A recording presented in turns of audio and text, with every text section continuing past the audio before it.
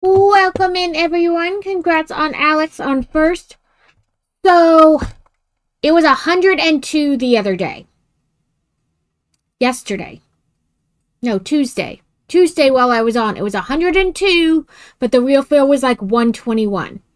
And we have friends coming into town next week, and I was like, oh, our zoo is tiny compared to theirs, but we can go to the zoo. And then I got an email from the zoo yesterday that the zoo is preemptively closed starting this Sunday through like next Friday because of a heat wave coming into town, and um it's supposed to get up to like 105 without the heat index. So we're looking at like 120 to 130 with the heat index. So we will not be going to the zoo with our friends. I have to find an inside thing to do with them. But so we have a green tentacle and an orange tentacle, and you can tell my orange cake here is just falling apart for some reason. Yeah, like I'm gonna have to find, yeah, like maybe an escape room or something. Something inside. Definitely inside. We do have a submarine you can tour in downtown, so maybe that. Because they're military too, so they might like that.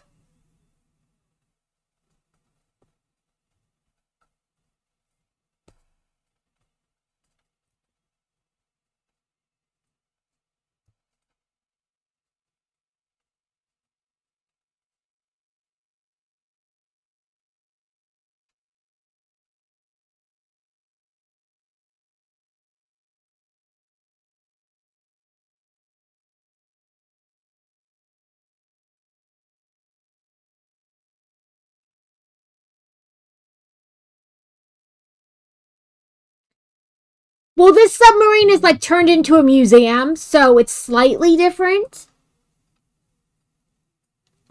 It sits, yeah, like a normal submarine, but I don't know. This one's a museum, like they've turned it into a museum, so I don't know. I know that they do sometimes where you can like sleep overnight on the sub too, which is pretty cool.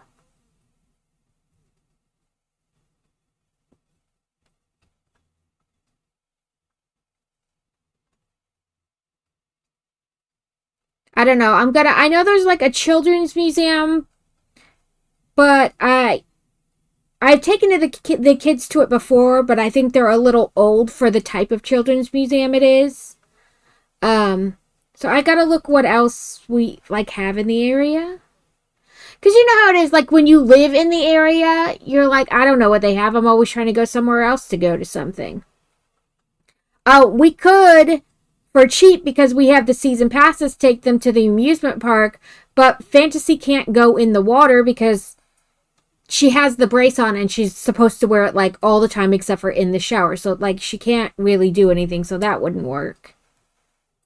Um so I don't know. I have to look up things.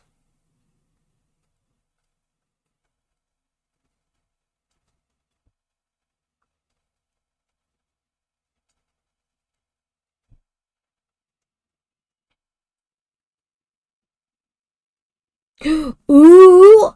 So I have been to an indoor skydiving place. I did not partake um because I didn't want to. Uh so I watched all my friends do it and I videotaped for them. But it did look like lots of fun.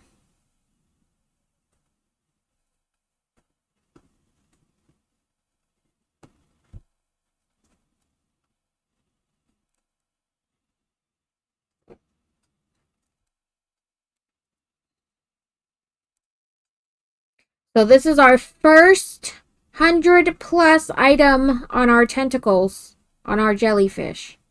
But don't worry, there'll be more next week. However, today it's only supposed to be like 88.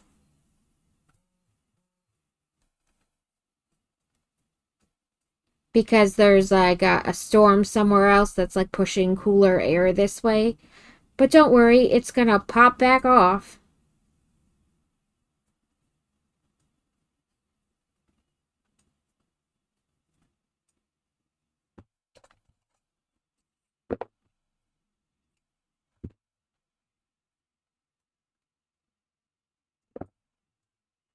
This cake is so weird. I am almost tempted to like uncake it and redo it.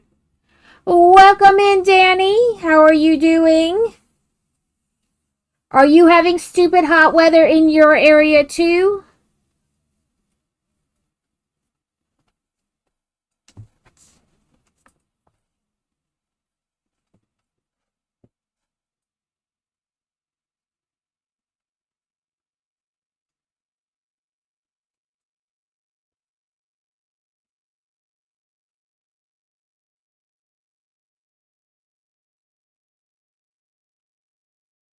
So, not yesterday, but the day before, on Tuesday when I streamed, it was 102 here.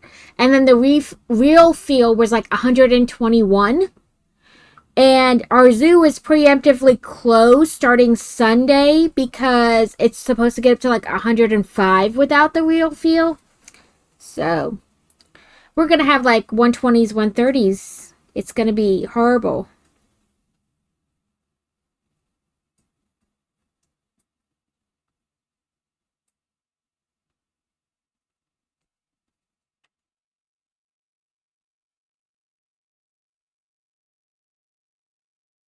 I did finish that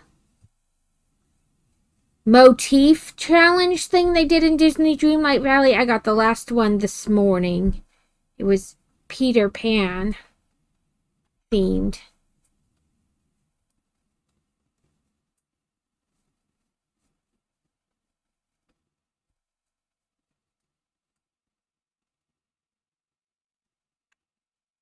It was a lost boy wearing pajamas. I did it only because, yes, I had to log in every day, but it literally took like 2 minutes. And I was trying to finish up the, as Carrot calls it, the Huncules one. I needed to get him to level 10, so I had to get on anyway to finish trying to get him to level 10.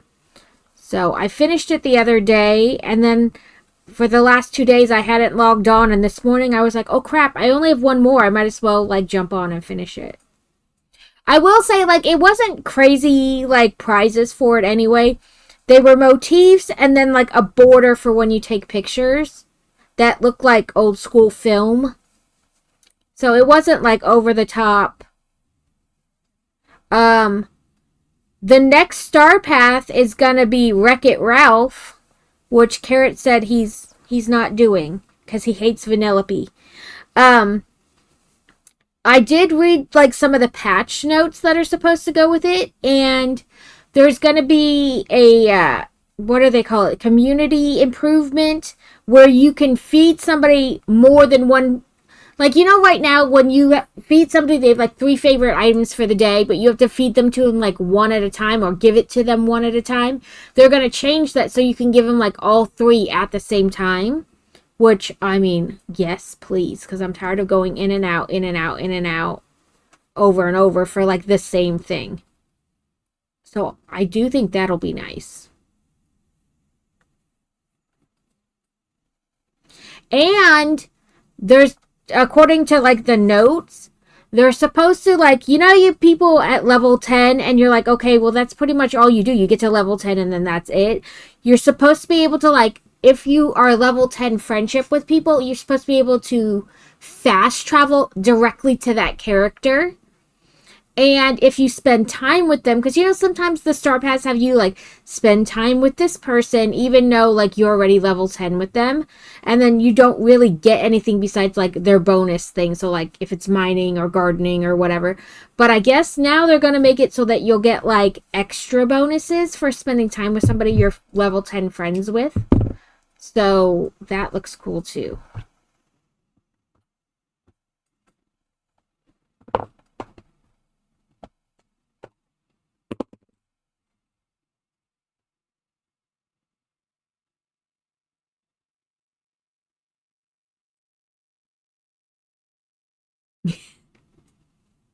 I mean, if I noticed that the thing isn't moving, you could have put in a ticket with them and been like, I think my game is bugged. So we have 5 green tentacles. and one hot orange tentacle. Like lava.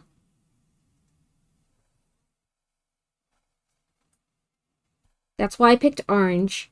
And then if it's over 110, I picked red. So it's like lava. Let's tuck these.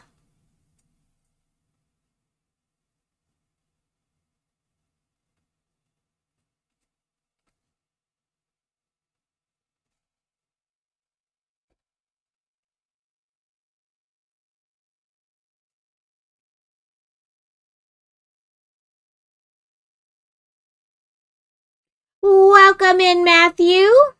I hope you've been doing wonderful. Second and third are still available. It was just Alex on first. Oh, that's not the one I want. I want this little tiny one. Yes, I'm doing this right. My brain is always like, is this the right side?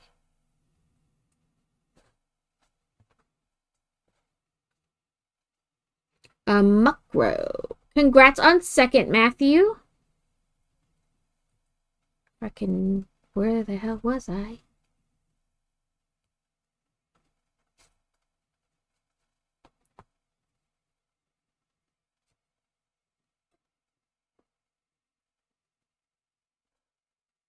Is this the real life?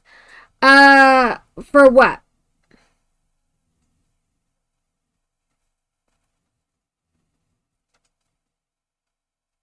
Yes, that is about a third of the way.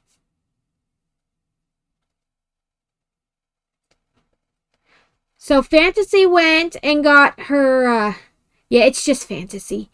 Fantasy went and got her splint thing off yesterday, and it went really well at first. So, you know, we checked in, we sat down, we didn't wait terribly long. We got called back. We didn't wait in the back room forever like you do sometimes. The nurse, like, I don't know, nurse, whatever she is, came in.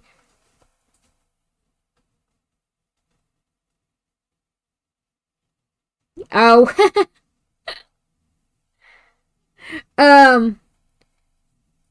You know, nurse came back, asked her, you know, how her pain was, etc., etc. And then she was like, okay, it's my first day with this doctor, so let me go check with him if he wants me to take the ace bandage and splint off, or if he wants to do it. She goes, because some doctors like to like lay eyes themselves and do it. And I was like, no problem, I understand. Because they just converged 2 locations into like a bigger office, like a bigger hospital-y office. So it was like her first time working with Fantasy's doctor. And I was like, no problem. You know, you go do what you got to do. And so she came back and she's like, nope, he said I should take it off. So she did. She took off like the splint and the bandage and everything. And the doctor came in, looked at it, was like, it looks really good. I don't see any issues. We're going to take that off. You know, no steri strips as like a backup because she's allergic to the adhesive. Really? I hate when that happens, when it like whips off. Another like guy came in, took the stitches out. Nurse came in with a note for Fantasy for school because by the time we see him again, school will have started. And he wanted to, you know, let the school know that she's probably going to need somebody to walk with her from class to class, help with her book bag, lunch tray, etc. Because she is not supposed to use that arm, like, at all. Then they took us over to physical therapy, where the trouble began. It was really busy. Like, there were, like, a ton of people around the desk. So I just kind of hung back with Fantasy, fully prepared to wait a couple minutes till they took care of whoever. Or, like, people moved after making their appointments, whatnot. And the lady's like, oh, you saw Dr. So-and-so? And I was like, nope, we saw Fantasy's doctor. Obviously, I'm not going to say the name of the doctor, but, you know. And now she needs her hinge brace and, like, a list of exercises she can do. And she's like, nope, we're out. We're going to have to order it. And I was like, what? And she's like, yeah, we're out of braces or out of that brace, whatever. We're going to have to call. But I don't even think we told her Fantasy's name. So, like, how are you going to call me when you don't even know the patient's name? And I was like, well, her doctor said she's not supposed to leave without the brace because she's not supposed to move her arm at all. Like, I don't want to just leave. And she's like, well, I don't know. We're going to have to order it. We're out. That's all I can tell you. And I was like, okay, I'm not arguing with this woman. I just walked around to the front desk where we had originally checked in when we got there and was like, they said they're out of a brace, the brace that Fantasy needs. Could you please, like, phone back to her doctor and find out what we're supposed to do? Because I don't want to leave with her arm not in a brace. And the lady's like, yeah, sure, no problem. Took her name again, just to make sure. And, like, I don't know, maybe 5 minutes later, this other guy came back from, like, the PT department and was like, okay, I called our other office and they have one there. Be really careful driving there and they'll fit you with the brace there. We're so sorry, whatever. So we drove to the other doctor's office. And they were like, okay, like bullet points, like her name, what we were there for, etc., etc. So she goes in the back and she comes out like a minute or two later and she's like, the x-ray tech is going to come out and talk to you. So the x-ray tech comes out on the phone and she's like, I want you to explain to me what happened. And so I told her the whole thing about like them saying they were out of the brace and just sending us away, etc., etc., to come there. And she's like, did you hear that, to the person on the phone? And she's like, okay, this is what's going to happen. I am on the phone with X office manager at the other location you just came from. He is holding the brace she needs in his hand right now. We have two options. You can wait here and they can bring it over and fit her, or you can drive back and they'll fit her there. But either way, what happened shouldn't have happened. There's no way she should have left that doctor's office not in a brace. If they didn't have the brace, they should have offered to go get it for you and bring it back. Because she should have never left without a brace on. That lady should have never ignored you like that and brushed you off. That is not okay. So we just opted to drive back to the other one because it was only like 15 minutes away. And when we got there, they like knew Fantasy's name as soon as I said it, directed us back. And it turns out the lady at the desk was still the lady who told us to, like, leave, essentially. And she was like, I'm so sorry. This morning, somebody told me we were out of X kind of brace. And when you said it, all I heard was brace. And I said, oh, we're out. And I sent you away. I shouldn't have done that. Like, she was real apologetic. And I was like, I think somebody got their ass chewed out. But then the, like, office manager came over and he asked me what happened and I explained it. And I was like, listen, I know things happen. I wasn't going to argue with her. I just, we just had surgery to reattach a tendon, a ligament. I don't want her to mess it up and have to have surgery all over again, And he's like, no, what happened should have never happened. If we didn't have the brace, one, they should have double checked, not just accepted what the computer said. Two, she shouldn't have brushed you off like that. Like she was trying to get you out of there super fast. And the lady could overhear it as he's telling me all of this. But it wound up, we got the brace. She's got her exercises, which are essentially just do this a little bit. And the brace locks, like, at a certain, like, accepted movement range. Like, up and down. And it's very little. And so it has, like, two locks. So it has a lock for the specific range of motion. And then it has a lock that just locks it at 90 degrees. So when she needs to do the exercises, which are like 3 to 5 times a day, she pops that first lock off that allows her to do that little range of motion. And it's literally just up, down, like 10 times. And then do the other type of exercise and then back. She does them in sets of 3. But like, they were like, no, this is unacceptable. We are sorry you had to do this. And they were, I think somebody got yelled at and got their butt chewed out.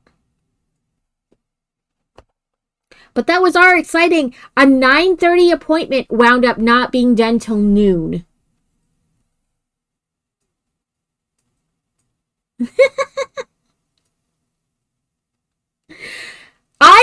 bunny slippers on. I do have Fifi the Fox slippers, though, from Smushmallows. Fifi the Fox. In fact, I think they're Christmas ones, so it's got, like, Christmas lights, or it makes it look like there's Christmas lights, like, over her forehead. But bunny slippers are very cute, too. Welcome in, Petey, my fabulous friend. I hope you have been doing wonderful. But yeah, that was our fun excitement yesterday. We didn't get home to almost 1 o'clock from her 9:30 appointment.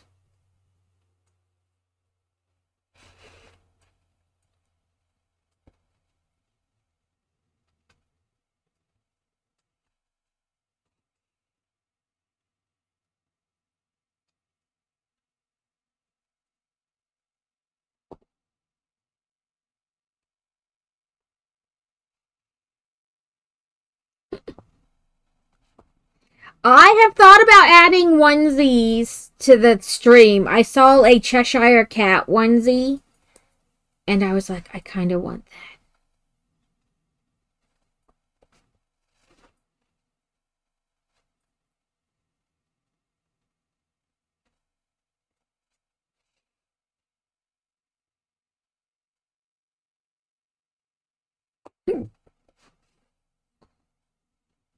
But hopefully everybody else's yesterday was slightly better than mine.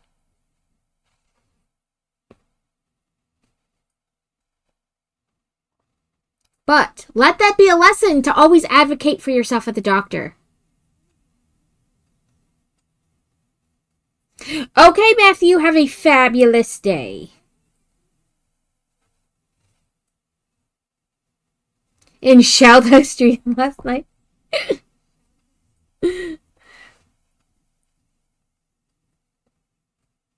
Hey, it's easy. They're right next to each other. And sometimes auto text does weird things.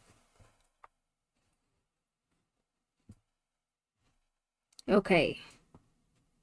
We need to see if it needs a little more floof.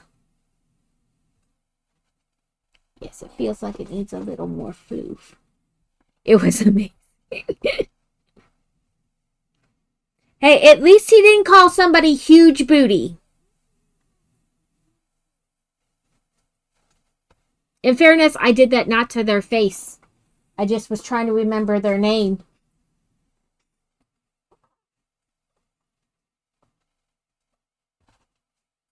Okay, I feel like that's good.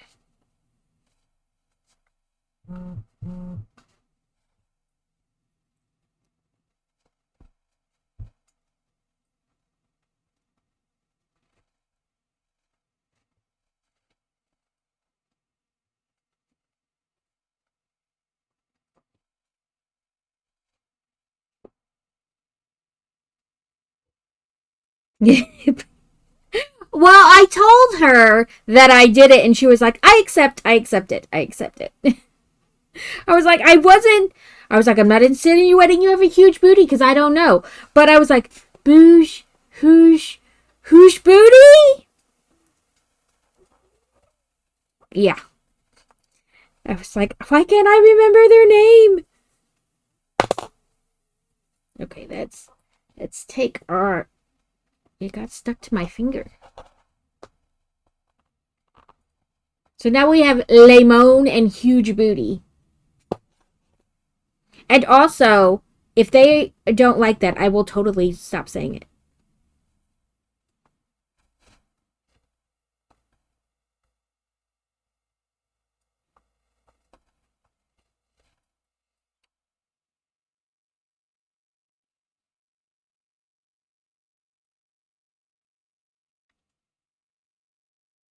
So we had our last town hall for Stand Up to Cancer last night.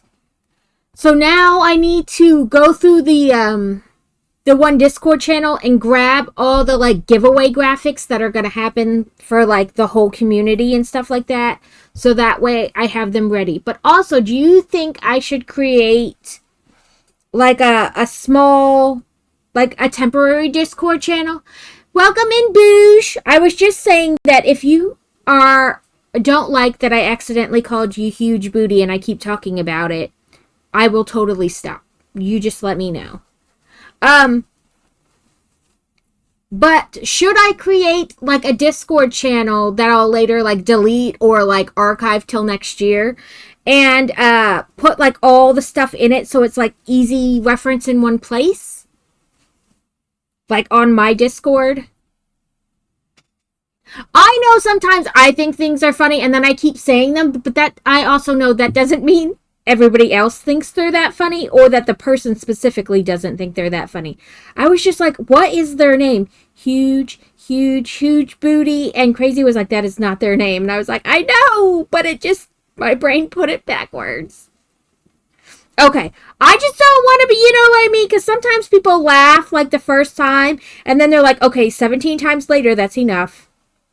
Please stop talking that you called me huge booty.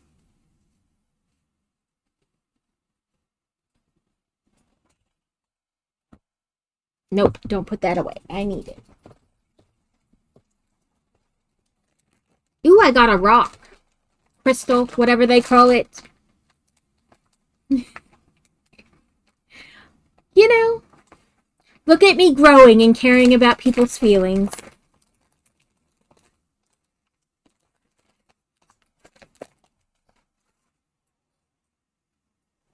Ooh, where did my fancy pen go? Oh, it's over here. I got this from one of my favorite authors. And this pen, it has like the little stylus thingy on the end. And it writes so nice. It's such a fancy pen. I love it. It writes so nice. Okay, July 16th through July 22nd. It should be week 29.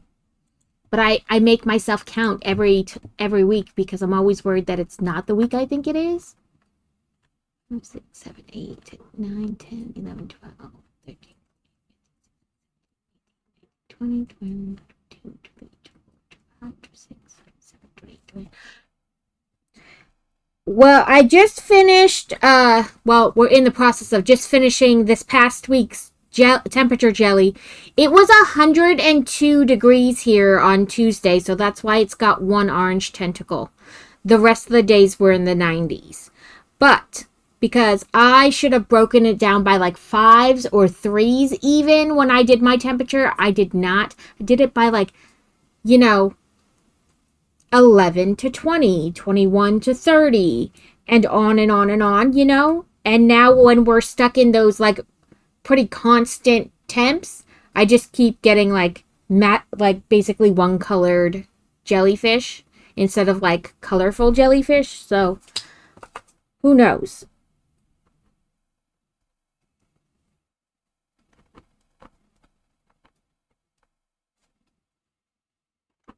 But I have some yarn I need to cake, and I have Are You Pooping to finish.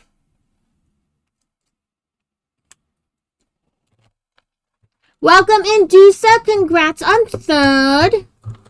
Oh, maybe that's why my fancy pen wasn't in my little thing. It didn't want to fit anymore. So I have like the last couple weeks over here. So this was last week's. It had 2 yellow tentacles, which meant it was in like the 80s and 90s. But I think the week before that was just all green. Some of them are colorful, and some of them we've round down to like, we probably had like 5 weeks of like basically yellow jellyfish. Now we've had just, but next week we should have some more orange because it's supposed to be in the hundreds for like 3 or 4 days. So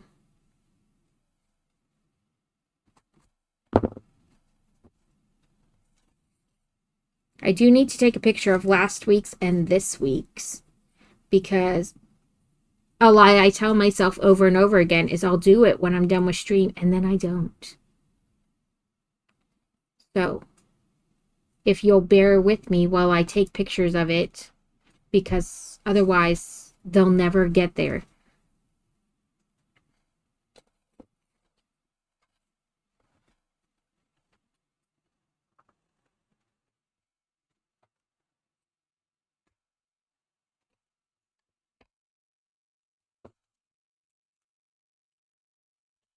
Um, I'm in talks with Slugglebert. I almost said Boosh. I don't know why. Probably because I've been talking to you and that's where my brain is. But I've been in talks with Slugglebert to potentially do something. Yeah, like, I will totally not do it. Um, to possibly do a thing in Discord. Um, so our turtle Shelly Long, the person who made this pattern also makes a snail pattern like this where you can change the shells on the snail. And I had mentioned it to Snugglebird. So we're in talks to maybe do something on Discord where we make the snail version. So maybe Shelly will get a friend.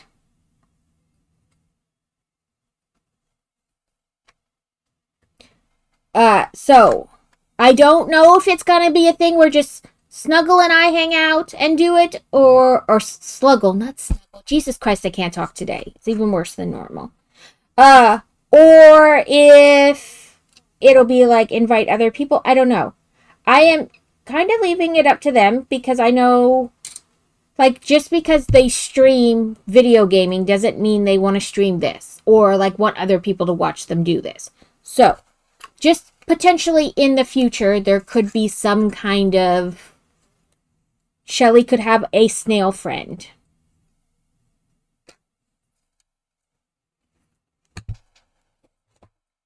Let me take a picture of last week's because I lied to myself about that one too.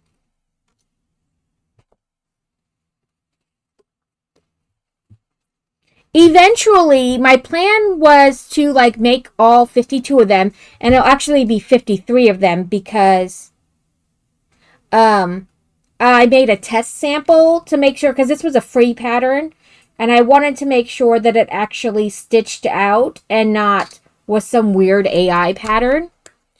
So I stitched a sample out in like random colors, whatever color I grabbed. It is a really weird looking jellyfish. But my plan is to take all of them at the end of the year and like take like a group picture, and then they will wind up on Discord, fourth wall, uh, for sale. So in the Discord, there is a temperature project um channel. I never know what to call them. And if you like them, like if you are doing a temperature project thing, you can gladly share yours in there as well. I'm just gonna crop some of this out if it'll. Why are we not cropping? There we go.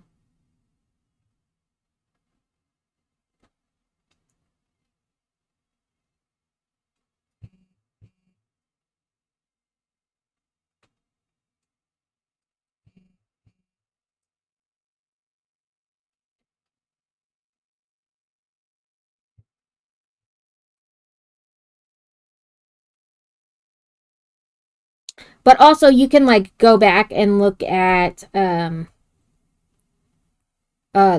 the other weeks of jellies.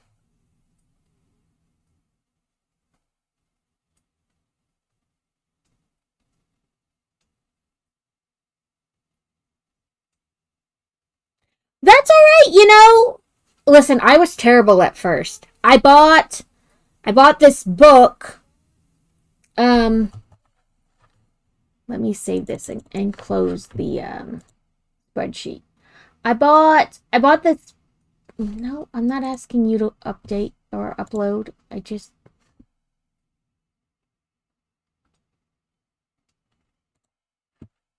What are you doing, spreadsheet?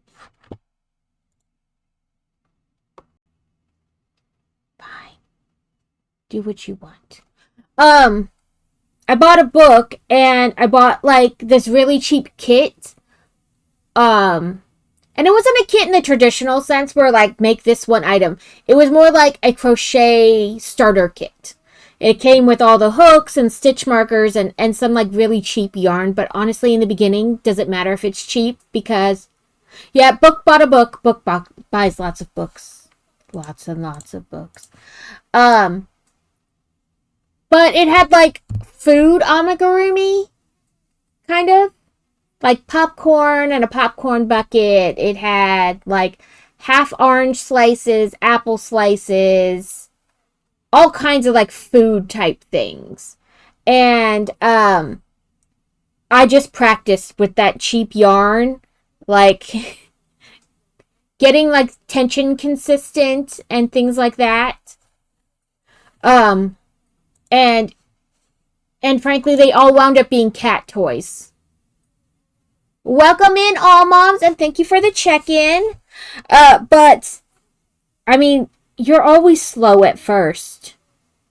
At anything you do, you're kind of slow at first because you're like trying to like get hand movements down and learn muscle memory and things like that.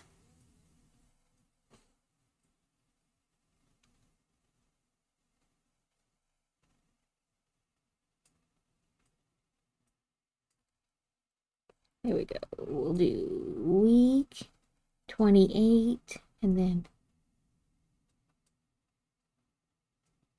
a yarn sorceress. Hey, there's a new name. We're no longer hookers, we're yarn sorceresses.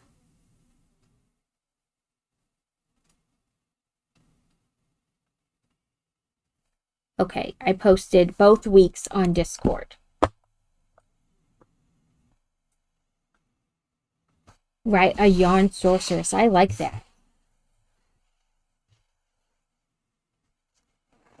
Okay, so I have a couple random skeins that are nearing the end of their like, you know, when you get like so far through a skein of yarn it just gets floppy and a giant mess waiting to happen. In the Discord there should be a channel named Temperature Projects, where like if you are personally doing a temperature project, feel free to share yours in there. If not, I have a show off channel where you put all your shit in there.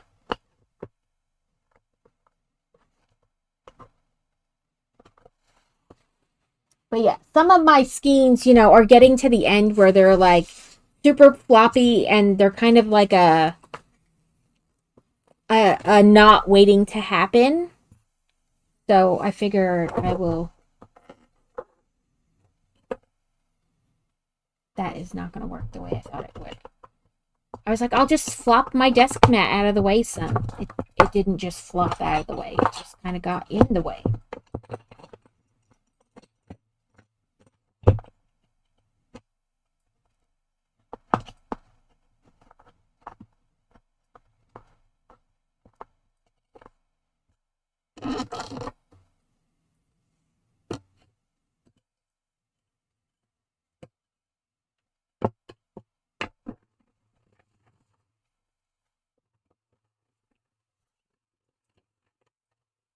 I meant to grab the end that was in the middle, not the end that was on the outside, but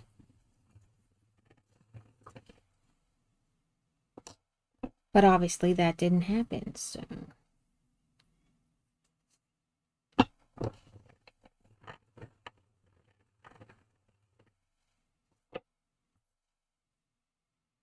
See what I mean? Not waiting to happen. Or maybe I'm the not waiting to happen.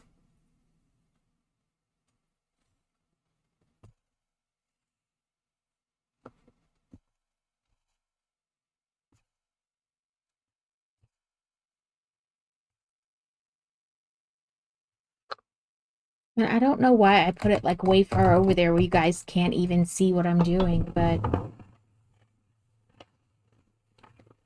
Well, that's rude.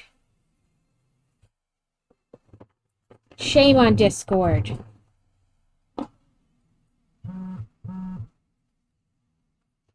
Let me try inviting you and see if that works. Got it? Okay. I was like, I don't know. Computers, phones, they all decide to do what they want to do. We are just along for the ride.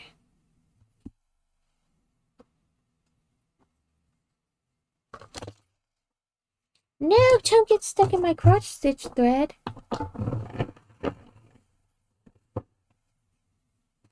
I'll be honest. Karen had been talking about it, and I had been thinking about it, and I was like, "What do I want to do?" And I don't know. And then like slapdash at the last moment, because I am great at slapdash last moment planning. It's the tism.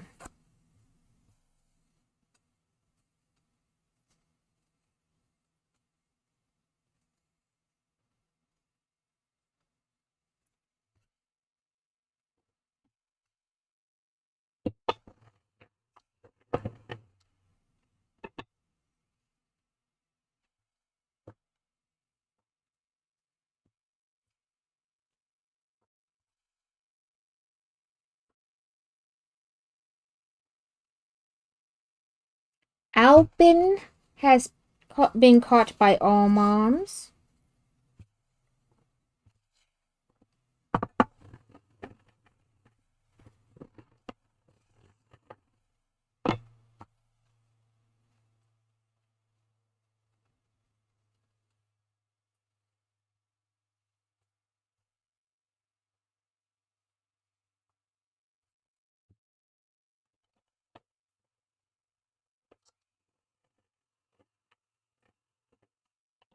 Okay, Boosh, have a wonderful day. Hopefully work is easy. No weird coworkers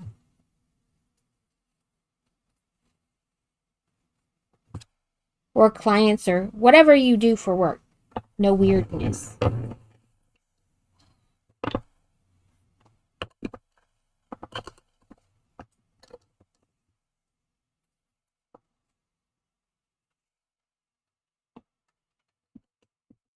Oh, my coworkers are definitely weird. They're 15 and 17. My coworkers are definitely weird.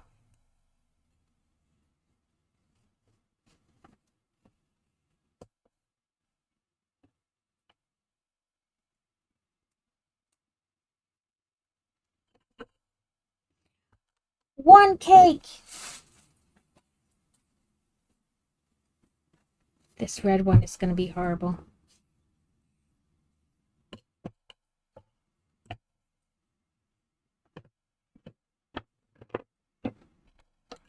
Well, it didn't even let me get the cake started. It was like, no thanks.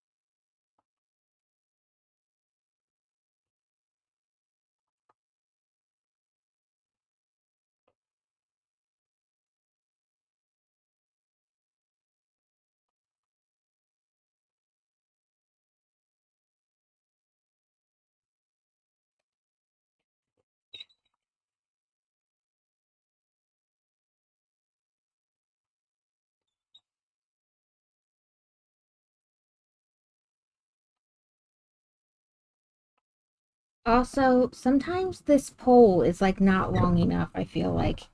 like the pole in the center, and then like it slips over the top. But maybe that's like how high I'm holding the yarn or something. I don't know.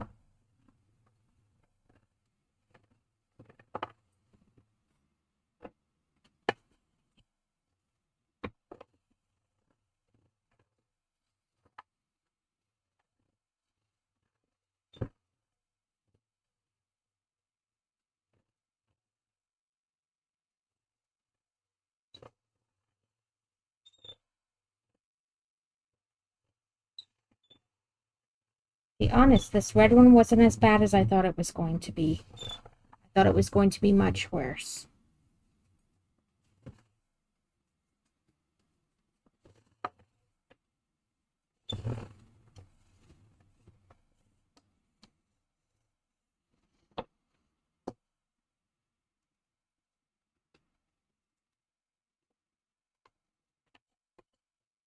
I only have one more. What's left of this white.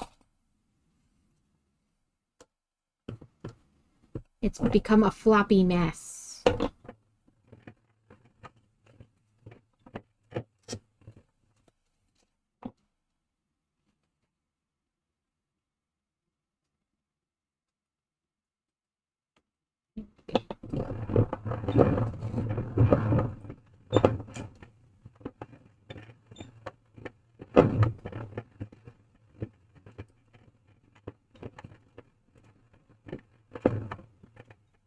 Hopefully this one goes pretty well. We've gotten floppy, but not like too crazy. So here's to hoping.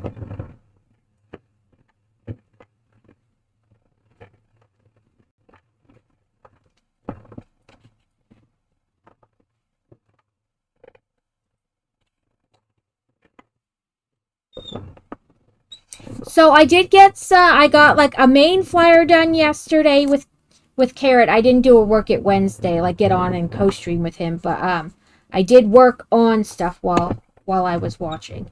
And then I got an incentives flyer done for myself, but I need a to do a flyer, and I need to flush out a plan for like not incentives but milestones. That's the word I'm looking for. Milestones. So like right now my thing is set to $100. So if we earn $100, like raise $100, however you want to say that, I need something for like the milestone. So I have it so that at every $50 I build a brick check set, because frankly I have a bunch of them and this is a great way to get, to use them. But I need something like my goal is set at 100. So like when I reach that milestone, I need something, right? So I was thinking I have, let me get this off. There we go. It did get a little wonky on the bottom, but hopefully that's right. Okay. That is all I had to do for caking, was these three. Set them in there and push my basket over. I was thinking, so I have like nails that are onesies and twosies, not enough to do a whole set. That you guys, like, if we reached 100, the milestone could be like you guys help choose which nails I do. So like pink on this one, smiley face on this one. Oh, smiley face on this one, etc. on this one, this one, this one.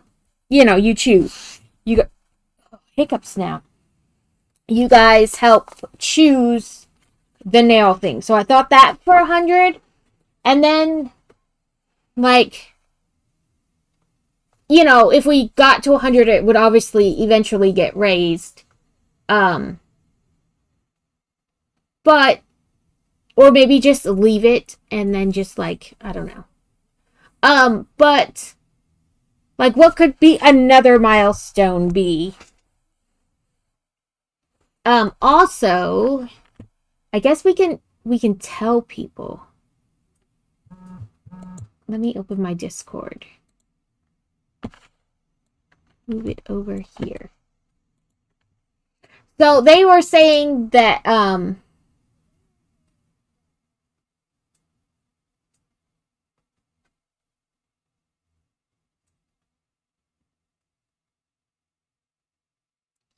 Let's see. I thought they would be in there, but they're not. Okay, they're in this channel. Let me go up to the tippy top.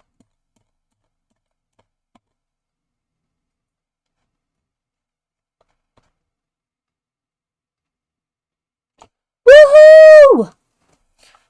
You said you wanted to do that the 9th. I'm just thinking about it because I need to go in and like change my schedule on the Tiltify. So let's see. I need. So for the. Yeah, that works for me. I have to think about it and actually do it, or like, it won't get done. Like verbalize it. Let's take that off. And I'll start a new one for so 9th wooden kit.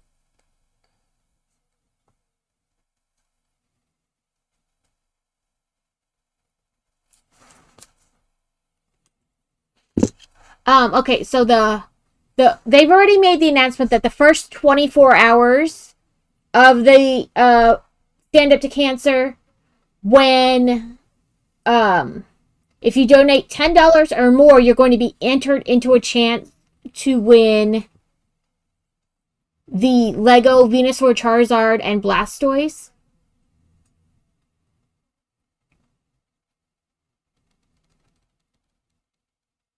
So, like, everybody who donates on any channel will be qualified to win. From 12 a.m. Pacific on the 5th to 12 a.m. Pacific on the 6th.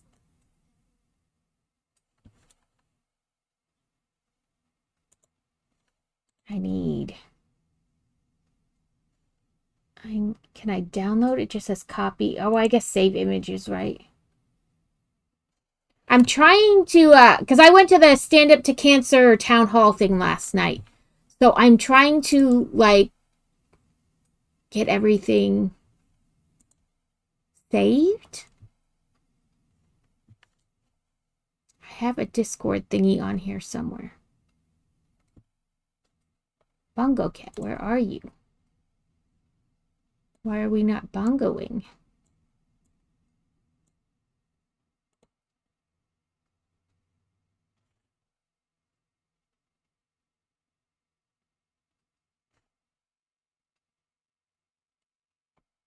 Every once in a while, Bongo Cat decides it doesn't want to bongo.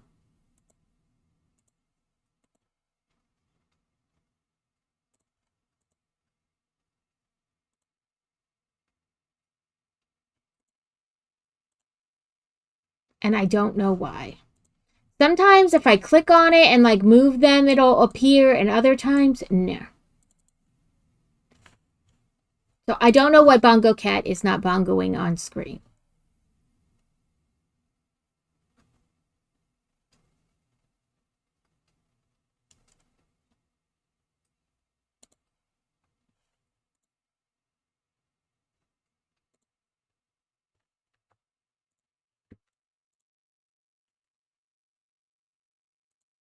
So this is for the first 24 hours only. So if you donate within that time, which I believe it's a Wednesday, and I don't typically stream, but I might do a quick stream.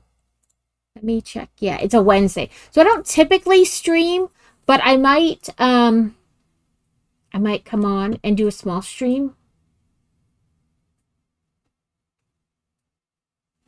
But that is going to be for the first, and I'm trying to decide if I should make a Discord channel with all these things in it.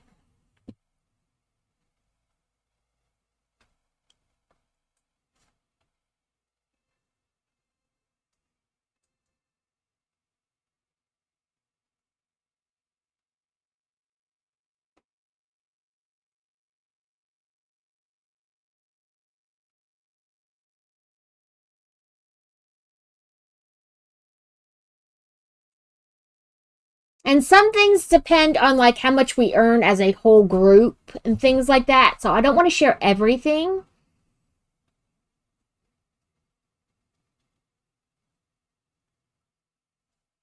But I mean, they're also saying to share these things, so I think I'm going to. So my announcement page may be flooded with all kinds of things. I'm sorry, guys.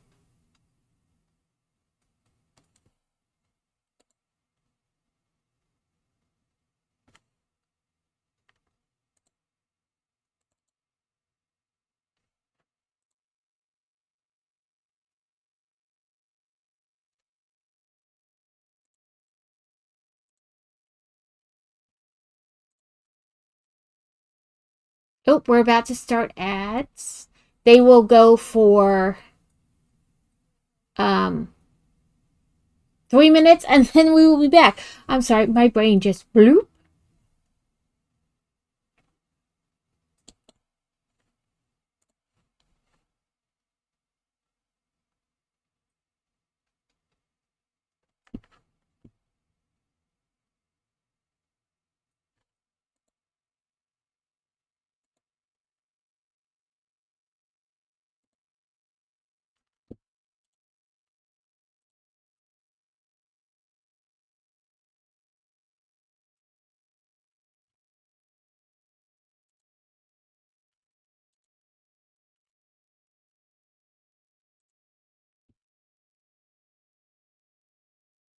Maybe I can get this done in the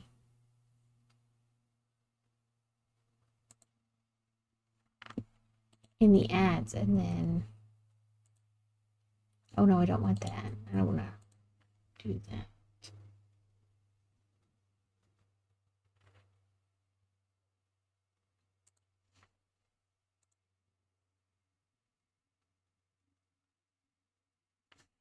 Okay.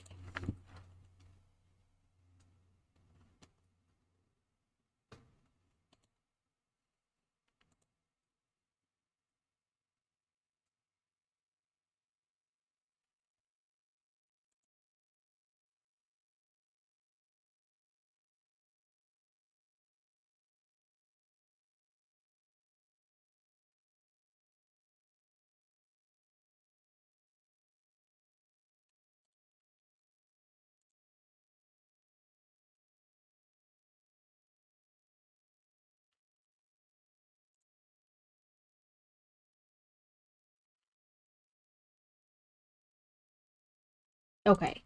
I did get them all.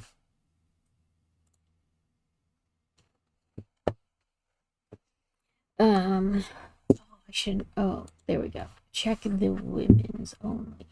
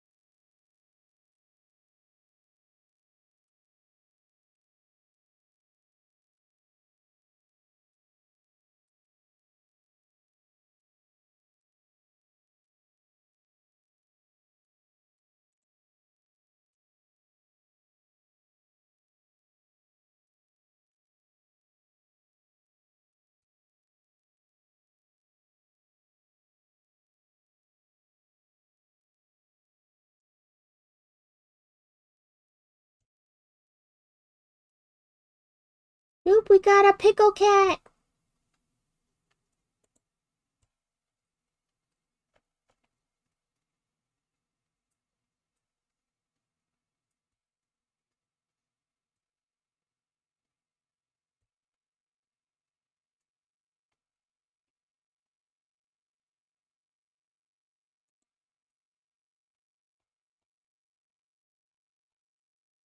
Welcome back, guys. I did get all the stuff I was trying to get out of there, and I wrote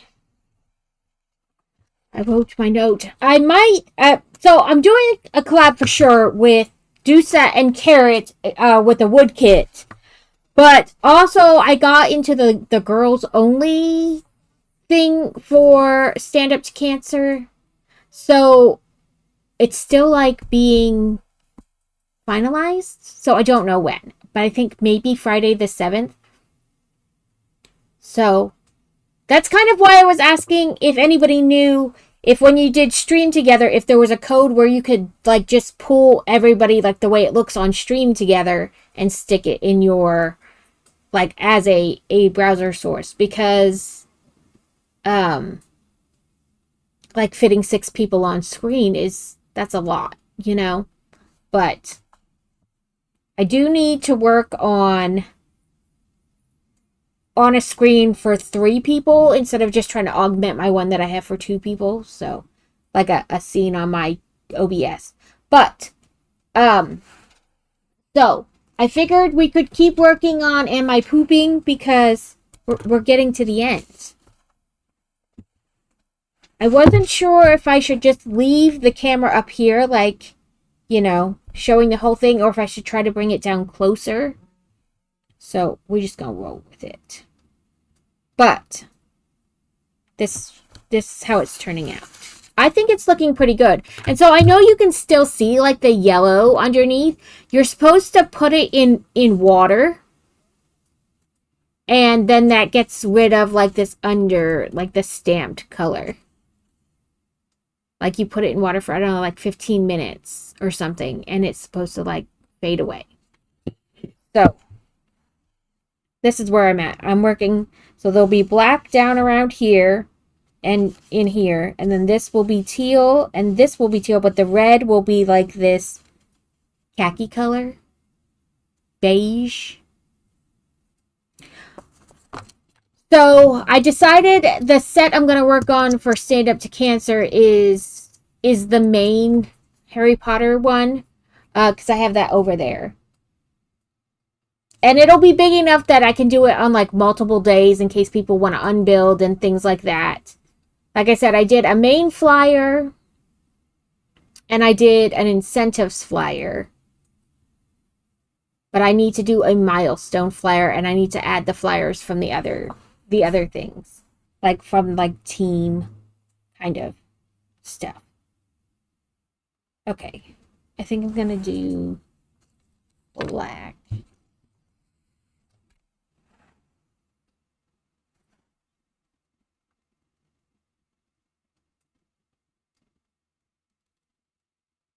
Also, I need to decide what nails to put on, like today or tomorrow. So, you know, before a nail breaks.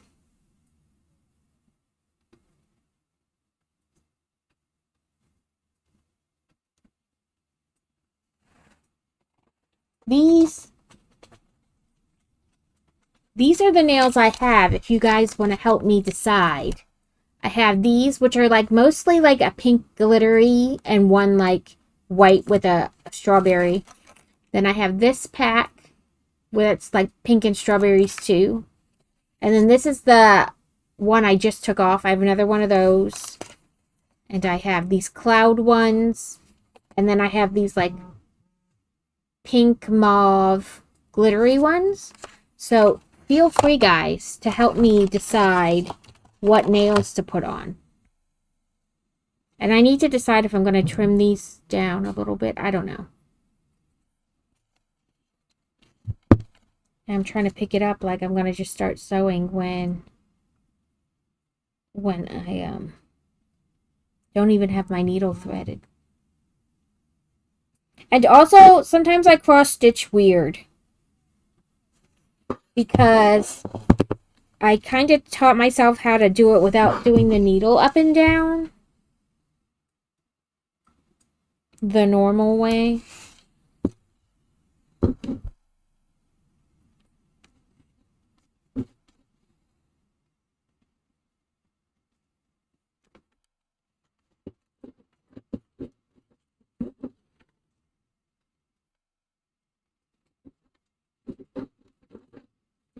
I will also be keeping track of everybody who donates in my channel for like a channel only giveaway. Boy Wonder! Oh, he didn't hear me. Don't forget to take something out for dinner. I think that's the child that's in here. Oh, no.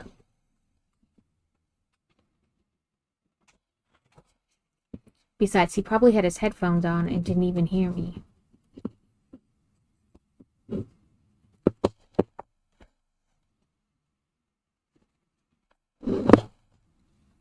I don't know. He's got to cook dinner. It's his night to cook dinner, so I don't know. Honestly, you know, like the Philly cheesesteak meat you can buy? Like the, whatever they call it, the sliced steak or whatever? He usually makes that quite often.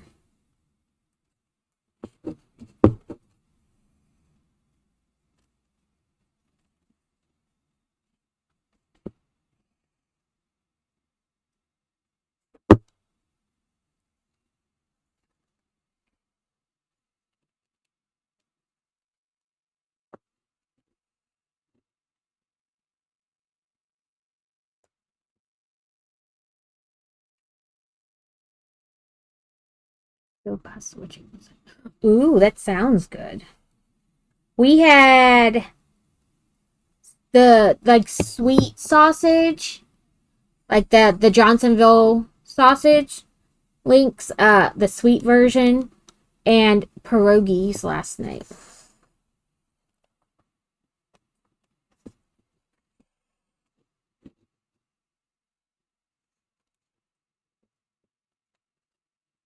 Apparently, I cannot. There we go. Giga Jack, welcome in. Oh, that means I'm lurking in myself. We cannot lurk in ourselves. Joyful Designs as well. Thank you. Thank you both. I was kind of lurking in both of you, so now I'm watching myself twice. Double rate, I know. I'm like, ooh, I gotta find other people to lurk in now, so I'm not lurking in myself. Let's see. Piece by Piece is on and Floating Bento. I'll lurk in them instead of myself. Oh, you know what I forgot? We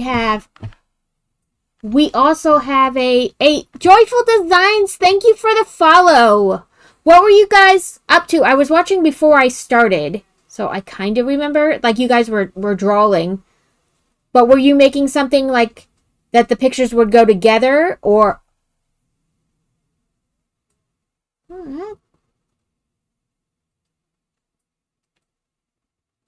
I shouldn't be on. Fricka Friggy, thank you for the follow. Let me see what's going on with Frosty, because I thought my Frosty thing was supposed to be till next week. Thank you for the check-in, Fricka. My brain is like, where are we looking? There we go. I just checked my Frosty Tools thing the other day. Yeah, I have 7 more days, so what is it on cooldown? Maybe it's because it was trying to do it like so close to just doing it. I don't know. I don't know what Frosty wants to wait for.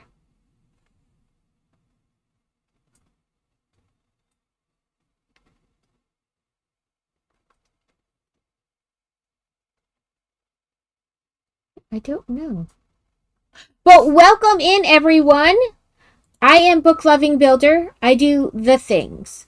I build Lego. I started as mainly a Lego builder. And since then, I have transitioned into also doing crafts and video games. So every Tuesday, I build Lego. On Thursdays, we have Crafty Thursday. So we worked on our temperature jelly for this week. And we caked some yarn that was nearing the end of the skein, and now we're working on Are We Pooping? Or it says Are You Pooping? And I had just remembered that we have a case to open for our community widget. Oh, I have to sign in. Oh, please. There we go. Let's see what we get.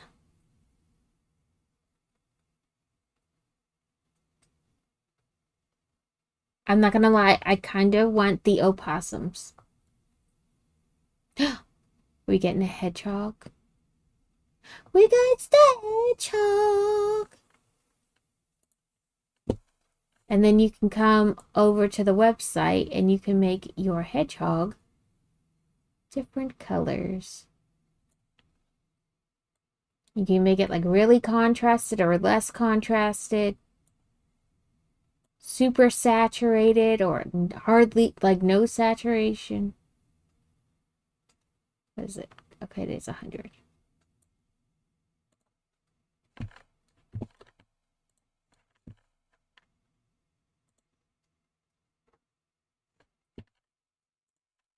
But thank you guys so much for the raid.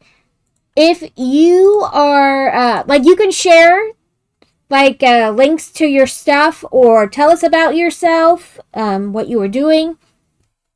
We are probably going to be doing this for a while because cross stitch, you can go for hours and it looks like nothing got done.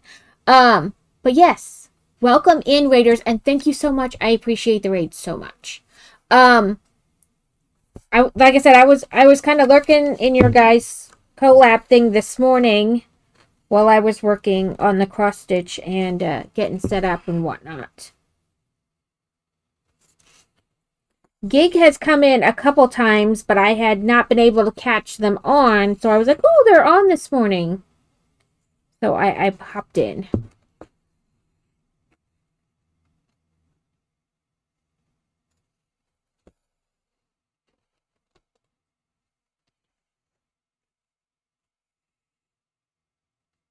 That is fine. Yes, please share. I am horrible at social media. So I have this, and then I export stuff to YouTube. And then I just started a Ko-Fi not too long ago, but I'm horrible at remembering to go put anything on there. I really, really need to, like, remember to go throw stuff on there. Even if it's a kind of like, hey, this is the progress I've made on my current project. I've got to really be better at it. I am not.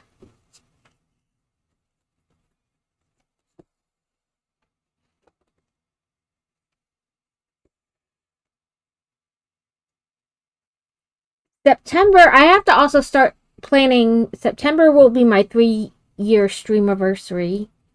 So I need to start planning what I want to do for that.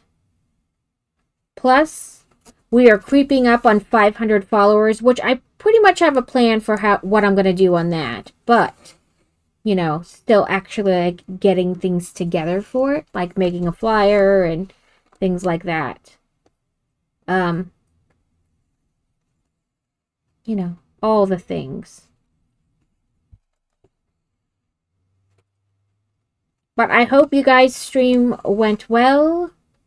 I know you were having some technical difficulties, but also if you're not having technical difficulties, are you really streaming?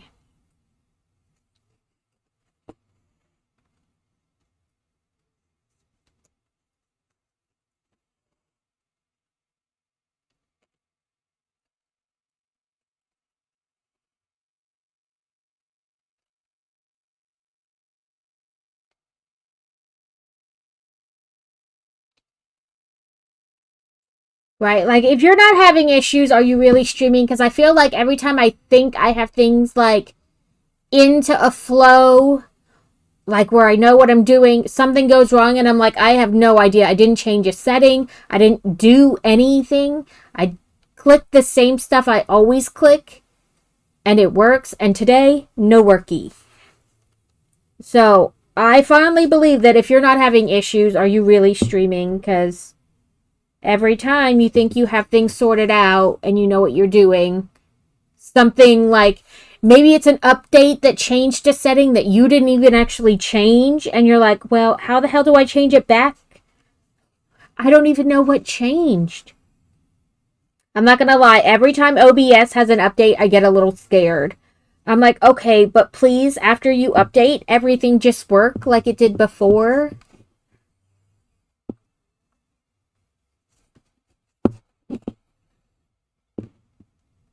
Please don't, like, change something that I have no idea what you changed or how to fix it.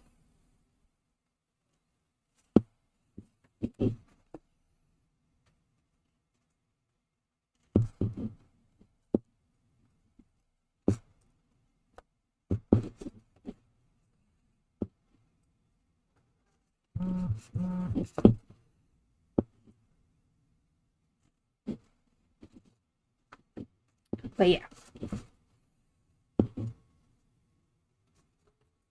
Oop. We have the monthly tornado warning.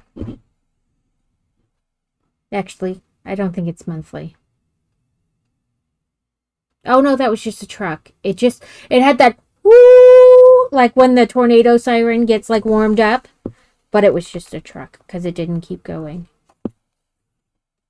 We have a lot of construction starting around us, and so like I keep thinking I'm hearing things, and then I realize, oh, it's just some truck driving by, like hauling something, or like the way the truck is so big it makes noise from air displacement. But I got this, I normally do counted cross stitch, but I saw this during the last set of Prime Days, and I was like, this is hilarious. I want to put it in the kids' bathroom, like right in front of their toilet, so when they use the bathroom, they see it. But my husband said we should put it above the litter box because it's cats asking if you're pooping.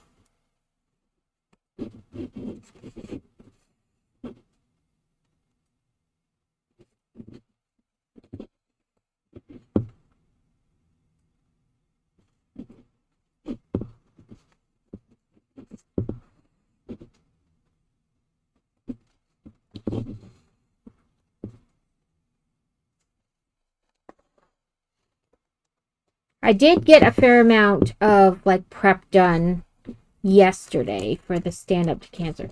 So hopefully I am pretty much put together.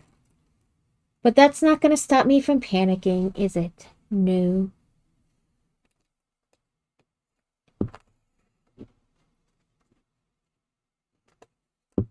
Like, in my head, I know it doesn't matter how much you raise because anything is something.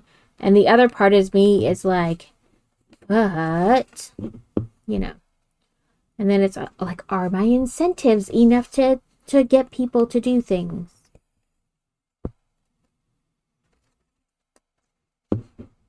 Yeah, I had been working on a dragon cross stitch. But we went away for the 4th of July weekend, and I took this with instead because it was easier to do, like, in the car and stuff because it's stamped. You just match the color of the symbol and, you know, you don't have to think about it too much or count, really.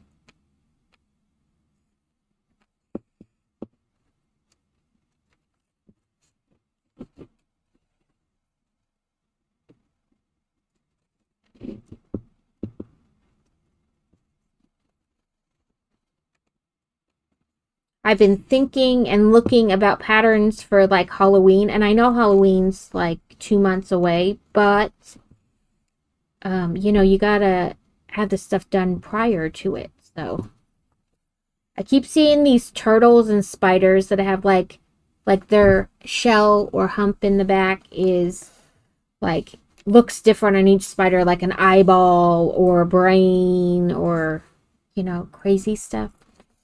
And I'm like, I do like that. And I did get a skelly dragon to work on.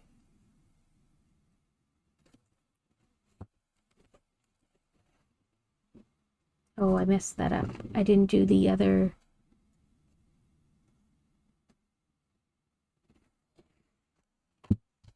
Kittens! 60 stream streak. Oh, that's crazy, kittens. That's crazy. It's a sign that is eventually going to go in someone's bathroom. And it says, "Are you pooping?" And it's got 3 cats looking at you, like asking, "Are you pooping?"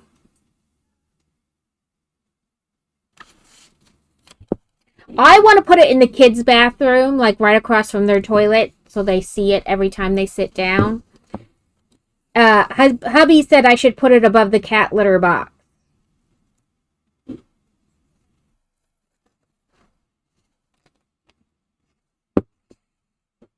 Like, I know you can still see, like, the yellow in between the stitches, but you're supposed to put it in water after you're done, and it then this back color goes away.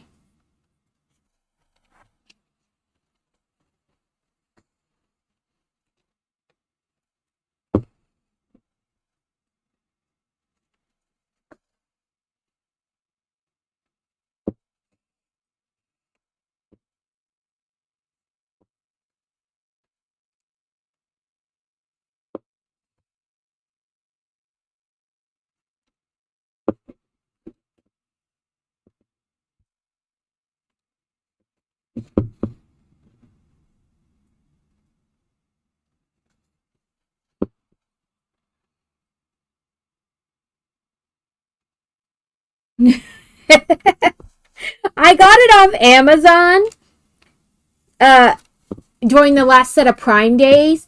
It was like $8 or something for all the, it came with 2 needles, all the thread you needed, and it was like, already done up.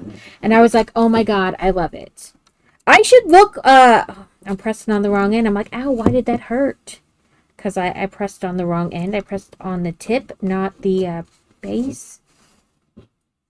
I should look what other ones this person was selling. I don't know, company person, you never know on Amazon. Um, or maybe I should just type in "Are you pooping cross stitch" to Amazon and see what we get. I did it twice. Listen. Self, pay attention.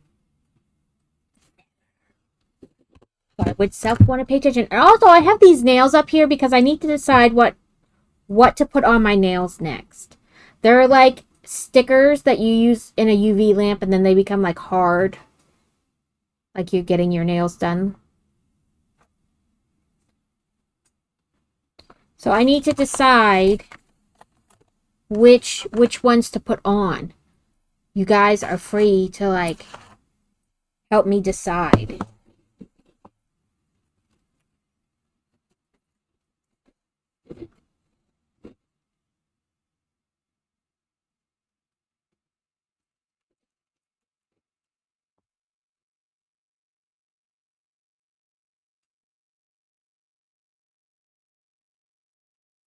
Yeah, I don't know if it would help or not. I don't know. I taught myself these. Yeah, they have clouds and one nail has a smiley face on it. And like there's one that's kind of ombre blue to white and then just a blue one.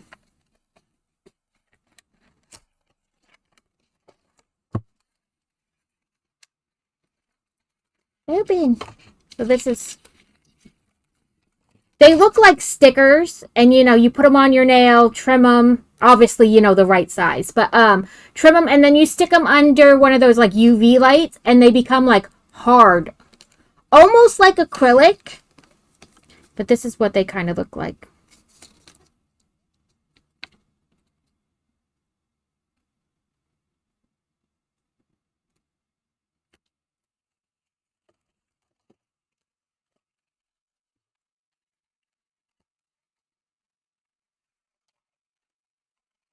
I am trying to try different brands too. Like this one was the first of this brand I tried. But I don't like, it's been weeks and I don't really remember if I liked it or not. These, I got so excited they were strawberry that I forgot when because I just grabbed them. And then when I got home, I was like, oh crap. They're the brand that I don't really like because they don't get as hard. They stay kind of soft and jelly, so they rip easy. But I was like, I don't want to waste the pack, so I'll still use the second set. Yeah, like, so what I was saying was, I don't know if it would help you or not, but I kind of taught myself to put the needle in and then angle it and use my thumb to slide the needle. So I don't really go up and down the same. So it's not like as much on like the shoulder and stuff. I don't know if that would help you or not. Sometimes I can't get it and I still have to do the up and down, but like for the most part, I've taught myself how to like just slide the needle through the fabric.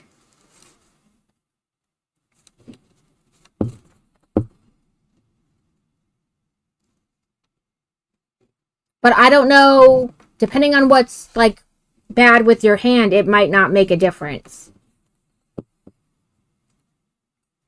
But yeah, if you could do just like a little bit at a time.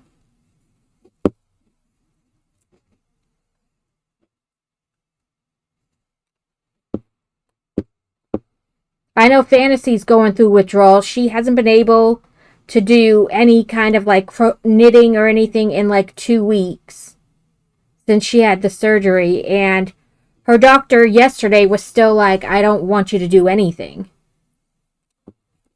Like, he even told her he doesn't want her typing at school because of like the position it puts her arm and hand in and pulling that ligament they just fixed.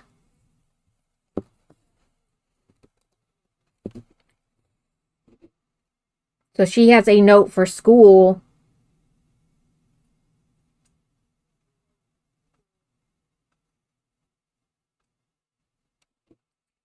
You know, sometimes I will randomly lose like grip strength. Like, I will go to open something and like I'll grab it and go to turn and my arm is just like nothing. Like, there's no real grip. I can't like, and then it'll just be fine the next day. It freaks me out every time it happens.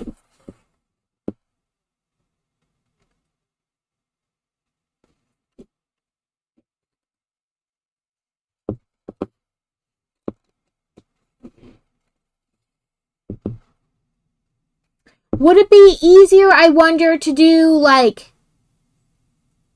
the plastic canvas with like the bigger needle and like the yarn because it's different? I mean, you can still like cross stitch, but it's like with yarn on like a bigger count plastic canvas.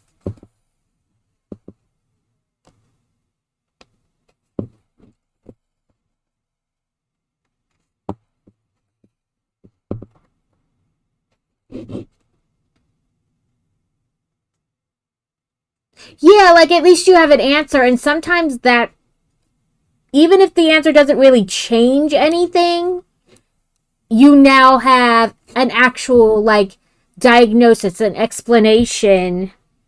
It's not just random. Oh, okay, that works then.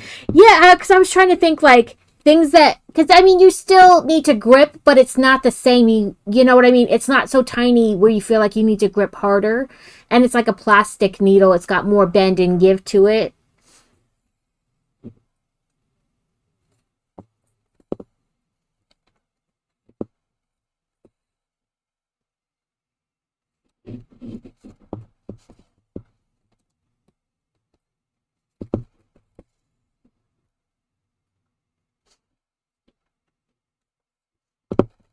Every once in a while, I do really good on the not really having to cross stitch the normal way, and then it'll go like, nope, you just gotta do it normal.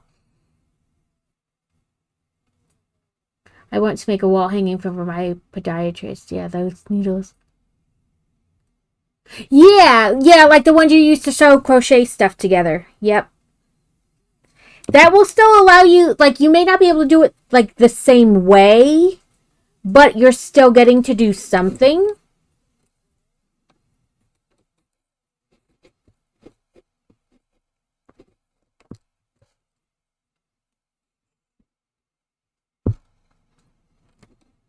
Would latch hook potentially be something that you could do as well? Or no? Because I know you have to like grip, you put it in through and then you put like the little piece of yarn on and you hold that and then you pull this back. But like, I feel like that might be slightly easier. I don't know. Or if that's even something you're interested in, too. Oh, black is not my favorite, though. Sometimes it's hard to see. Yeah, like, maybe at least try something small.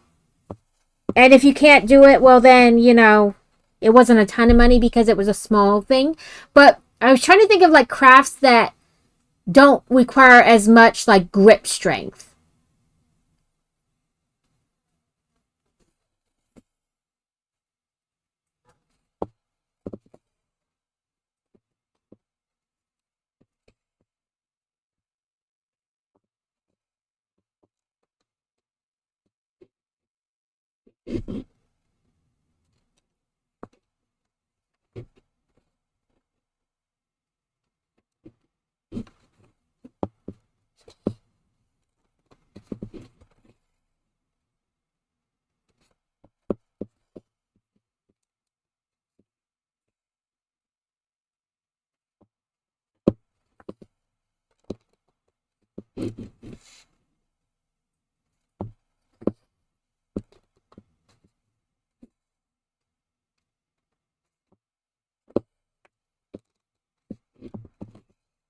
Yeah. I don't know. I'll give it some more thought and see if I can think of any other crafts that, you know, because I like everything needs your hands, but like don't require as much.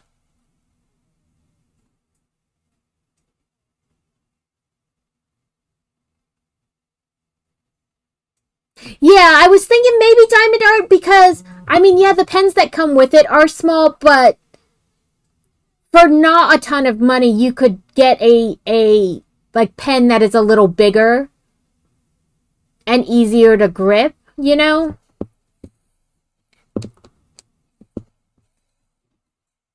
find one on sale with a coupon at Michael's or whatever.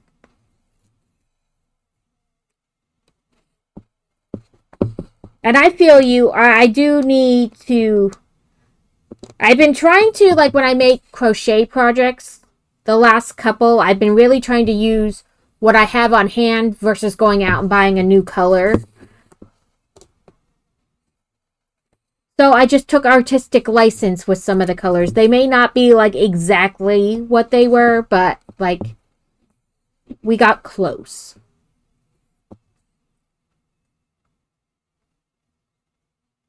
Yeah, like, even a rubber clip, something, you know what I mean? You can do that too, yeah.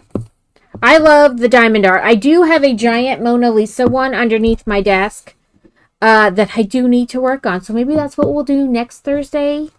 Or even like the second half of this. I don't know. Sometimes I wonder if like some of the crafts, I'm like, is this really entertaining enough for you guys for like 4 hours? Of watching me go up and down with the needle or move the beads across. Like, I'm like, is this entertaining enough?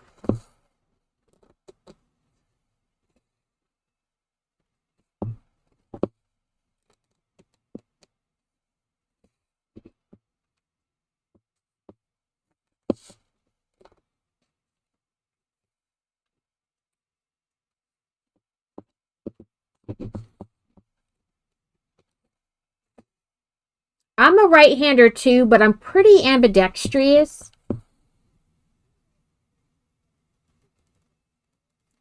Right? Yeah. I moved stuff the other day and I was like, where did this color come from? I was like digging through the little, I have like a little cabinet thing that I put the yarn in and around and on. And I was moving to try to find a color that I knew I had. And I was like, I don't remember having this color. Ooh.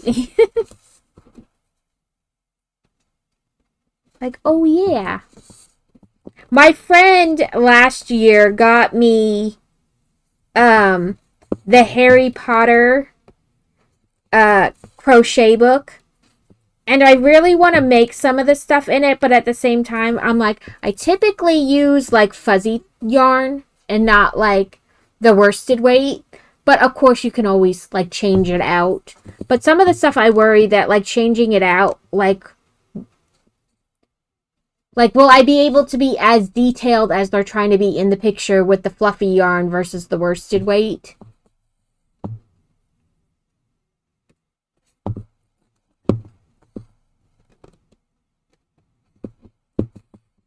But there's a doily thing in there that I really want to try to make. And I'm like, do I attempt it? Yeah, see, I used mostly the big chunky yarn. That could be, though, because when I was really learning to crochet, I was making like a lot of the amigurumi. And I was like, I think it just looks better in like the big fluffy yarn. And it's, I don't know, it's softer. Maybe I can find like a softer worsted weight.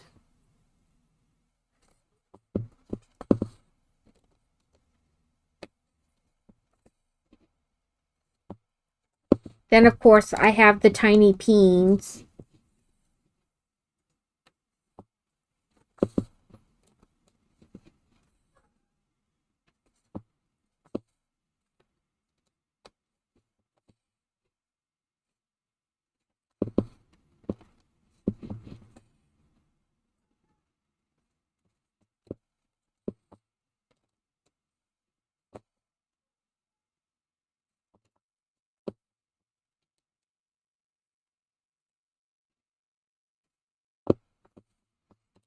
But yeah, it's got a... I'm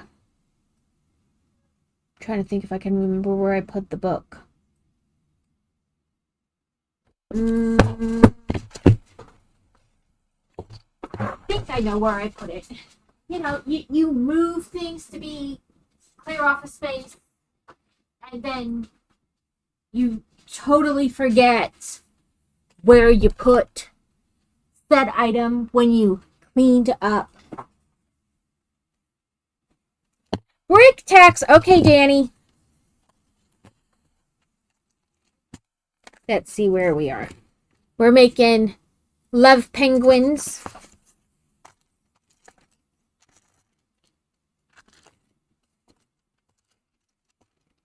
Okay, so we did that part. So we're on this one.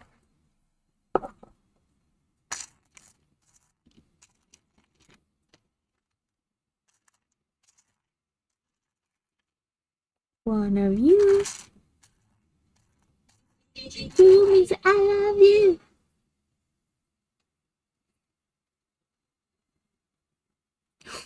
Was it really?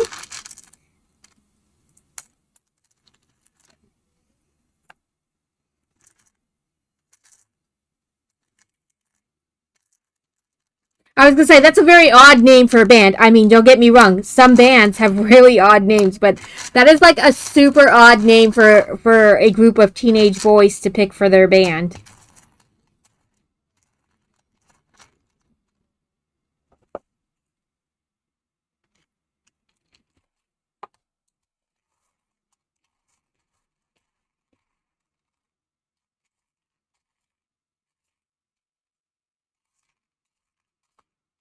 There's that one.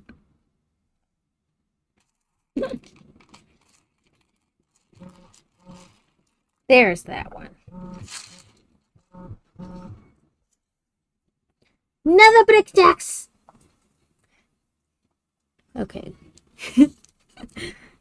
All the brick taxes. That's okay. I like doing the brick taxes. Okay, that is where they want that one. Let me check them off one at a time, though, because otherwise I will forget how many I've done.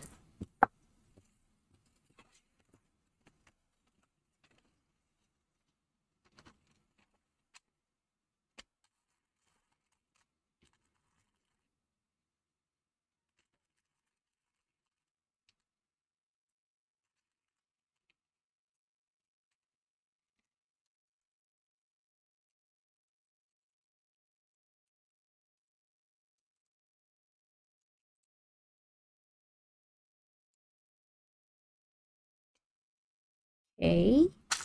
And then 2 flat ones. Last step, and then... Oop. Oh, you're not flat. You're angled. What do we got? A Swablu. And it is an event Pokemon, if that interests you. When I wanted the angled one, it took me forever to find it. Now that I don't want the angled one, that's all I keep seeing.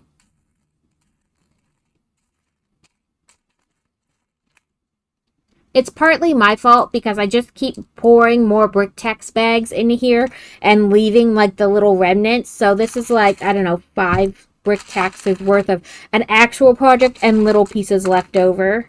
I really, when this project is done, need to dump the excess into the excess container. So that way I'm not having to dig so hard. Okay, there's our 3 brick taxes. So I think this is going to be like penguin wing type deal. Not positive, but I think that's what it's going to be. But yeah, so my friend got me this Harry Potter crochet wizardry book, and chances are I'll never make the blankets, but a lot of the stuff I'm like, ooh, I kind of do want to make that. And so what is it, the one I want to try? 141.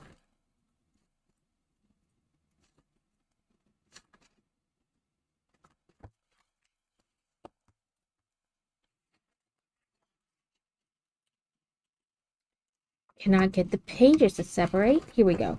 I want to try this Grim Doily.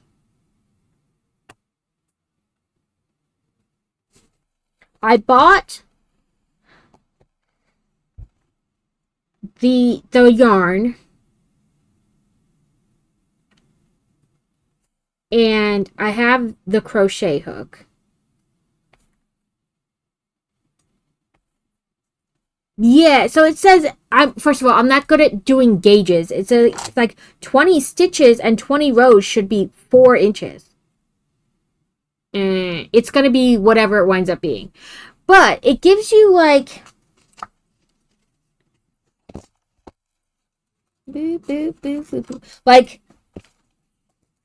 Like pages and pages of like, this is row 1, this is row 2. But it's supposed to be a play on the tea leaves. Yeah, I'm never doing that. Like, I'm not gauging it. It'll be whatever size it is when I'm done. But yeah, it's supposed to be like a play on like the tea leaves. When Sirius is mistaken for the Grim when he transforms into as Animagus.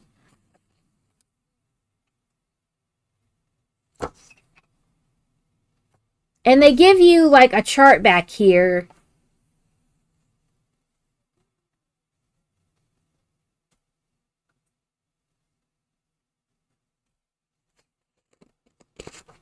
So I bought the yarn to try this, and I want to try it, but I keep like psyching myself out going, no, you'll be bad at that. That will be horrible. And then you'll have to frog it all.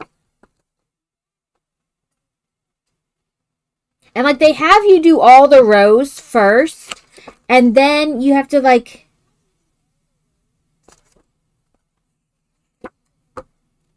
Then you go and you do the border. It says single crochet 222 stitches evenly spaced around the doily.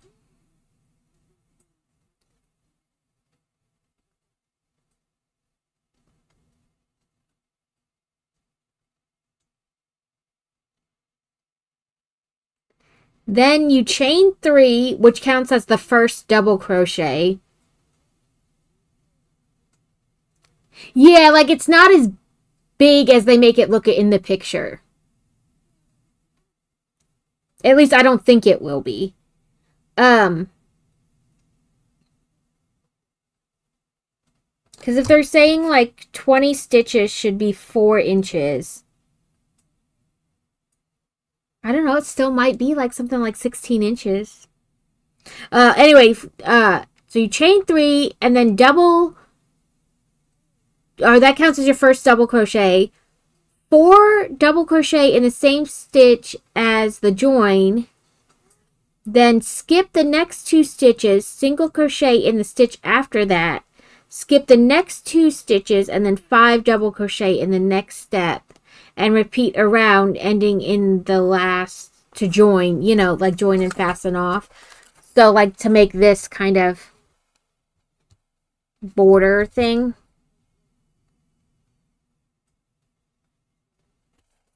But like, I'm like, oh, I don't know.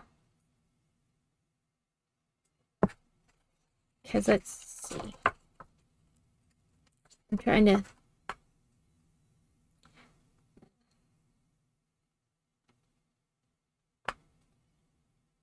You chain 33, so 32 across, really, you know.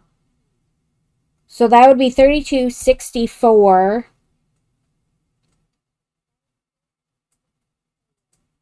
You need to have 36, 136, 158 between the two sides.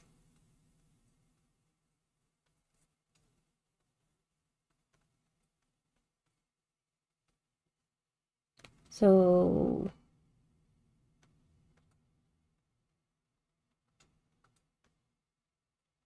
I don't know.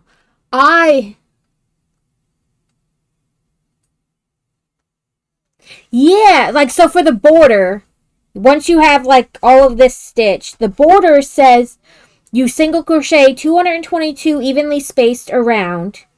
And that's what I was trying to figure out. So if it's 32 across the top and 32 across the bottom, that's 64. Hold on while we math. Right? Like 32 on the top, 32 on the bottom, right, is 64. And then out of the 222 you have left, 36 to make 100. Then 136 to make 200. 158 for the around, like either side essentially.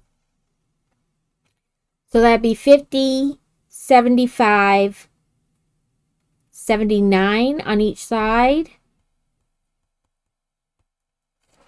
Right? And there's 83, but if you take away, the edges, right? Like, because we already counted those.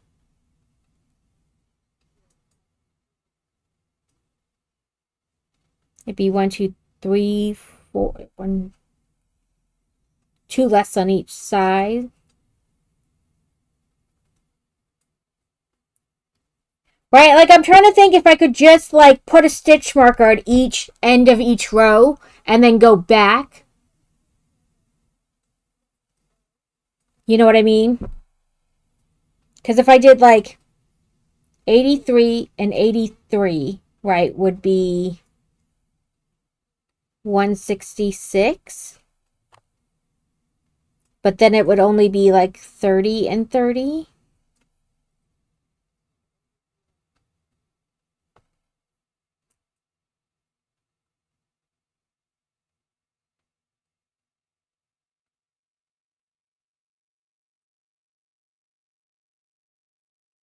I'm trying to figure out. That'd be 226. So, right, like if I could just put a stitch marker where I know I'll have to come back and put that single crochet when I'm going around, it would be much easier. So that's what I was trying to figure out. Like, so it's not quite one every time because, like, if I do each side, right? And then it would leave, like, obviously where the edges meet, wouldn't need to be counted twice. So it'd be 30 across. So that'd be 60, but that is four more stitches than they're wanting. So I would have to figure out, like, where to leave out a spot here and there. It's only 4.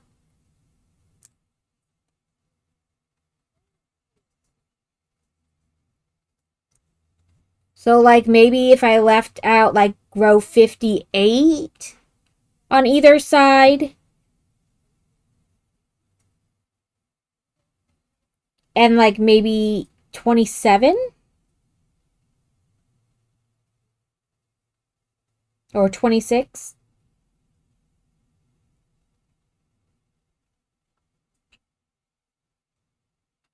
Like, that would be 4.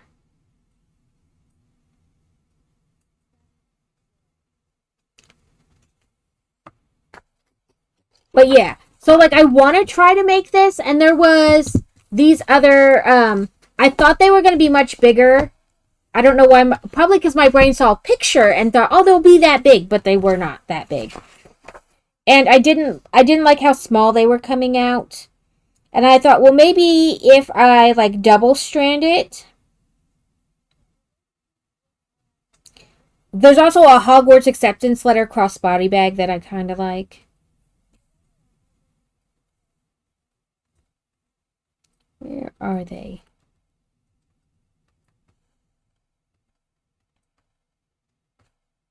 $155, so they're after this.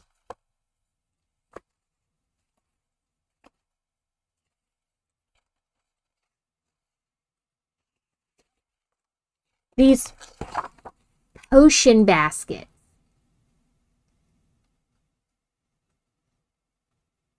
I was like, I could totally use them to put like yarn in or stuffing or whatever. And then I started crocheting and I was like, this seems so small.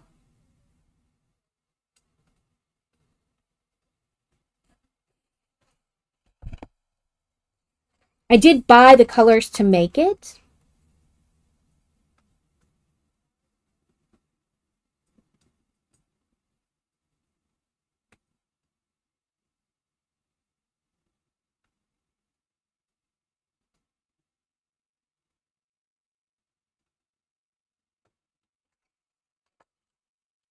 But I was like, they're so cute.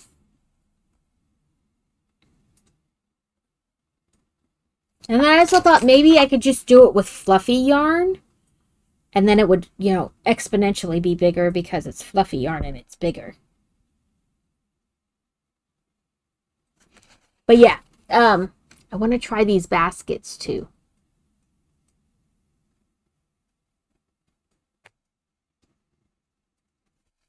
Good morning, Simpsons. We were talking about le crochet and I was cross stitching. But they have the Hogwarts acceptance letter bag. I kind of want to try that. I don't like the way they did some of these, like Dobby and the Patronus ones, because it was like they made two flat objects and then they're like, just single crochet all the way around to put them together. And I was like, but you could have made them like actually three, you know what I mean? I don't know. I just didn't like the way they did it. So I was like, I probably won't make those. But yeah, the top says, are you at pooping? So it's a sign that's going to say, are you pooping while the cats are looking at you? Because if you've ever had a cat, you know that you don't get to go to the bathroom by yourself. I mean, if you've ever been around a small child, you also know you don't get to go to the bathroom by yourself. As a mom, I did not potty by myself for many, many years. Like, without little fingers or banging on the door. Listen, I joke a lot that, like, pets, like cats and dogs, and kids are not that different. Like, you're always cleaning up after somebody, you're always changing somebody's butt or cleaning up their poop. You're always feeding them, trying to corral them, and entertain them. Like, pets and kids are not that different. On, like, a base level.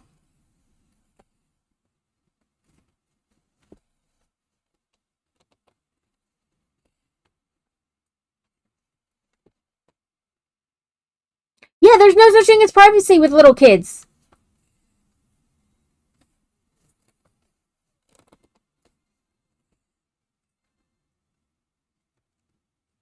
So Fantasy had started preschool.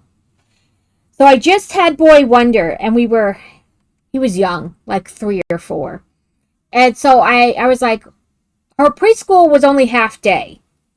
So I was like, I only have like 3 hours, but if I can get any amount of grocery shopping done with only one of them, I'm going to I'm going to take it for what it is and run with it. So I dropped her off. I drove to Sam's Club, which was only like 10-15 minutes away. And I had Boy Wonder.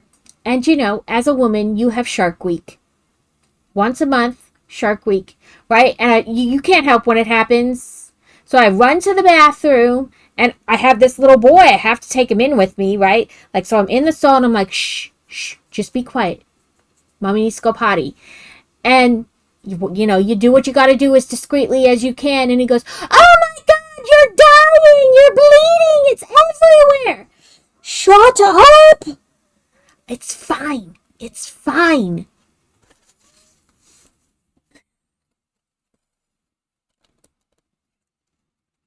Yeah. We're going to have ads in about 30 seconds. They will go for 3 minutes and we will be back. I say I don't build Lego during the ads, but we're not doing Lego right now. So you're not going to miss anything. I doubt I can get that many X's done in 3 minutes.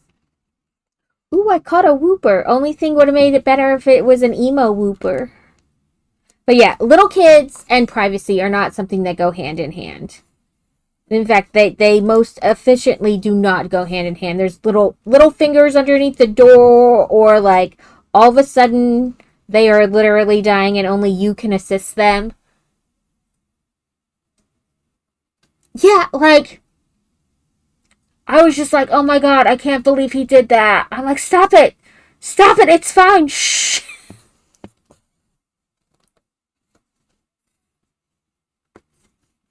Yeah, I was like, okay. Mommy is thoroughly humiliated, but let's get on with our shopping, you know? Like, shush.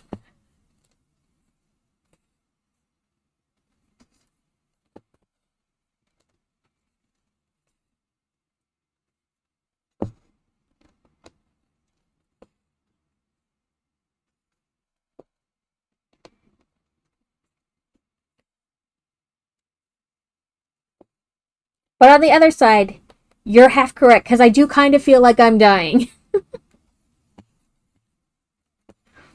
But I was like, oh, but just shush, shush, shush, shush, shush.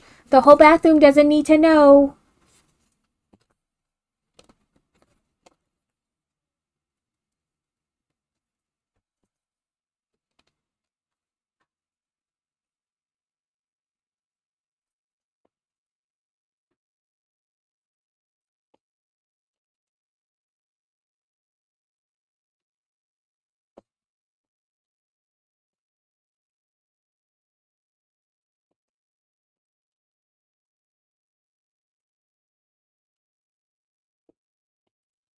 Oh, while we're still in it, I'm going to go ask him if he took something out for dinner before I forget again.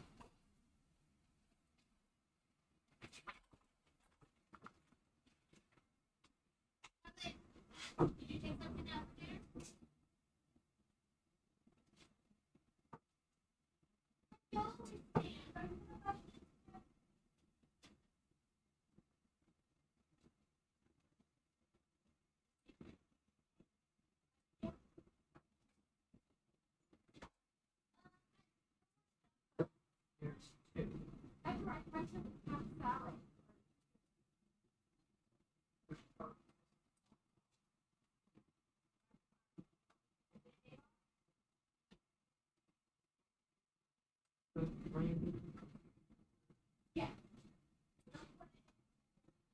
But leave it out for a minute. I'll have to water.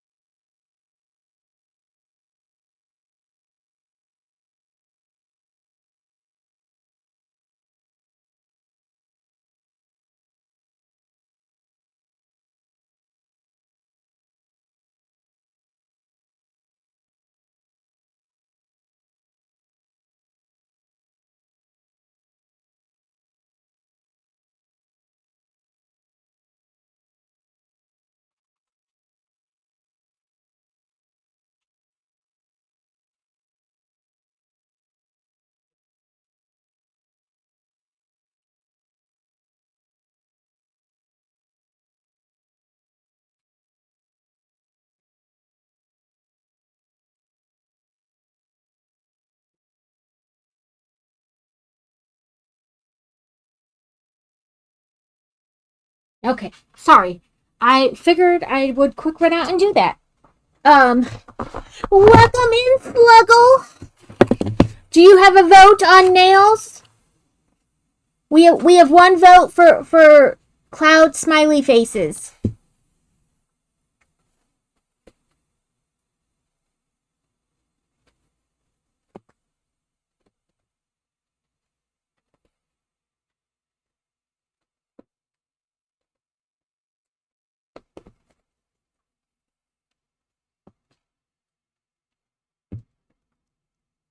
They're strawberries. Or Carrot told me it looks like a nip. But these are I showed these to Carrot on stream and he's like, I'm gonna be honest with you, book, that looks like a nip. And I was like, now I can't unsee the nip, so none of you can either.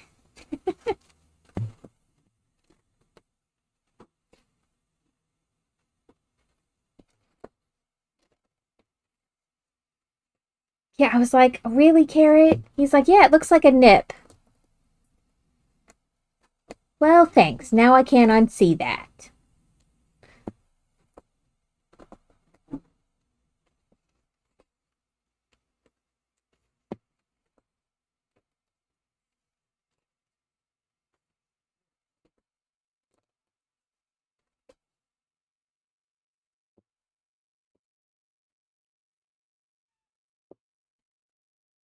Normally I have my ring light brighter, but then it will like wash out me in the stream. So I said I wanted to hang it up in the kids' bathroom across from their toilet so they see it every time they sit down. But the hubby said I should put it above the litter box so the cat sees it every time it poops.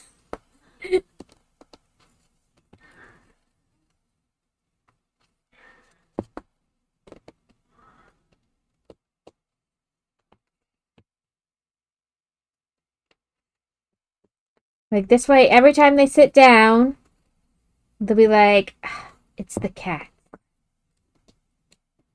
Are you pooping?"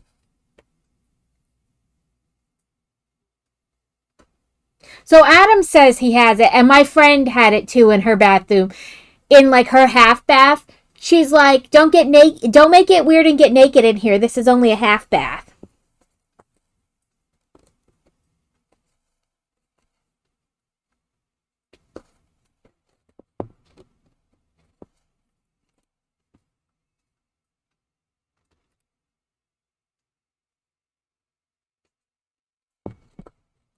And I saw some the other day that were like profanity cross stitches, and I was like, now I kind of want them because cross stitching seems like such a, not to me, but like the general people. A lot of people think it's like a granny hobby, like sweet little nothings.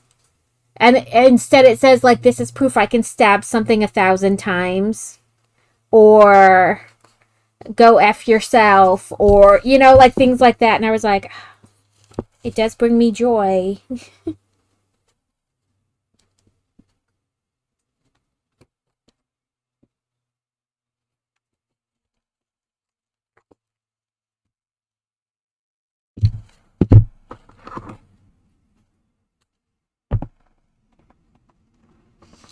Yeah. So now I totally want to get the book that has like all these profanity cross stitches in it.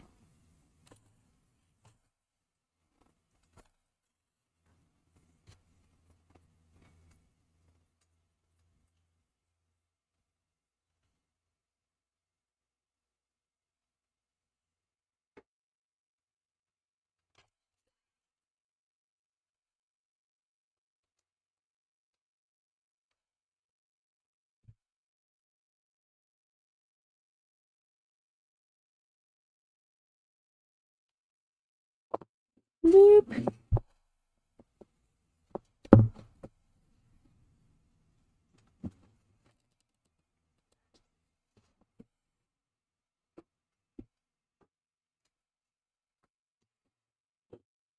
These strings are like longer than I normally make my strings when I like cut from the skein.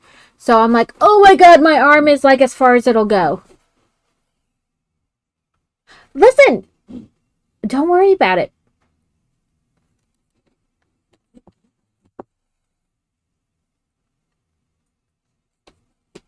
Whatever works for you, Sluggle.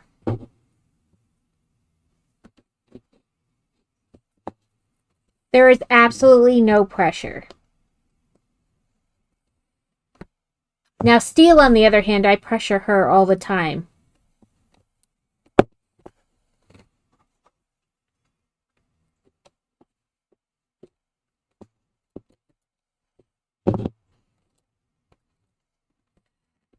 I understand the blah days. You just feel like meh.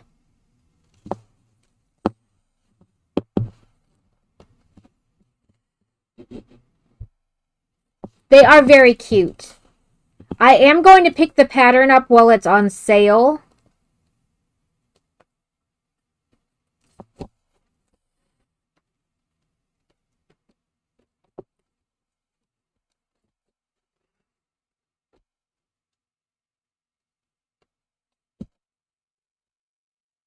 Yeah, I'm going to pick the pattern up while it's on sale. And then when we get to it, we get to it.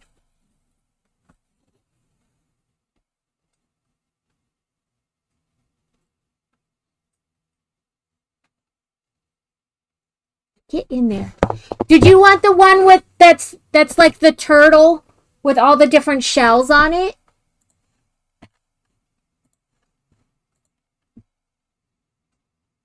Yes, they're nails. I'm trying to I'm having you guys weigh in on which ones I should do.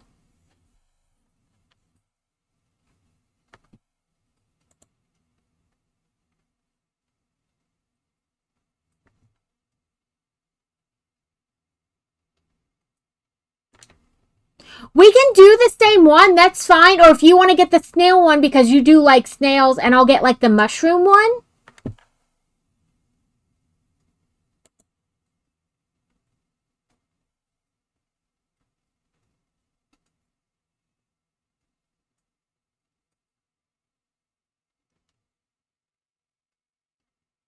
Yeah, I mean, we can do it that way. Because you like snails. I want you to get your snails. And that is adorable with the little, like, outfit that goes around its shell. And I can do the mushroom one, and then it'll be like different mushroom tops.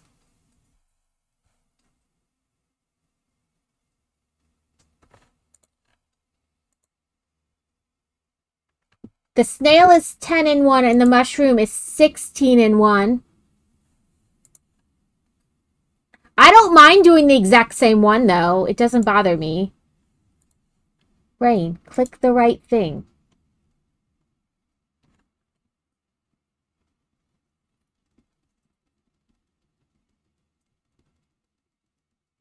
Or they have a Bronto, and you, like, slip it over the Bronto's head, and it's like a blanket on its back, essentially.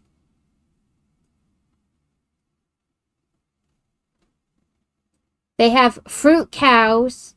You give each cow a different hat.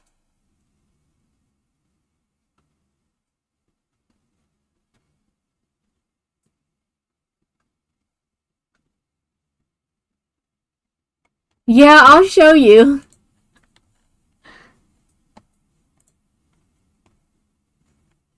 They have fruit cows, so you make a cow, but then you make like hats for the cow.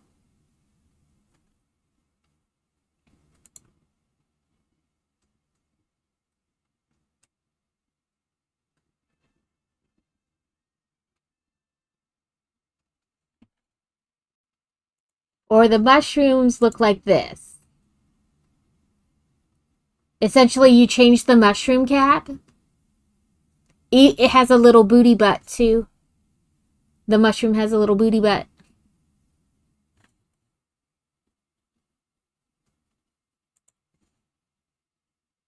I know the bum is nice. But I don't mind doing the snails, and we can just both do the snails. I mean, God, me and Carrot both do the same thing, and they never turn out exactly the same. So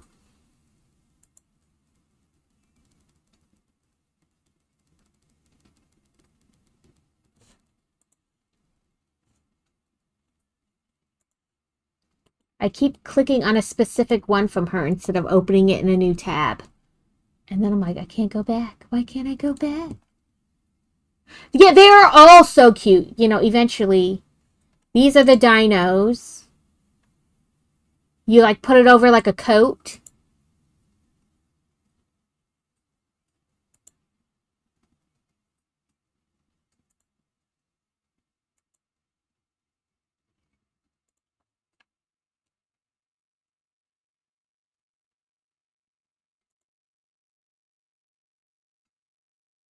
Ooh, I caught the Porygon too. But yeah, I'm good with whatever. We can do the same one. They're gonna turn out different. Just because like no two people crochet exactly the same. So they're gonna look different. I'm okay with that. But yes, so we have one vote for this, one vote for this, and Sluggle said these or that. I don't know.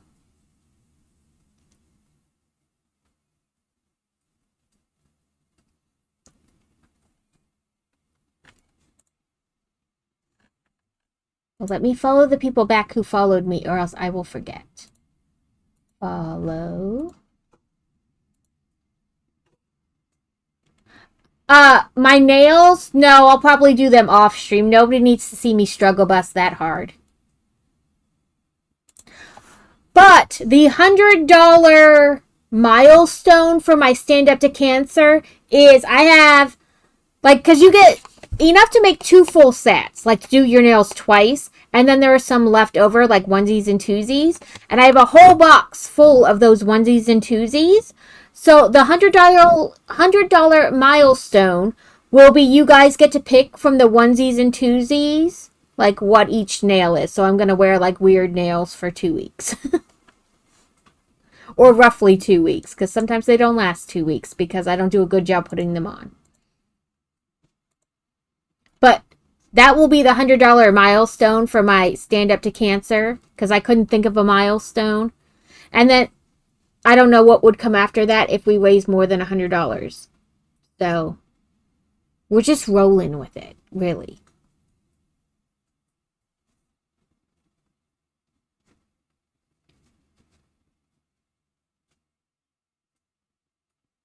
But yeah, so when I do those, I will do those on stream, and you guys can watch me like try to cut with my left hand and make sure they're all smooth down and struggle bust it. Because at some point you're like, I cannot like opposite hand. I'm getting better each time, but sometimes it's just a hot mess. But yeah, so these ones I'll do off stream like I normally do, but if we get to $100, you guys will get to choose from my boxes of onesies and twosies which little sticker goes on each nail, and I'll do them on stream so you guys can watch.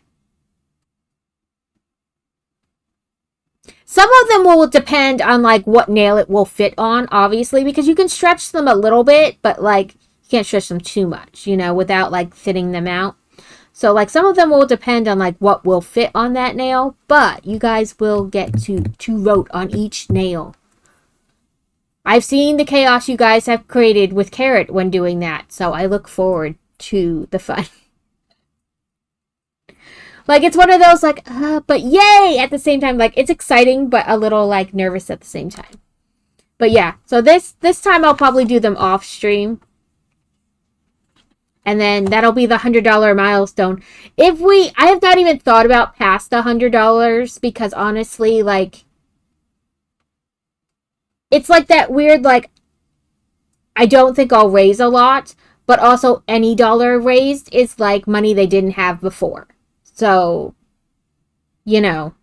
but realistically, I'm like, listen, everybody's broke just like me. Ain't nobody got no money to give anybody.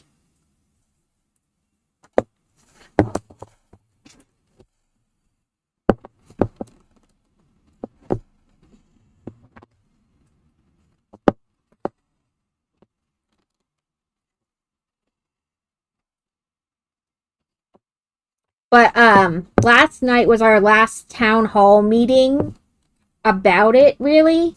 And I've collected all like the flyers they put out for like, because there are sponsors. So like, if we hit, I think it's once the team as a whole, so everybody who's in the Stand Up to Cancer fundraiser. As a team, once we hit like $25,000 or something like that, there'll be $100 Lego giveaway, like a gift card giveaway. And then when there's another giveaway that's just for everybody who donates within the first 24 hours and things like that. Like, as long as you donate $10 in the first 24 hours, you're entered into that. And then subsequent, like it compiles everybody's name going forward. So I've compiled all those flyers. Plus, I made my flyer yesterday for like the event overall, and then I made a second one for my incentives. But I need to make a third one with like my milestone stuff on it, but I honestly don't know. And part of me thinks, like, could I just go back and augment the incentives one and add, but I don't know. But I'm also going to keep track of everybody who donates on my page, like any amount. And at the end there'll be a giveaway. Domestic, like overseas shipping is really crazy, so I would probably just offer you guys a gift card instead. But like domestically, I'm gonna try to like do crochet or something and send it to the person.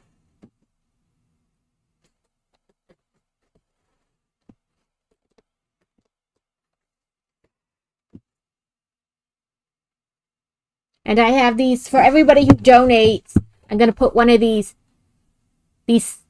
They're really bug bite patches, but it's the only adhesive I'm not allergic to, so I didn't want to go buy like those little stars you buy for like kindergartners to put on all their work, and then have like star-shaped outbreaks all over my face because I was allergic to the adhesive. So I bought these because I can use this brand of bandages with no issue. So I bought these to like put on my face. Every time somebody donates, I'll take one of these little like monster patches, because they really look like that. They look like little monsters. Oh, it's upside down, sorry. But they look like little monsters. So when somebody donates, I'll just peel one off. And they have the same kind of medicine on them as like a pimple patch. So I don't think I'll be allergic to it. I should test it though, like on the back of my hand before, so I know if I have to change my mind. But yeah, that's the idea right now, that anytime anybody, and of course at the end of the stream I'll take them all off. But, and then we'll start like blank the next time. Welcome in, Adam. I was talking about when somebody donates for the Stand Up to Cancer fundraiser, I'll put one of these little bug bite patches on my face. They look like little monsters. Or little, I don't know, blotches. No boob talk? Adam, you could have missed the boob talk already. Listen, huge tracts of land often talk about boobs.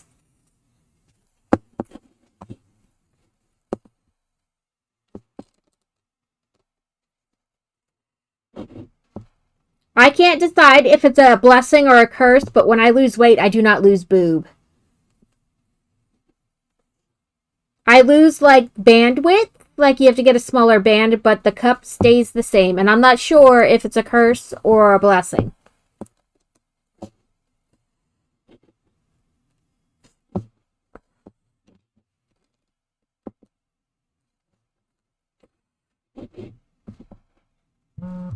Yeah. Listen, I think we should be able to talk about all kinds of stuff without being like, oh my god, I'm so embarrassed. Because, you know what? It's all life, and chances are somebody has felt the same way, and just knowing somebody else feels the same way often makes it less stressful. Boob talk, I need to lose weight. I've been cheating. I have the shot. I take the Zepbound shot.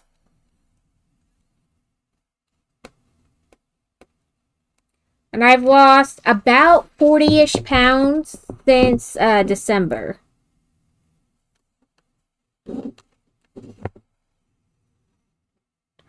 I didn't really find it. My doctor mentioned it. So last year, I tried a weight loss pill through my doctor. And then the base, like, because I see a doctor on the local military base, even though we're retired. Um, yeah, like some people are Ozempic. Crazy's on a different shot to help with his diabetes, to help with like his sugar and cholesterol. But I mean, he's lost a little bit of weight, not as much as I have, but like it's for different reasons. It's not for weight loss necessarily. But also, once you get your sugar on control, under control, a lot of people just lose weight because now their sugar is under control. So there's that too. Um, but I was on a weight loss pill, and then like the base didn't have enough doctors because of deployments to see like spouses and dependents. So I was like, I'm not explaining to a whole nother doctor what I'm only going to be there for a couple months, and then they're going to put me right back on base. So when my doctor came back from deployment and I saw her, she looked at my chart and she was like, I see that you were on this, but I'm not a fan of pills. Would you like the shot instead? And she warned me that we may need to try like several different versions because one version makes somebody sick, but the next one doesn't, like brands like Ozempic or Zepbound, or there's a couple others. She goes, so we may try this one and it may make you sick, and then we'll have to try a different one. But this one didn't make me sick. And I'm on the 12.5 now. But I lose roughly like something like 4 pounds a month, which isn't that bad because a pound a week. But like I've lost roughly 40 pounds. And the goal is that I lose enough weight that I can start trying to go to the gym, which will also help with weight loss. But with my leg, it's kind of hard to go to the gym and get any kind of like sustained activity because it hurts after like walking for just like a half an hour or something. Yeah. We have TRICARE through the military, even though hubby, he did 20 years. So we always joke that he did 20 years in the military and all we got was this crappy insurance. But honestly, it's not that crappy. So I actually don't pay anything for my shot because the base fills the prescription and I don't pay anything for prescriptions there. Now, if I took my prescription and told them to send it to like CVS or something, I don't know how much it would be, but I get it filled there on base, so I don't actually pay anything for it.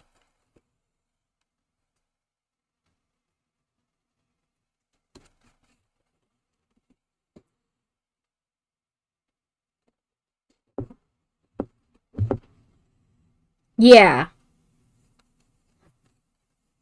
Like I said, I could have my prescription sent somewhere else, but I figure why? I'm already there for the appointment. I just fill it there at the pharmacy on base, and then I don't pay anything.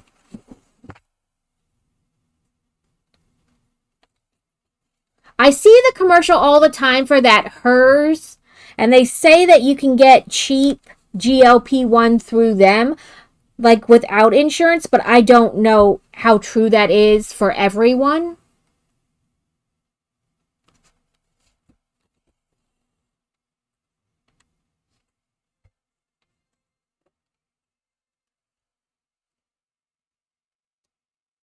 Another reason my doctor wanted to take me off that pill was because I was having to come in every month and get an EKG because that pill that I was on before had been known, like if you had heart issues, it had been known to like make weird things happen, like cause issues. And I don't technically have a heart problem all the time. When I was pregnant, because of like the added weight and extra blood in my system, they could hear a heart murmur. But as soon as I wasn't pregnant anymore, you couldn't hear it again, like anymore. So even though you can't hear it when I'm not pregnant, it really only affected me when I was pregnant. Because it was in my file every month before they would refill it, I would have to go in and have an EKG to make sure that my heart was still okay. Where this Zepbound doesn't have that same effect. It doesn't have, like, they don't worry about my heart. So that was another reason they switched or suggested the switch. But yeah, the goal is that I lose enough weight that I can try exercising at the gym, which will help with weight loss too. I feel like the last time, like when we went away for the 4th of July and we did like a lot of walking out with friends, I feel like my leg didn't hurt as fast. So maybe it is working. Because it is true, like, what is it? Like, every 5 pounds you lose is like 10 pounds off your knees or something crazy like that. Even though my problem is more with my ankle than my knee. But, kind of the same concept. Is that if I lost some of the weight, maybe I could work out and it not be as painful.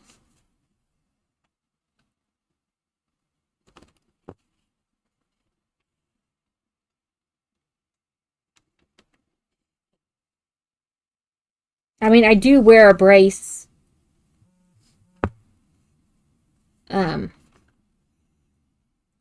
So there's that, and that does help. It gives me a little more time, a bit more time, because it causes my leg to function differently.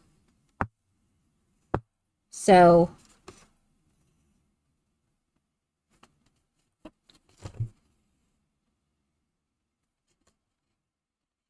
but losing weight is just hard because people are like, just go exercise. But it's not that easy. Like, what exercises? I don't know what exercises to do at the gym. I don't know what 99% of those machines do or how to use them or, like things like that. So, like, it's not as simple as just eating less and going to the gym. Like, it's not that easy. I struggle with snacking too, so I try not to have, like, junk food snacks in the house. I try, like, of course, you shouldn't, like, cut it out completely because that's not good either. Like, you can have things in moderation. So, like, I try to have, like, a lot of fruit in the house. That way, when I'm craving, like, sweet, I eat, like, strawberries or something. Or I put Nutella on strawberries so it's not as bad. Like grapes. Because, trick your brain. But I don't believe in those. This tastes just like chocolate cake. And it's like cottage cheese. No, it doesn't. Like, no, that doesn't taste just like chocolate cake. Or I try, like, pretzels or something. Yeah, like, look, I put cocoa powder and cottage cheese in this blender. And it's just 3 ingredients and avocado. And it tastes just like chocolate cake. No, Sheila, it does not taste like chocolate cake. It tastes like sadness. Because it's cottage cheese.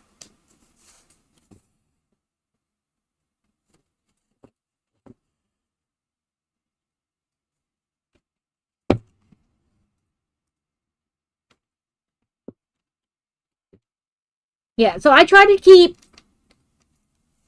or nuts, like mixed nuts or like cashews or walnuts or whatever, but like it satiates the like snacking craving without being like ho-hos, Like, I'm gonna eat 3 cosmic brownies. No, like, like, it's still like. And thank you for the resub, Rosie. I don't know where my brain was at. It was probably in the middle of something else and it just like read it and then bypassed it. I'm so sorry. But I appreciate the resub so much. Thank you. But yeah, like, I try other things. Like peaches and whatever, like frozen fruit. It is hard though. Snacking is hard.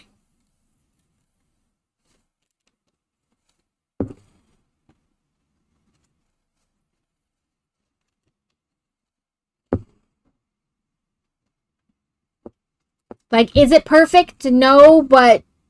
And like I said, I don't cut out other stuff altogether. Like, I still eat ice cream or go to Sonic and get a slushie, you know, Dippin' Dots at the amusement park. Like, I don't cut things out completely, but like, I try, like at the house, like pretzels or nuts or fruit. And like I said, sometimes I even still put Nutella on my strawberries. But like, an attempt to not eat stuff that's like, yes, it's a snack, but it's a slightly healthier snack.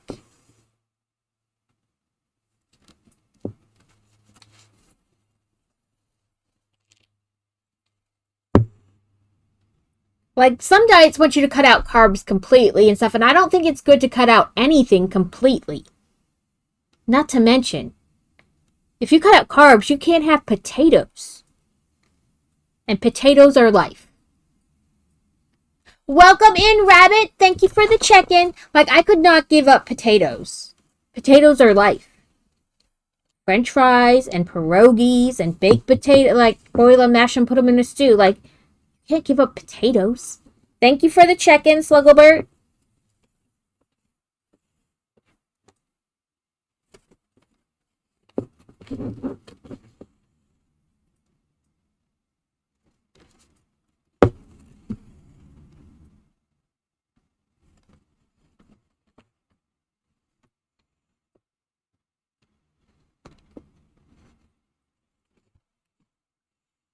But yeah, like, losing weight is hard. It's not as simple as some people make it seem. Not to mention, like I said, it's not as simple as just going to the gym and eating less or eating healthier, because your body plays a factor in that too, in genetics. Like, sometimes your hormones mess with your body, and then like it makes it almost impossible to lose weight. And genetics play a big factor. Like, is it impossible? No, but you have to do more than just watch your calories and exercise.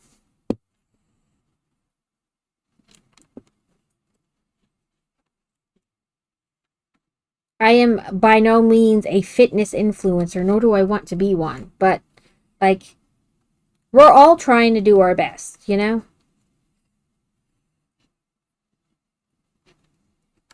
My pet peeve, and it's not just with exercise or diet or here's this recipe, it's you're doing it wrong.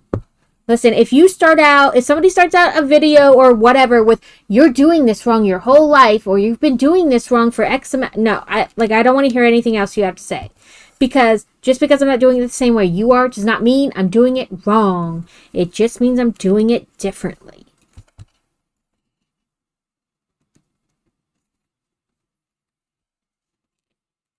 Yeah, like if you're diabetic, a lot of diabetic people put on a lot of weight, but then when they get their sugar under control, they lose a bunch of weight because their sugar is under control. Like, so there's extenuating circumstances to a lot of people's reasons why they can't lose weight, or it's hard to lose weight.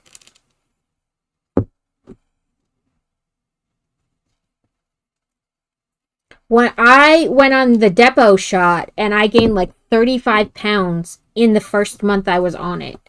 And even after I got off of it, it was like impossible to lose that weight. It took forever. And that was before I hurt my leg.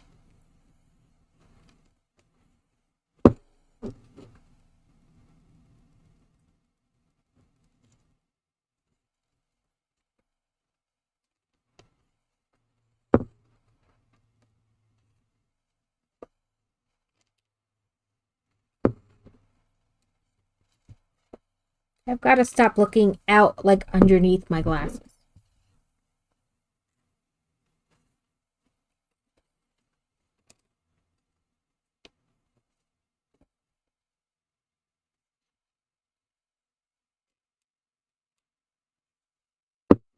But yeah. I mean, everything in moderation. That's how I think about it.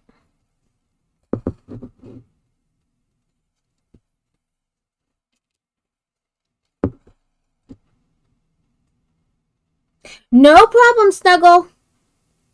Thank you for popping in, and thank you for lurking.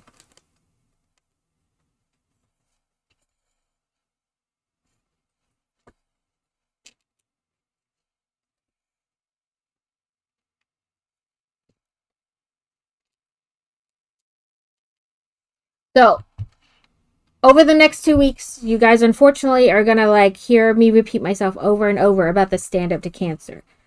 I am going to feel like a broken record by the time it's over, but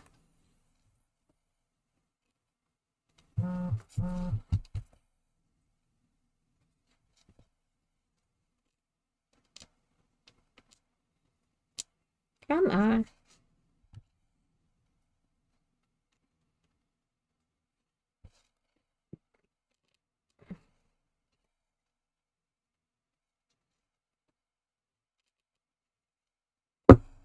I shared the incentives flyer and the main flyer for myself in the Discord. I need to put them on the Ko-Fi. And then I need to make a milestones one. Kevin be streaking! Whoop whoop!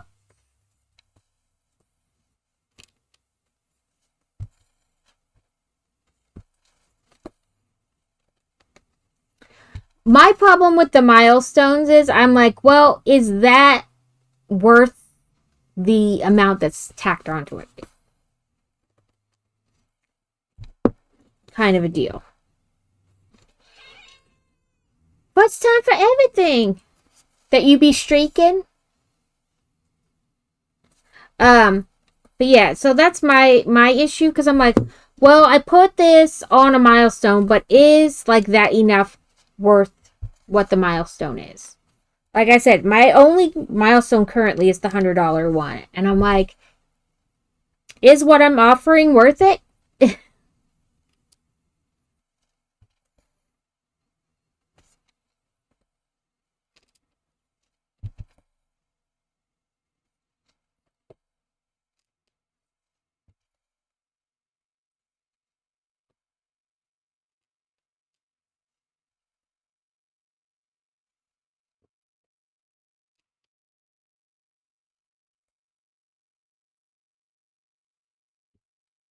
But I think there's only a couple things left for me to figure out with Tiltify, and then I'll be set.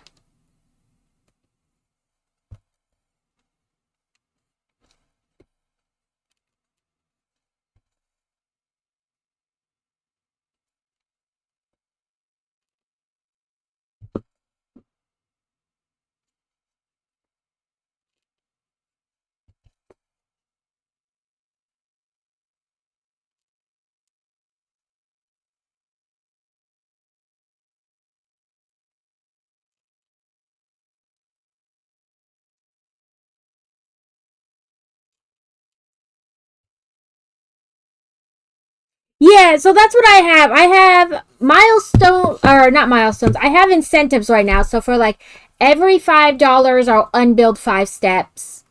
For every $10, I'm gonna turn off the hat headband redeem for channel points, and I'll be like, for every $10 donated, I'll wear your choice of hat headband from the available selection for 15 minutes. Anybody who donates any money, I'll put one of these little stickers on my face. For $25, you get to pick what I do for the next half an hour.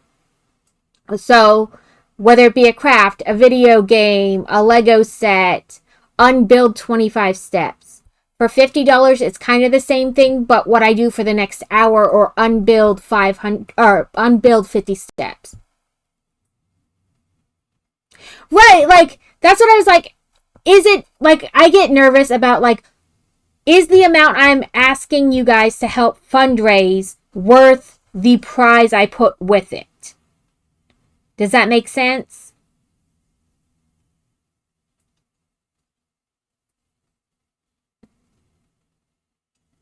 Like, that's what I worry about.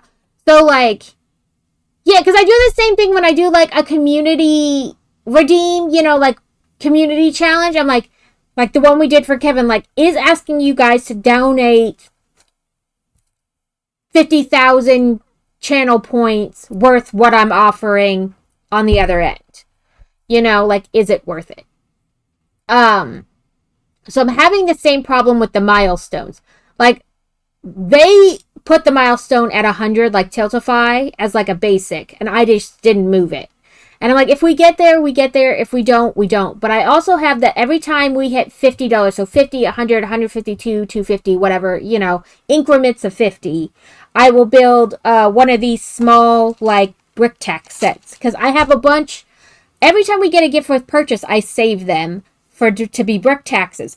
But I have a whole pile of them that have been accumulating. So, every time we hit, like I said, 50, 100, and if we get past that, every 50 after that, I'll build a brick tech set.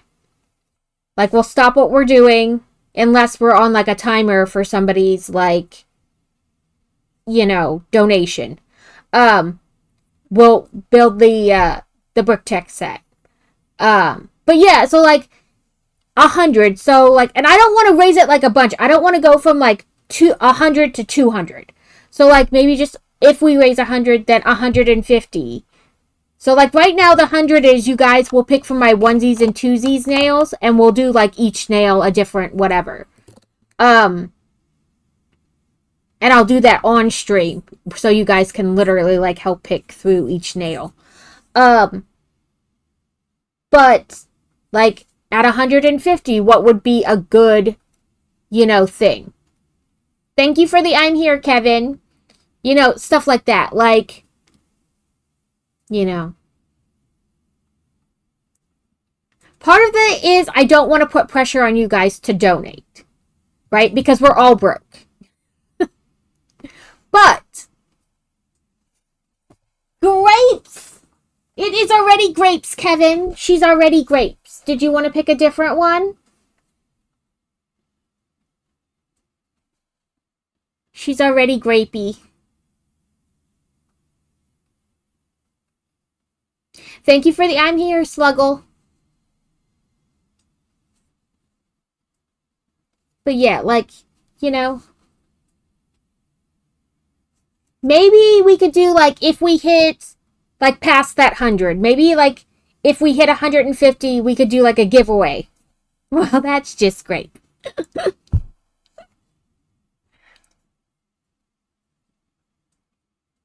Where's my sorted hat? Okay, I gotta go pick it up from over here. Where I set it down after last time.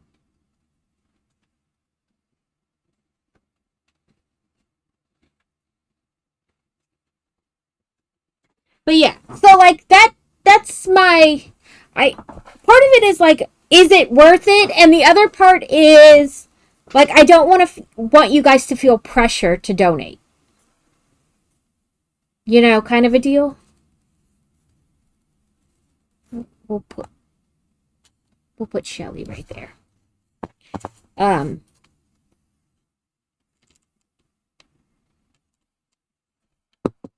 I know what on the 9th, Deuce, I, and Carrot are going to do a co-stream building like one of those 3D wood kits like Deuce and I built a little while ago. We're going to do a co-stream. And I know Carrot talked about doing something like, if together our donations equal whatever, we'll do something together. Like play a weird video game or something. And I know we need to finish fleshing that out too.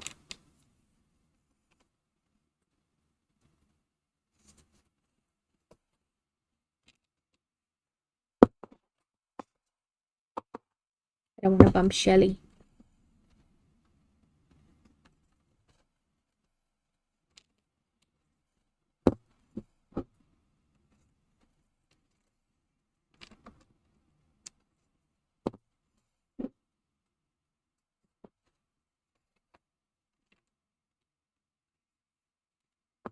But yeah, Sluggle, something like that. Like, and I'm open for community game nights all the time anyway. But like, you know, sometimes they just need to be made special.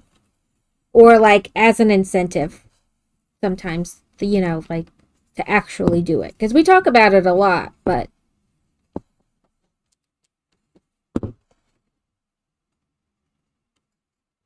Welcome in, Obtuse. I am doing well. I hope you are doing well as well. And I always feel weird when I say that sentence.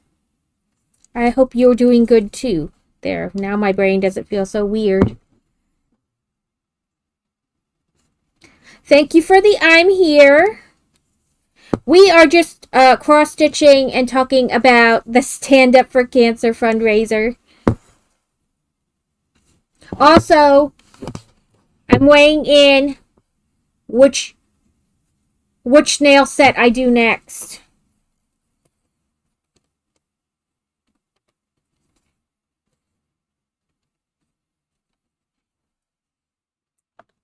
We'll put Shelly right there.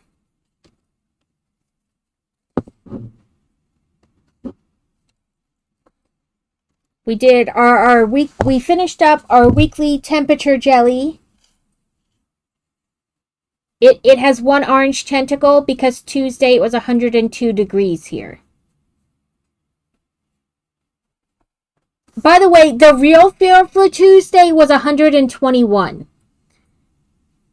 It felt like it was 121 degrees outside on Tuesday. Just to let that soak in. It was horrible. Yeah, my husband works for RDOT, and they were outside doing stuff, and he goes, I just want you to know the real feel is 121 degrees right now. And I was like, thank God that I'm not outside. I would just melt into a puddle. Like, nope, not going outside. Yeah, the heat index is stupid crazy. Today, because there's a storm somewhere else that's like pushing cooler weather our way, it's supposed to only be like 88 degrees today, but I don't know what the real feel is. Like right now, it's 85. Why do you keep bringing up my alarms and not the weather? Silly phone.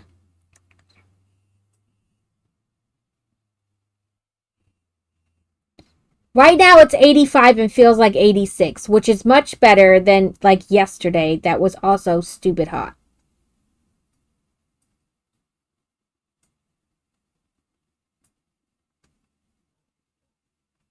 But the upcoming week is not great.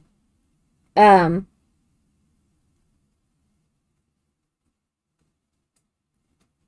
see, that's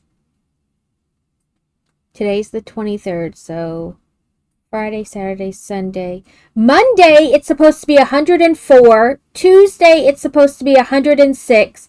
Wednesday, it's supposed to be 106. And that's the actual temperature, not the heat index temperature. So we have more of those like 120 days where it feels like it's 120 degrees outside, even though it isn't coming up.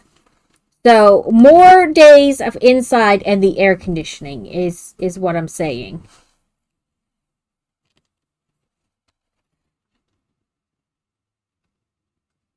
We live in Arkansas where the humidity is always dialed up to 110. We have stupid, ridiculous humidity. I miss North Dakota where they had like no humidity.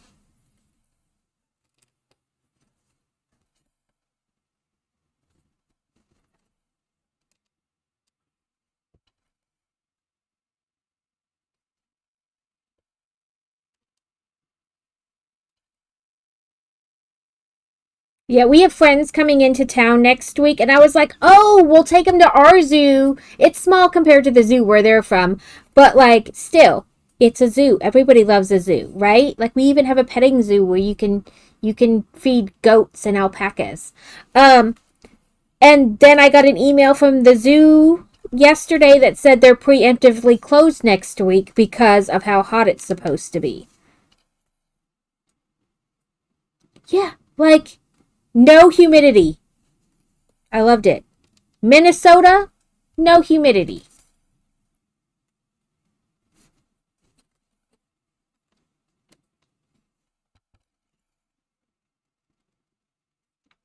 I miss it. I miss it.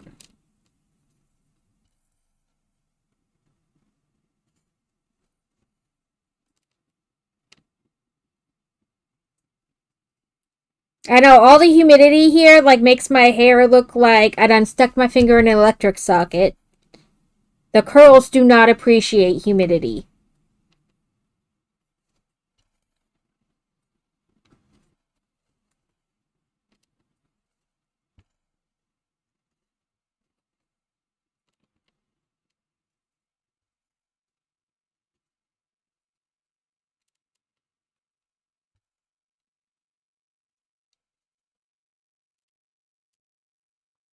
But Obtuse, I hope your recovery is going well. I know, one step forward, two steps back. Yesterday, Fantasy got her splint whatever thing off from the surgery, and she's in her robo arm now. With very limited exercises, but exercises nonetheless to do. So, the ligament on the outside of your arm here that helps stabilize your elbow, she ripped off the bone. So they had to go in and put cadaver ligament and reattach it. So she had the surgery on the 7th, and yesterday she went for her first post-op surgery, and they took the big splint cast thing off, and she had to have like old school stitches because she's allergic to adhesive.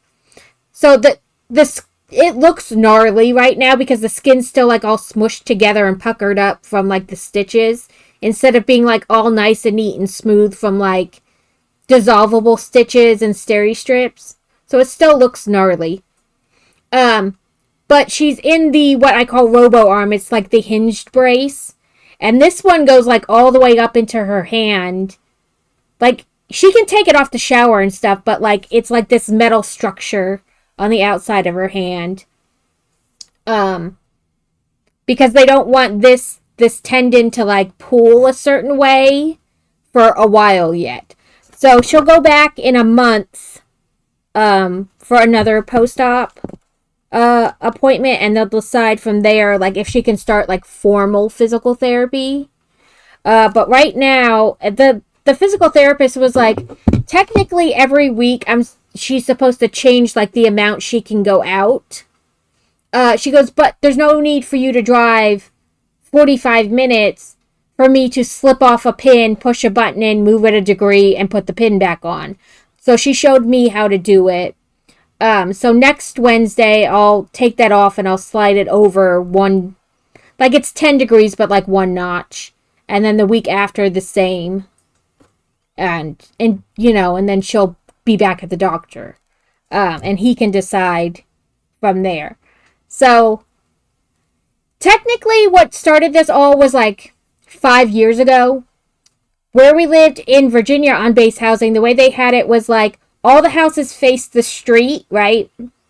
And then every couple of houses, they would make these little alleyways through the back, and that's where everybody's garages were. And so people always hung out. She was hanging out there with a bunch of kids on her scooter, and she fell off. And you're like, oh, you fell off, right? Like, we asked her, does it hurt anywhere? Like, move your arms. So she moved her arms. She said just her palms hurt, from like scraping them on the ground.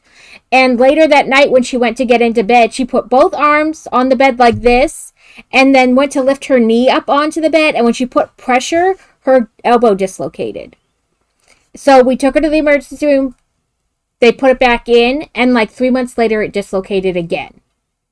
And then it again, to the point where she literally just stretched her arms up at a sleepover and her elbow popped out. They said the first time she did it, that at her age and whatnot, like the muscle around the joint is stronger than the joint itself. And so it pulled off this tiny little shard of bone. And they're like, it's in the muscle, the fibrous tissue. It'll break down. It'll go away on its own. You don't need to worry about anything. But our child is so special. That is not what happened. It like moved through and like reattached. So that little like knobby part you have on the back of your elbow? She had one on the front too. And they did like every X-ray, CT, MRI thing that they could think of. And they didn't really see anything. So finally they went in and they're like, we'll just remove that little that little bone, and we'll see what happens. Well, when they went in to remove that little bone, they found out that the way it had reattached, like calcified to that bone, it was cutting through the ligament and tendon every time she would like move her arm. And that's why her arm kept popping out, because that was no longer stable. So they shaved off that little piece of bone and then like brought these together and made them tighter, except it didn't last but like 5 years, and this time she ripped the tendon completely off. So fingers crossed that she doesn't have to have anything again after this and that it really fixes it. or, you know, like stupid accident. And they said some of it is literally that like the cup of the elbow is not deep enough to hold the top of the arm bone in. So there's that too. But it's like a lot of people have it and they don't even know it. It doesn't affect you until you dislocate your arm one time, and then your brain is like, oh, it doesn't work, and it keeps happening.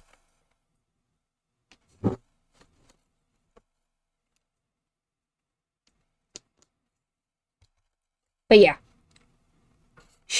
it isn't really in any pain. You know, it's sore, but it's not like painful anymore. So, what is Frosty saying? At 500 and obtuse. Oh, here we go. It split it into two. Meanwhile, let's catch up on chat. Chat's buzzing with first timers and familiar faces. Kevin's farming wisdom is in the house, while book loving builders catching Pokemon left and right. Slugglebert teases a community game night at $500, and Obtuse drops by with a chill Hawaiian vibes. Deusa misses their Montana hair, and we're all reminded to stay active for those Pokebucks. At least Frosty wasn't being spicy.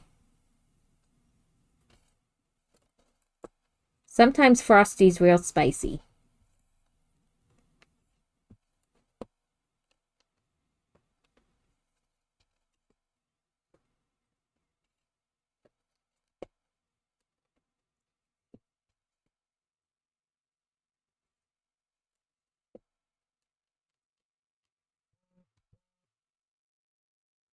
Oop, I got latex messages. Let me make sure they're not important.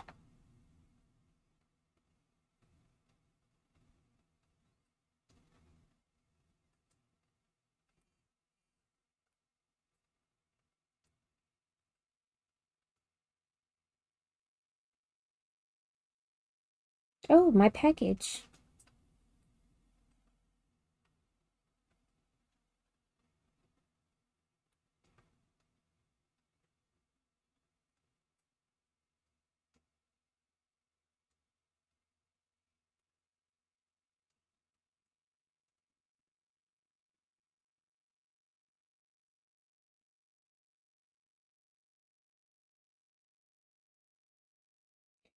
Oh, we're still in ads. I won't say that.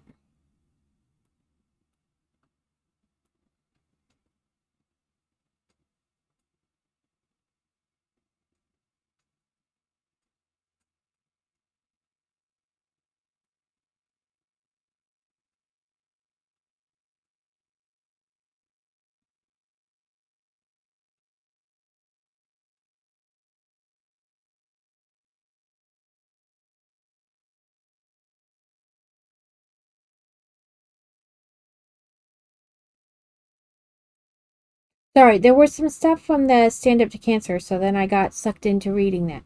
Welcome back, guys. Okay, so I can talk about it. I didn't say anything before because, you know, like you want to make sure it actually happens, right? So last night in the Stand Up to Builders, they said this game company donated a bunch of game codes.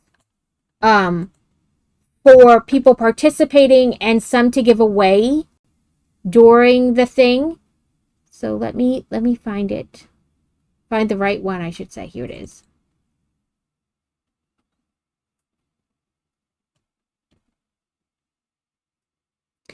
The game is called Frog Squad by Panic Stations. It's a co-op game for like up to 8 people, I believe they said. The ideal is that you're frogs and you have to go collect food for the Frog King. And so you and up to 8 friends can go around. Let me try to find it. To find the video. Let's do. I gotta move these so I can type. And I will put a thing about this in the Discord too.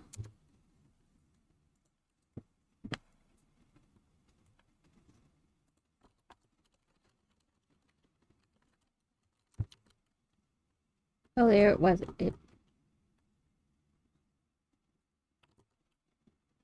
It like popped up and then went away.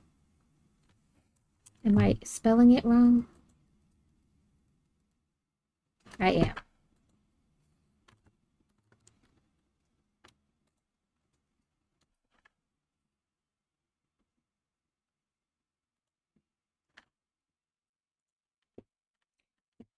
So this is the game, Frog Squad. You run around collecting food.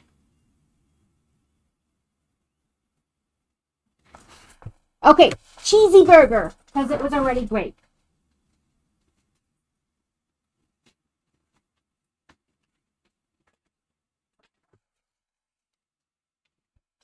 I am doing good, Simpsons. I hope you are as well. But so they gave basically everybody who wants one that is participating in Stand Up to Cancer a code for this game, and they're going to be giving ones away as well. Like people will be contacted to give away game codes in your stream. You'll get Sounds like an interesting promotion. I don't have specific details about that campaign, but it's pretty cool how they're connecting cancer awareness with gaming codes. Alexa, hush. Ziggy listening in. That's how you know they're listening, because I didn't even talk to her and she started up.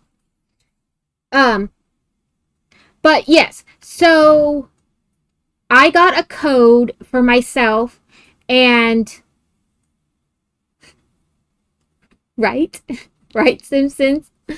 I'm like, excuse me, no. No.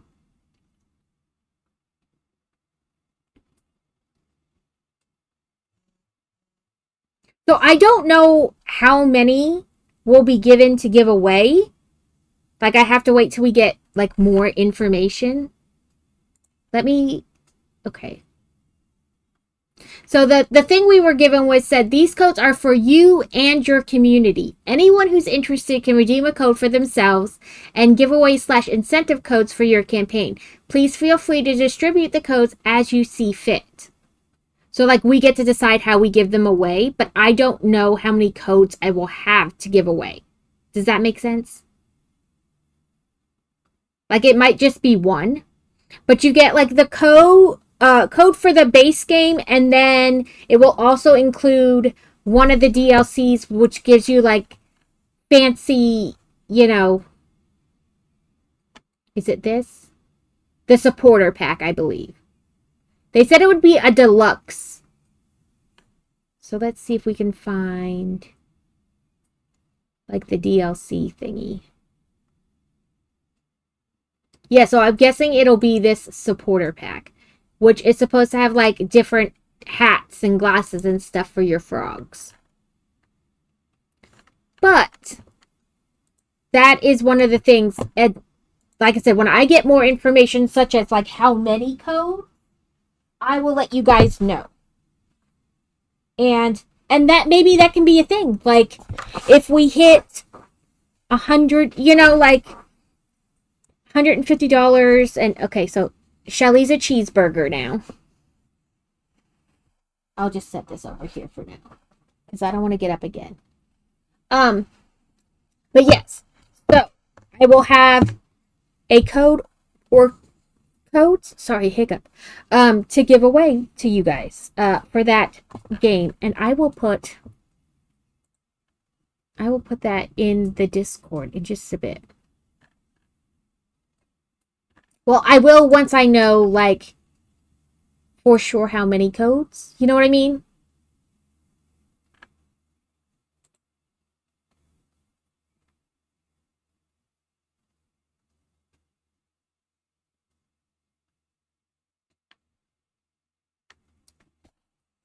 But yes, that's exciting. And it looks like a really fun game. Like, that could be a thing, like, it says I will know how many codes, or I will get the codes for you guys to give away to you guys closer to the event date. And it's still about 2 weeks away. So when I get that information, I will pass that information on to you guys. I've been trying to be like, you know, passing everything I get along to you guys so you guys know. I got a bunch of like flyer things, so I'll be putting those up in Discord and Ko-Fi later today after stream. Um some of them have like as a team we have to hit a certain amount before they're unlocked, but it's all on there. And they're not like individual. It's not like I have to earn 20 Matthew, thank you for the raid, my friend. I have to re-thread, and I don't want to mess with all the little shards. You know what? Did I start that? I didn't start the next one, so I'll just end that piece of string. I'm not fighting. I don't want to fight with it. Welcome in, Matthew, my beautiful friend. How did your stream go?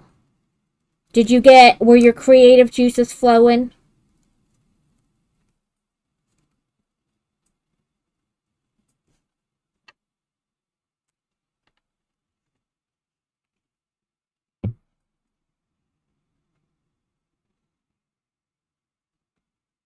That's all right.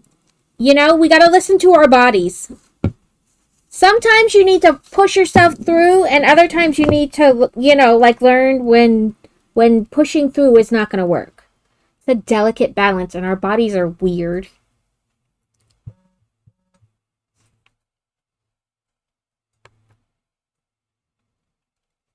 We each have to learn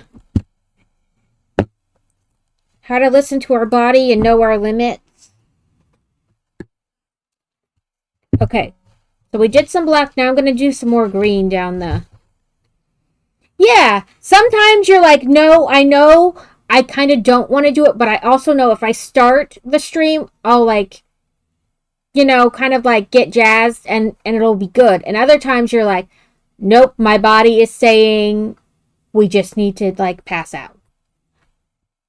Right? We totally appreciate you, Matthew. Next week you're going gem hunting. So there is a place here in Arkansas. It's a state park. It's called like Diamond Park or whatever. And you can go there and literally dig in the dirt and find diamonds. I kind of want to take the kids to do it one day. It's best to go after it rains.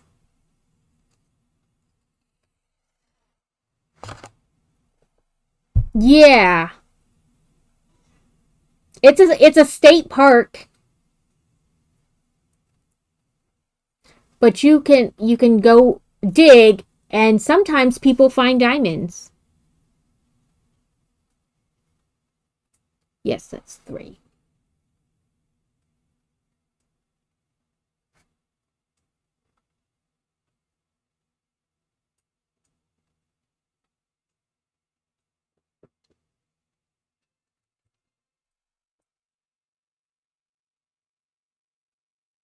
There's a rock mine just north where we are now, and you can get gold, etc. Costs you. Oh, that's pretty cool. I know when we go to like different touristy things, the kids like to do those where you buy the bag of dirt and you like swoosh it in the water and you find little gems. The kids love doing that.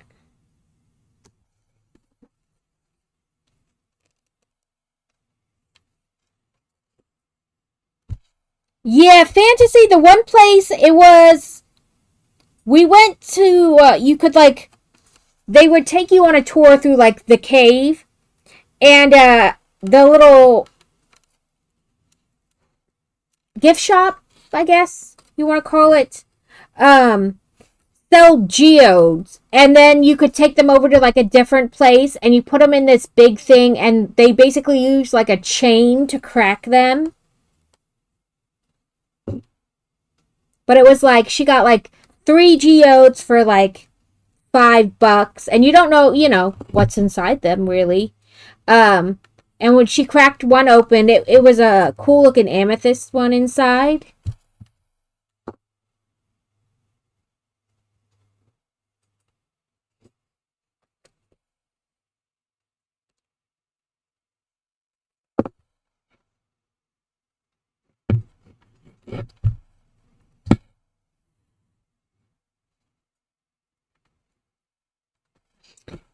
So, Adam, your son would probably like this, and it's cheap to do. So, Boy Wonder at two different ages had a dinosaur birthday party, and I took water balloons, or I took balloons and I filled them up with water. And well, really what I did is I took a balloon and I like stretched it out. And you know those little dinosaur packs you can buy at the dollar store? They're like the little tiny plastic dinosaurs. It's like 10 of them or so whatever in a bigger bag. I pulled the balloons open and I stuck the little plastic dinosaur in it and then I filled it up with water. And then I set them in the freezer so they froze into an ice ball. And then the kids had to take hammers and break the ice balls to get the little dinosaurs out. They loved it. A cheap, fun activity to do with your kid, even at home.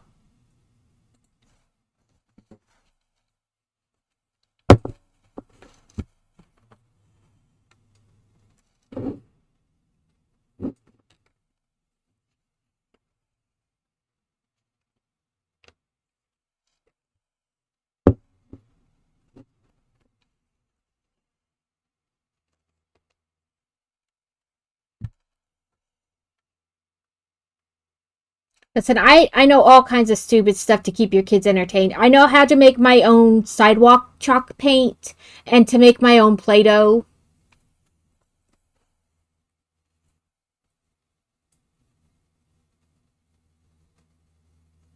Yeah, we do the same thing. Try to go, like, not crazy far away, like easy day trips, but like different things to do, like see different animal safaris, like petting zoos, farmers market, like all just all different kinds of things we try to do.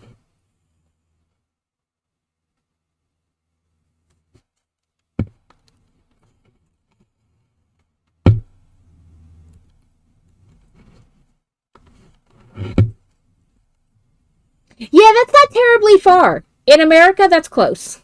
That's right down the street. Listen, I have driven 3 hours for near no reason. I'm good. Yeah, they do. Even if they don't get anywhere near where they're trying to go, they just love that.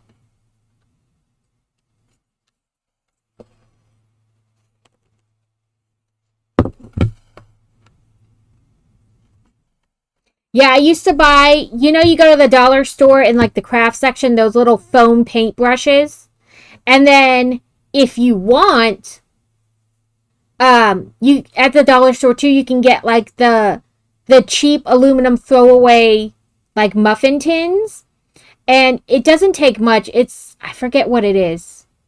I think it's not baking soda. What is the other thing? But it's like three ingredients and you make your own sidewalk chalk paint with like food dye and just a little bit of other stuff and mix it. And then they take those foam paint brushes out and they paint the sidewalk. And then you just rinse it off with a hose. And I hated the way Play Doh smelled, so I would make my own Play Doh.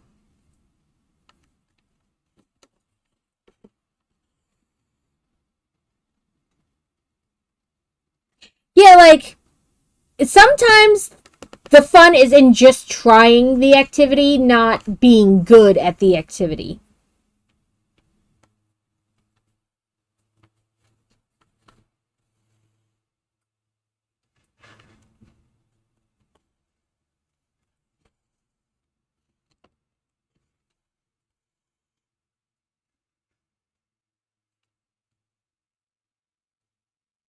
I tried disc golf once with my friend when we were in high school. It was horrible. I was bad at it.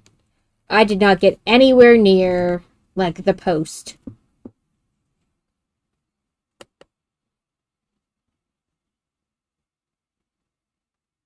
Yeah, like the fun is in doing, not being excellent right off the bat.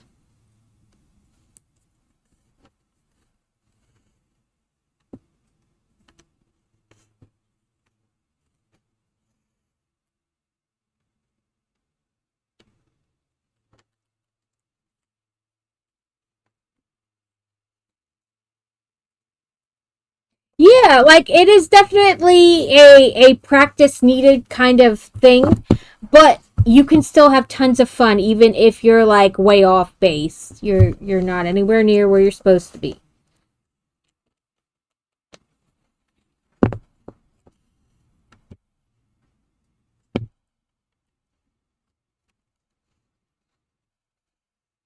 Yeah, you just outside getting some like quality time with your peoples.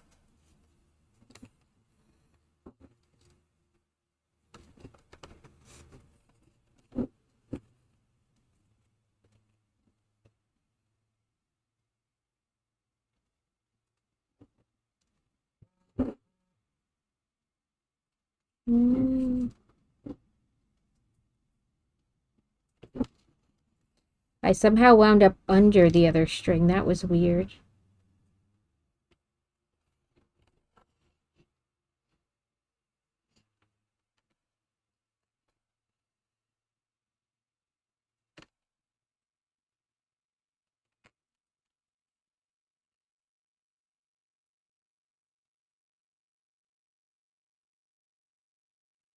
Well, listen, production being productive is good. I was productive yesterday. I got the flyers done and then I attended the last scheduled town hall for the Stand Up to Cancer event. And today I've been kind of productive. I did this, I finished a jellyfish. And I made sure I downloaded slash saved all the team milestones that I've seen so far. I'm trying to figure out what I want to do for my birthday next week. Because my birthday's on Friday, which I won't be able to stream Thursday because our friends were in town. So I'm going to stream Friday instead on my birthday. Listen, I'm going to be honest with you. I steal stuff from Carrot all the time. And in fact, the dinosaur emote, the dead dino in front of the tombstone, Steele and I intentionally went and found matching emotes because I don't think Carrot has it anymore, but one of my emotes is the trash can on fire, the dumpster fire, and Carrot went out and got a dumpster fire emote that was similar but not the same, and then Steele got upset, so me and Steele went out and got the dead dino one on purpose. Find my own emotes in the thing.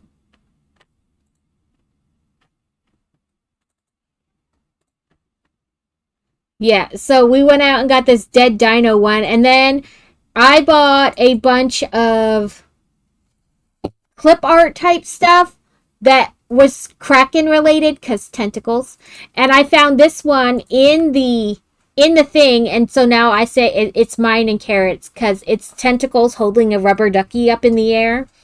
So I made that and added it as an emote. Listen, if you want to go get yourself a sparkly emote, I will even tell you where I got it from. I don't care if you have the same one. In fact, it's kind of cool when we're inspired by other people to be like, yes, I like this so much, I want it for my own. Like, it is what it is. I stole the brick tax from Carrot, and then I coerced him into doing diamond dots. In fact, I'll look it up now, Sluggle. I bought it in like a package, but I think they sell them individually. Alex, you had a nap. Do you feel refreshed and awake now?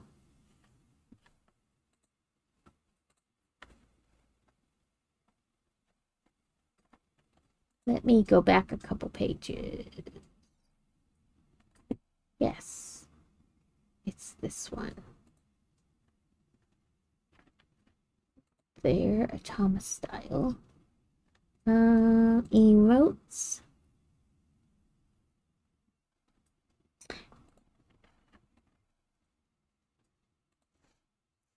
It's an Etsy link, so it's forever long, and I don't know how to make it shorter. But that is the one I got. But you don't have to get it from there. You can find another one. But that is That is where I got it.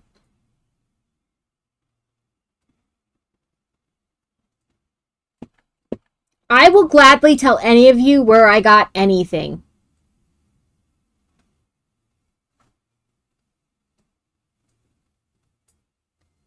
It's not like I made it, so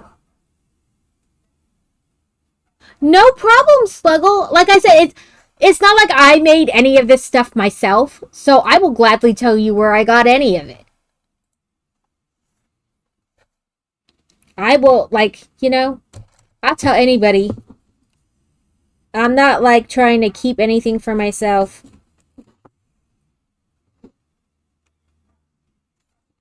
So much about streaming we find from somebody else. We like that they had it, or we like that they do it, and then we make it our own.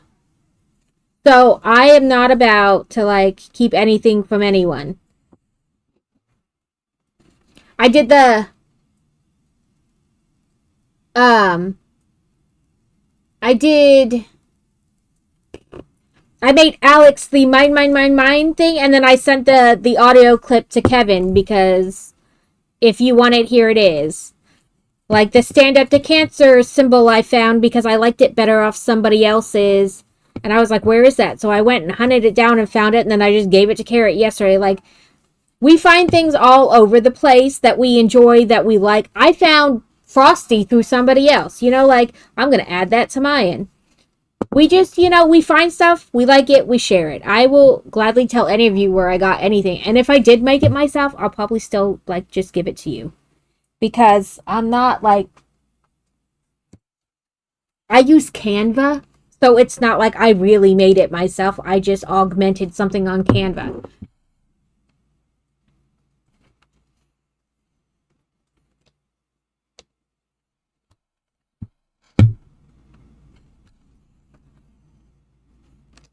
Canva's my secret. I use it for, like, everything. I do pay the $15 to have the behind the paywall stuff on Canva, but I use it a lot, so.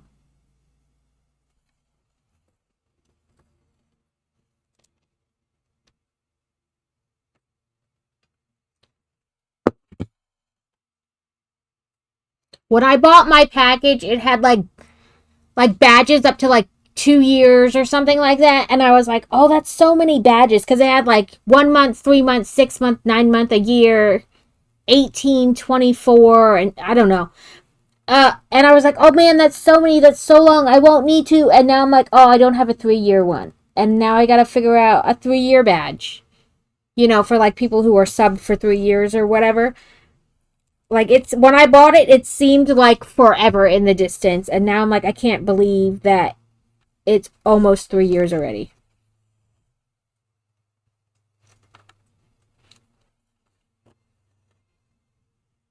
But, like, I just tell people where I find stuff all the time.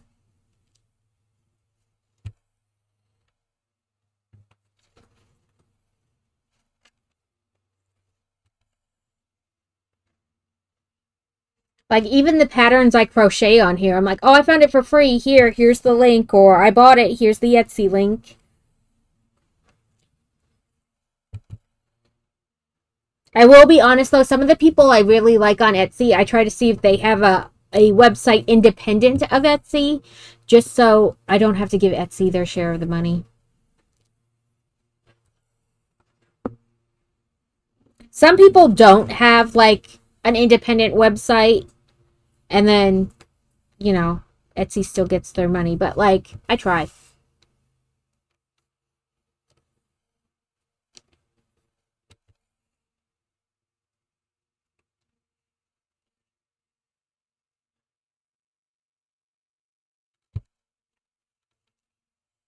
But that being said, if there's any of you in the chat who make / sell graphics and things like that, let me know.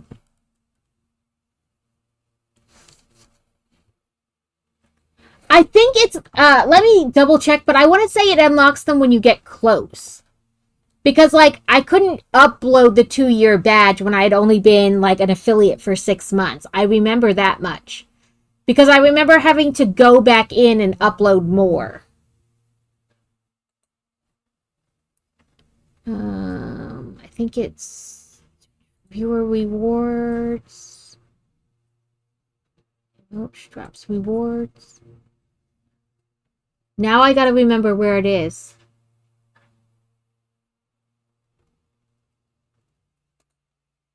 Is it this? No. That's emotes.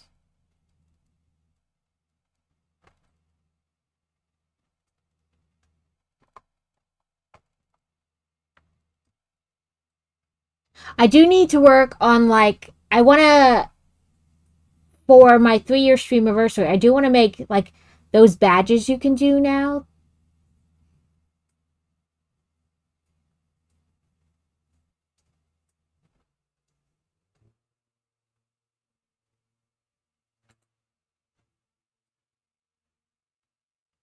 So it's not, is it in settings?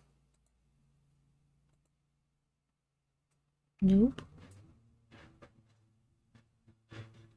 Ooh, we're 5 away from 500. Community. Is it in alerts? No.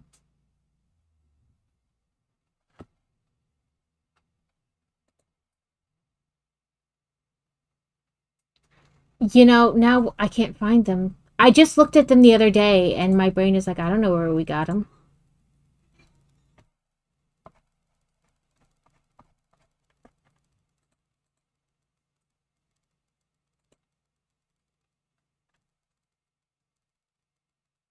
Ah, I think I found them. Subscriber badges. They're in monetization. Yeah, because like 3 and 3.5 are unlocked, but my 4-year is still locked. It'll be locked until August of this year, and then 4 will unlock. So it is, they're definitely locked until you get closer. Like the subscriber badges.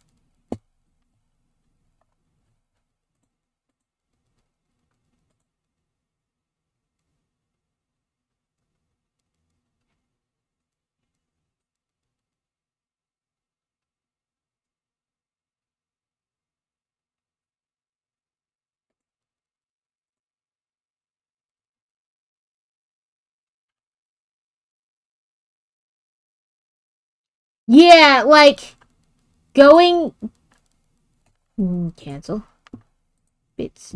Nope. Subscriptions. Here we go. Mine came with 1, 2, 3, 4, 5, 6, 7. It looks like 9.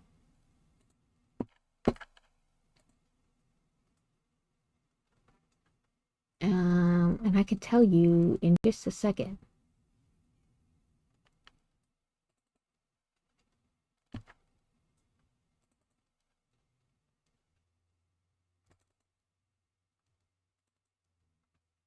Yeah.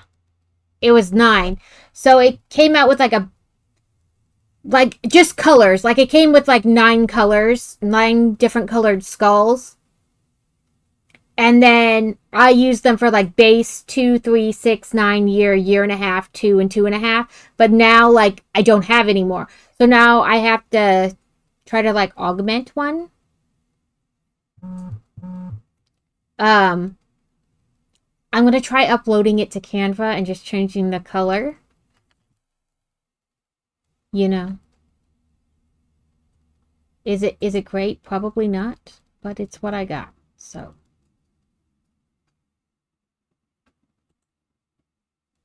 um but yeah, I need to do that.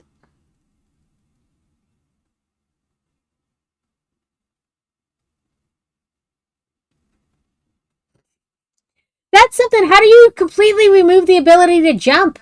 That's crazy. But yeah, Sluggo, like I can upload 3 and 3.5 year subscription badges, but not 4. So it definitely unlocks the further you get in. They unlock more things. Oh, I forgot to check off some stuff. Yeah.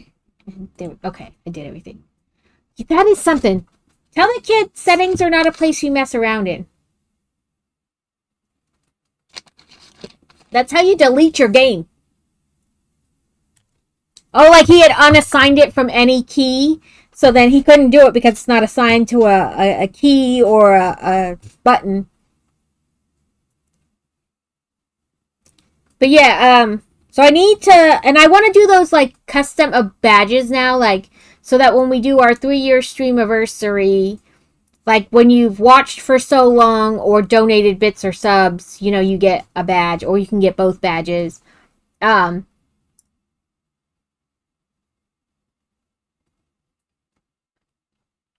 and then I need to work on ones for when we hit 500. And I need to make a flyer for when we hit 500, which we're very close, 5 people away. Because I have pretty much flushed out what I want to do when we hit 500, but like I have to make the flyers and stuff to go with it.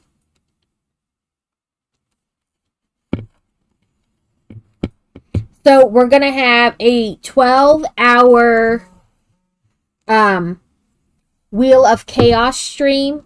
Essentially, we will spin the wheel, and whatever the wheel tells us to do, we shall do.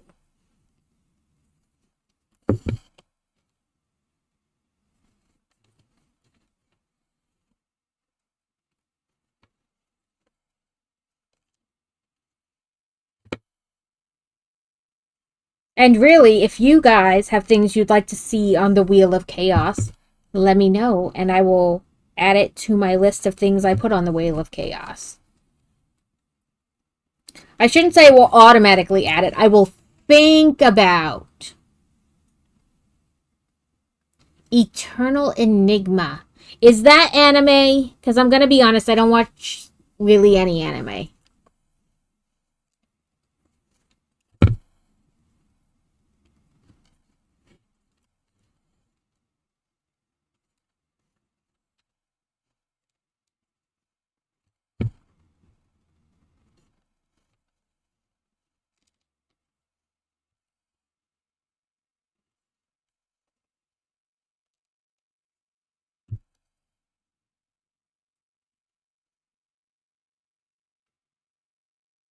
Oh, it's that streamers emote.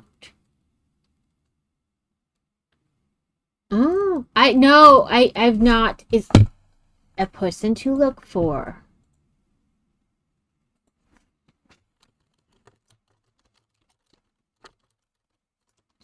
You know what helps is if I can spell. My brain.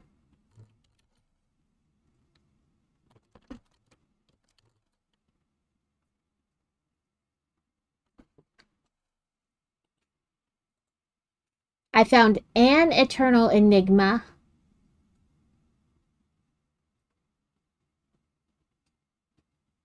They, whatever. Plays Silent Hill. Yeah, it says he's got 48.9 thousand viewers, followers, whatever. That he plays like Silent Hill, Speedrunner, he's a sequin weaver. Any questions? Oh, crap, I didn't realize it wasn't muted.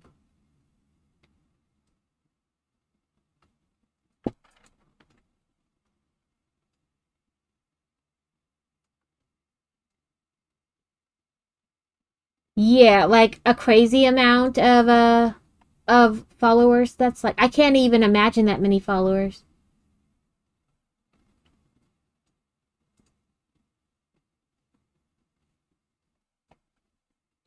I'll give him a follow to check out next time he's on.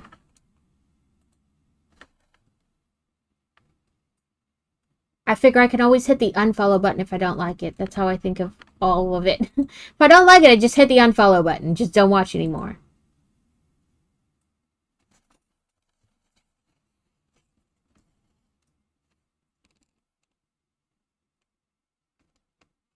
But isn't that really like all of life? If you don't like it, just don't do it anymore.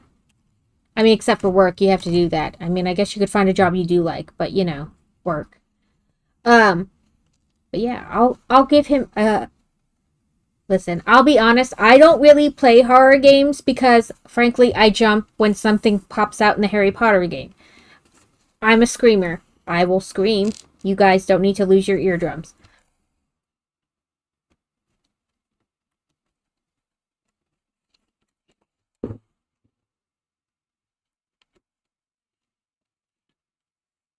Speaking of Harry Potter, do we want do we want to play Hogwarts Legacy this Sunday? We have a character that we're trying to make the a-hole Slytherin character.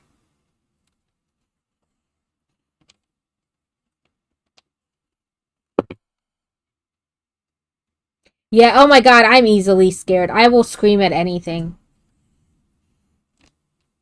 Crazy used to try to scare me all the time, like in the house. He'd like wait and be like, ah, he got punched one too many times. Now he doesn't scare me nearly as often. Some people have a flight response. I have a violent response. Fight or fight. Mine's fight. Just punch whatever made you jump.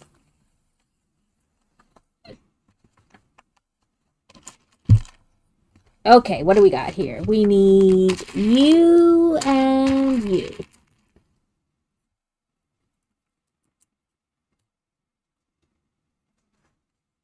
He still does it. He's just learned to be a certain distance away so that I can't hit him.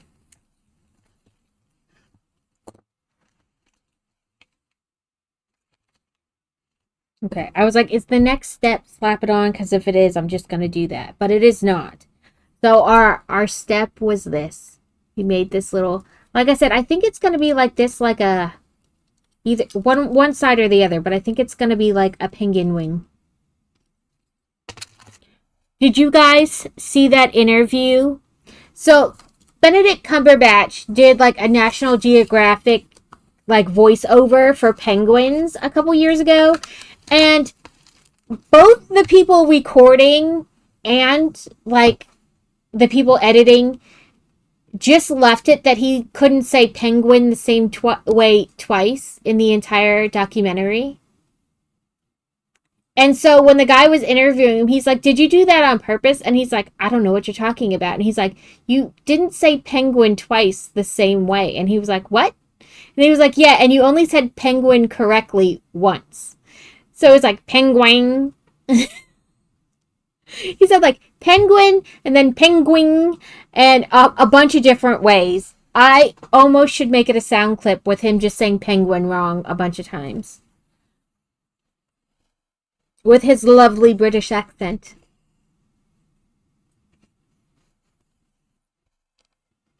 And he's like, "No, I didn't know that." And so like they just aired it with him not being able to say penguin right.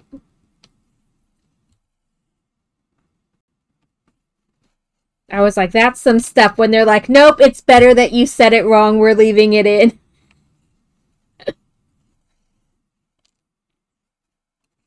Right? Like they didn't even tell him. They're just like, "Nope, don't care." And they just left it in there. But yet you can totally go look it up on Google, like Benedict Cumberbatch saying penguin wrong.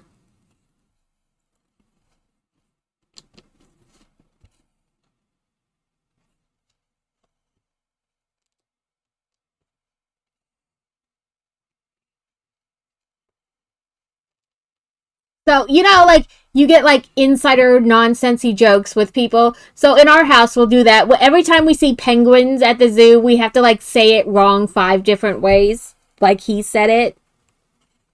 It's a penguin.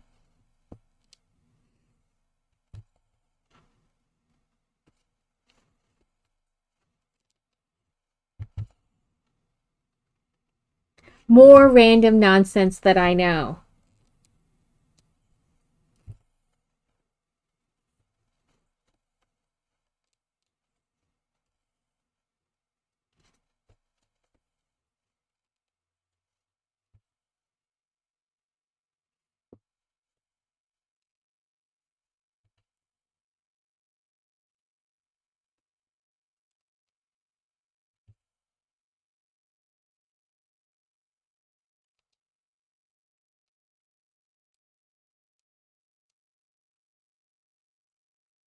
Stop. Why won't you? Listen, it wants to go in this hole or this hole, but I need. There we go. It's like, I need the middle hole. All the crafting. If you recorded somebody crafting and saying half the stuff we say and then replay it for somebody else without them knowing the context, it would sound horrible.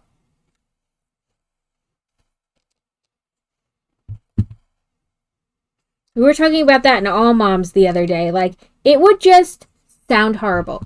Like, get in the hole, and you just need to stretch the hole a little bit, and do it from behind. Right, like, no context. Just the most inappropriate phrases, and they're inappropriate just because they're really heard out of context. And you're like, damn it, just get in the right hole.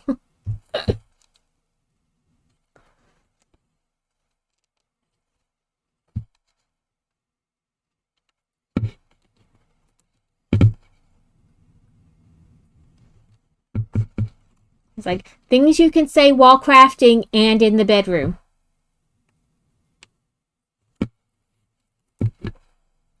Oh, God. I didn't realize Winnie the Pooh was such a narcissist until I listened to him read that, and I was like, really, Pooh? Really?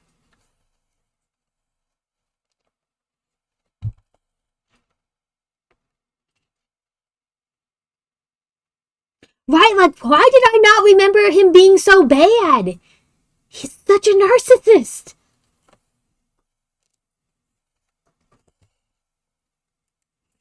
And he was totally trying to, like, gaslight them. Well, the bees, it's the wrong balloon for the bees, or some crap like that.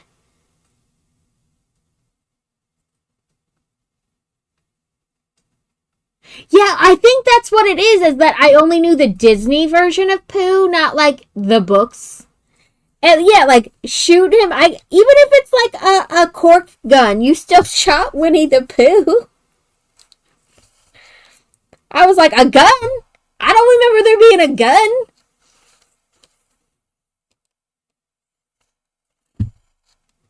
Yeah, I think that's it. That I've just not read the books. I've only had like Disney Winnie the Pooh, and we all know Disney like scrubs everything.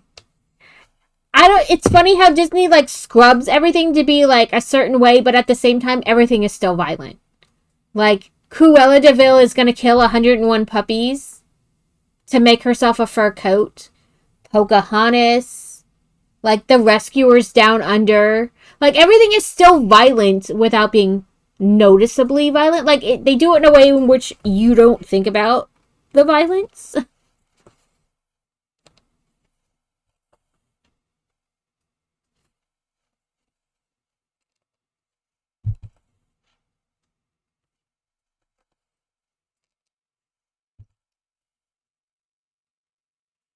I guess not so much anymore, but like definitely the older Disney.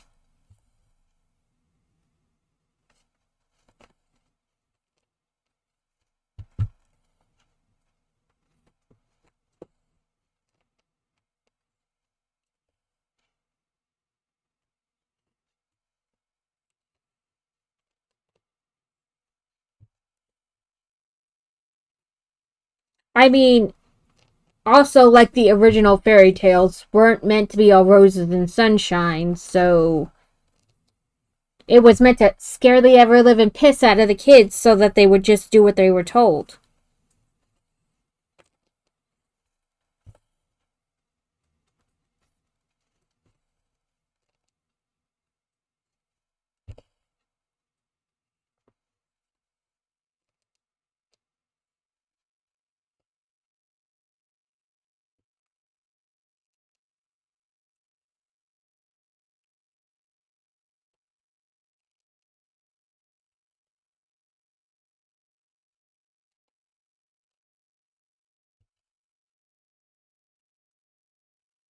Did I pause my music by accident? I do that on occasion when I set my. I did. Wait, maybe I didn't.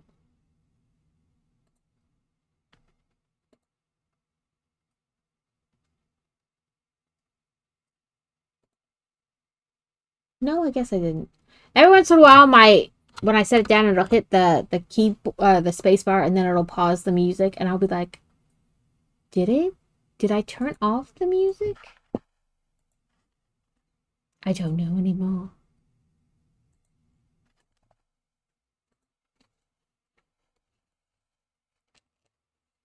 Or sometimes it'll just be a lull between songs, and I'll be like, oh, that's when my brain finally tuned in.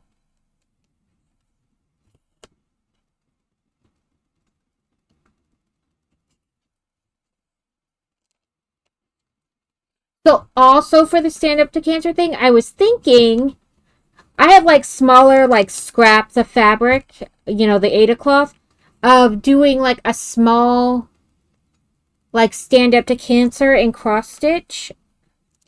Because it's only 4 colors, like black is easy to do. I just need to figure out like what the corresponding other colors are, because it's like a red, yellow, and then like an orangey yellow. Like what they correspond to for like DMC colors. And then I could do like a small stand up to cancer thing.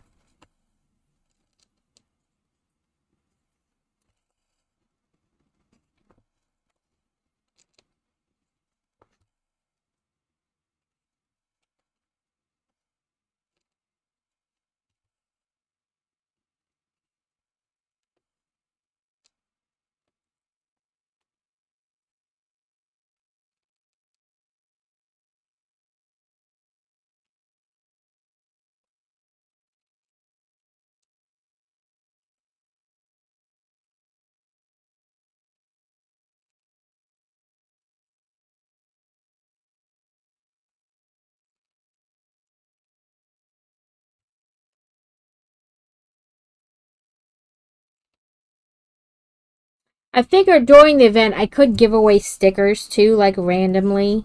Not correlated to like a dollar amount or anything, or maybe correlated to a dollar amount. I don't know. Like when we hit etc., this will happen.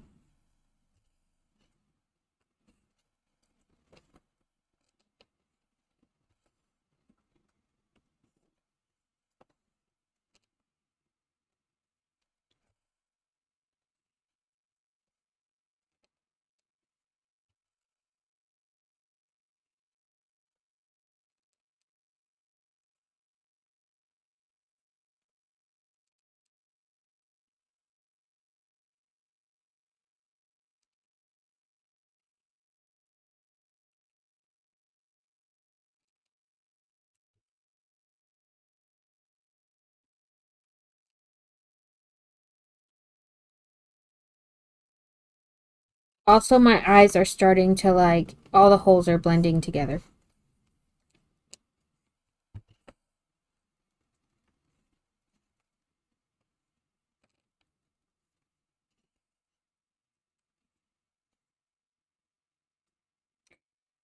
Yeah, hopefully. I think, like, I filled in, like, this part here, and we're working our way down over here. I doubt I will get it done today, at least today in stream. But we are slowly but surely getting there.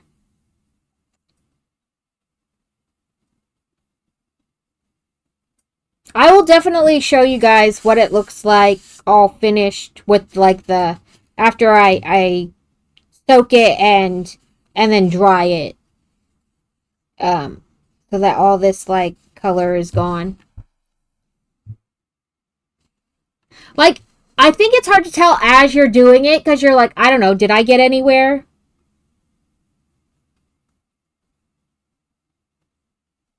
I feel like I had some of this like up to here done and like this ear and a little bit like across. So I think I did like this part and over and then like all of this really. Or maybe not all of it, but like here and down. And then I got some more of this.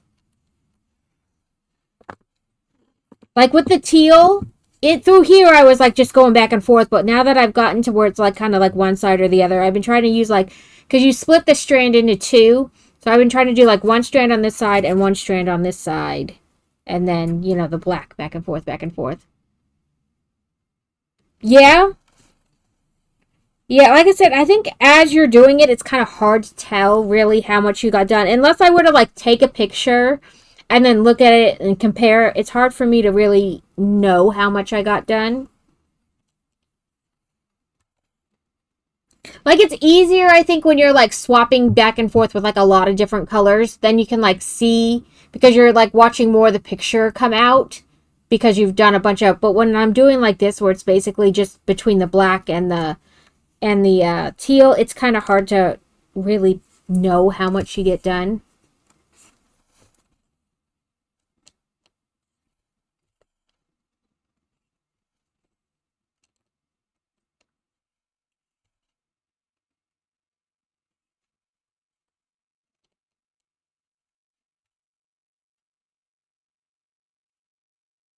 Like I'm sure if I go back and I look at where we started at like in this, not at the beginning of the stream, but like when I started doing this on stream today, and then look at it, I'll be like, oh, I did get a bunch done. But in the moment, it's kind of hard to tell sometimes.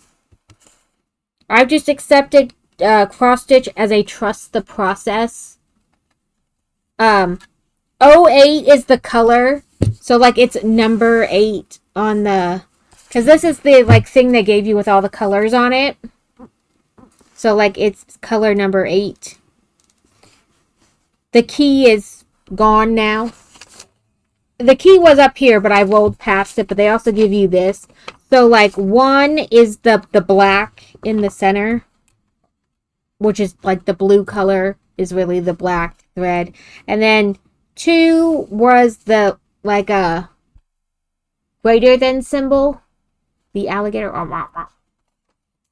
And then 3 was like a darker blue color. And 4 was like, yeah, like diamond dot. You have like the color key thing. Yeah. So it's up here on like the side of the thing, but it's like rolled past now. But yeah, it tells you like which color was which. Like which symbol correlated to which color. And in like the big areas, like the yellow and on the cats and stuff. And you can see it down here on like the red. It says 0, what is it, 6 or 5? 6. Like this whole letter will be color number 5. But yeah, it's very similar to the diamond dots where they just make it like a color key. Normally I do counted cross stitch where you have like the color key, but you have to count like it's a blank canvas. And I always start from the middle because it's harder to screw up when you start from the middle. And then kind of work my way out and around from there. But you have to count. So you're like, okay, this one's here, and then I gotta count 1, 2, 3, and then make another one, and it's 6 from that point, and down and around. But during the last Prime days, I saw this one, and I was like, oh my god, it says, "Are you pooping?" I love that. And then I didn't plan on starting it right away, but when we went on the trip to Pigeon Forge, I was like, this would be much easier in the car versus my counted cross stitch, right? Like, because I don't have to hold anything up really, and like count stitches and whatnot. I can just, it's already stamped onto the fabric and there's not a lot of colors. So I just did this in the car, and then I was like, well, I'm pretty far with it. I might as well just finish it.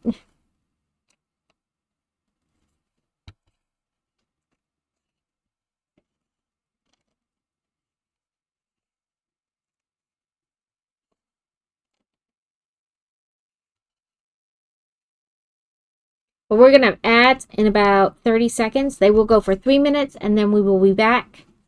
The question is, do we want to keep doing this, or do we want to play a game or something? I'm not sure how exciting watching me stab something a million times is. And I know you guys aren't necessarily here for that. I mean, the banter and the whatnot also. But let me know what you guys want to do. Keep doing this, or we can play a game. We can play some Hotel Galactic or some more Cozy Grove Camp Spirit.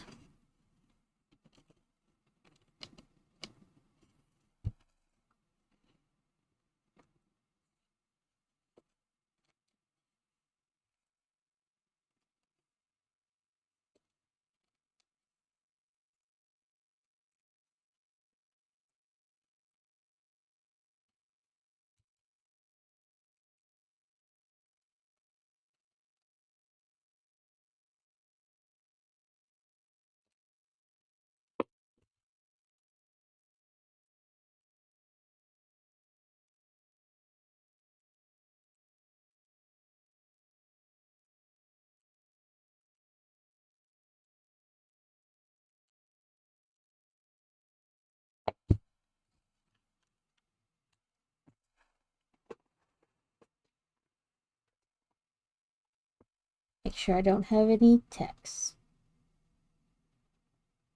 Nope. Okay. Ah.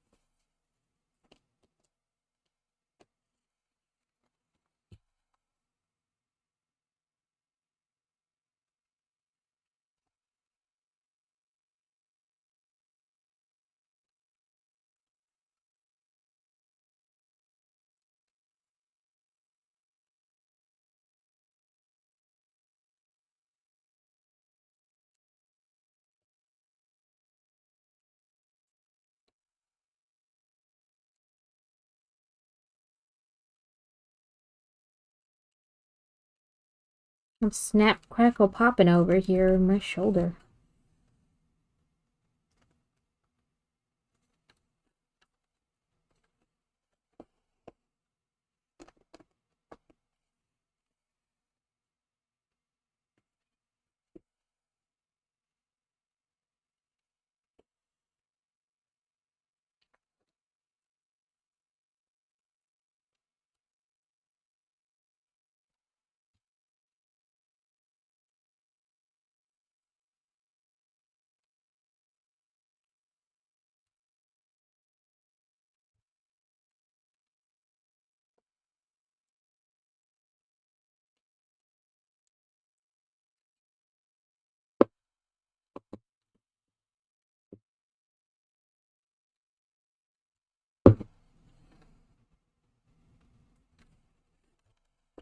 Welcome back from ads.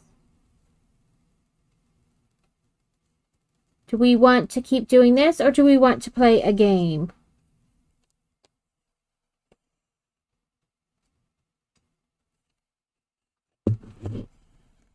Actress Sharon Tate. Oh, yes, she was murdered by the Manson family while she was very pregnant.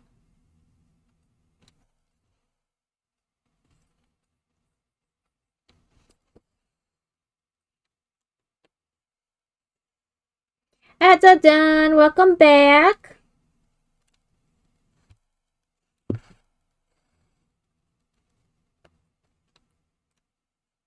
Do you know Manson almost didn't go to prison because technically he didn't kill anybody?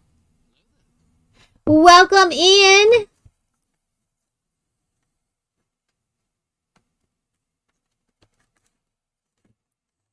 I hope you've been having a...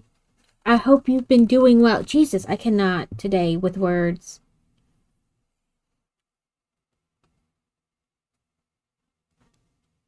Woo! Good luck with the knits. My child knits, I cannot. I did teach her how to cast on, but that's the extent of my knowledge. Yes, go have fun. Learn to knit. If nothing else, knitting needles are a good self-defense weapon.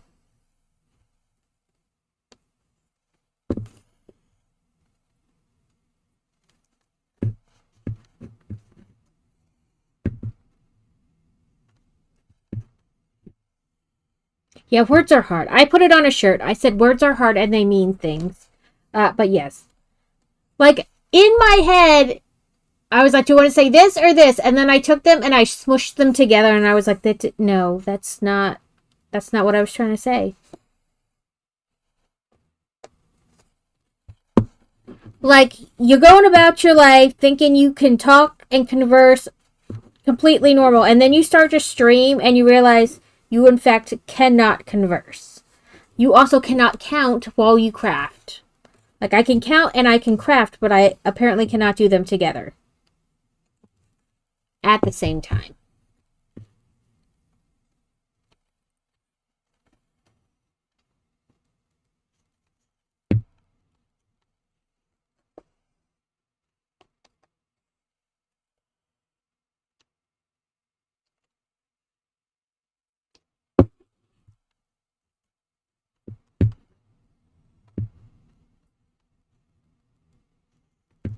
we did our temperature jelly today, and well, finished it for this week, and then we've been doing this and really talking about anything. That's about it. So what is it? It's this one girl makes a video about how to knit. She's like, strangle him, stab him, and scoop out his guts. She's like, that's how you knit. Strangle him, stab him, and scoop out his guts. Strangle him, stab him, scoop out his guts. Or maybe it's stab him. It's one of those three. Like, in some kind of fashion, it's like, maybe it's stab it, strangle it, scoop out the guts. Maybe the first and second are swapped. But either way, she was like, that's how I remember how to knit.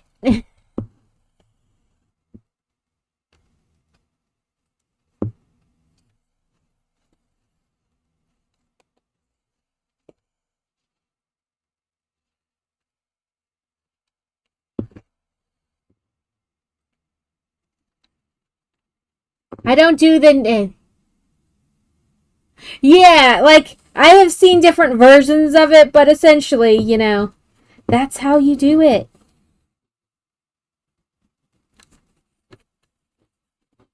Cross stitch is just proof you can stab something over and over.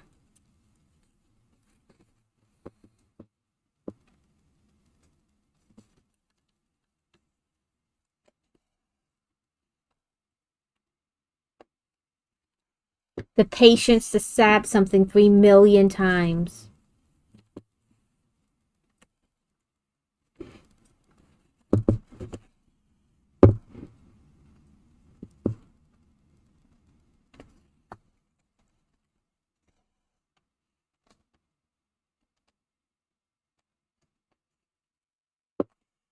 Yeah, that's what it's all about. Just stabbing something over and over.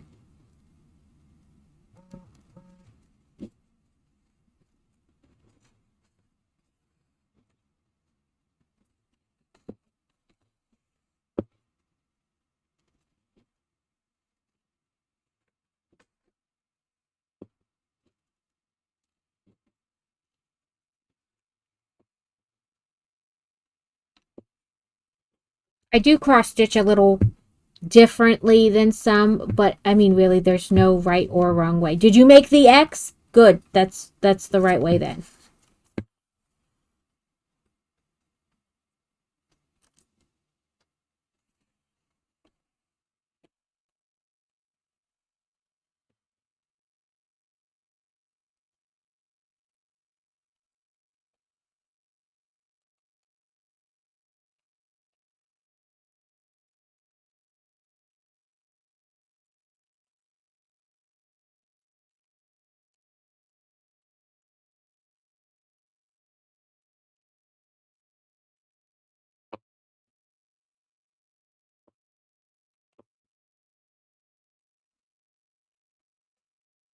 But yeah, the other one I've been working on before is right here.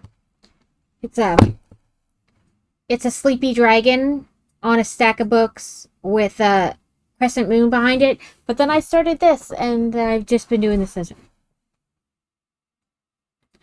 Oh, organizing my life, that's horrible. I do have... So I personally have a giant whiteboard calendar on the wall in the kitchen. And like anything that's going to take place within the month gets written on there. Like, so-and-so has a doctor's appointment. So-and-so has an archery tournament. So-and-so has a this, a that, whatever. Everything just gets written on it. When I was more active in my book blog, I would write down, I had like a paper planner because I like the paper versus the digital, like the act of writing it down and things like that. And I would write down every blog tour, blog post, cover reveal in it, what day, what the tour company was, who the author was, like all that kind of stuff. And then of course I would write down kind of duplicates of what went on the whiteboard in the paper planner too.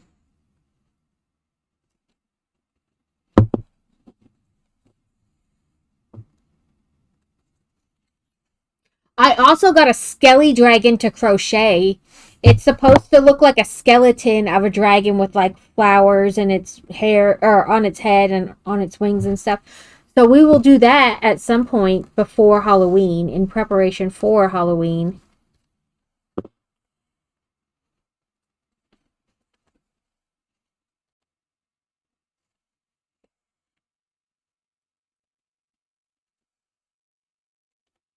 So also fun. Lego has like the Christmas village that they add on to every year. This year is going to be the first one in their Halloween village. So it's going to be like a haunted manor. And then every year they will add on to it so you can make like a Halloween village. I'm very excited about it.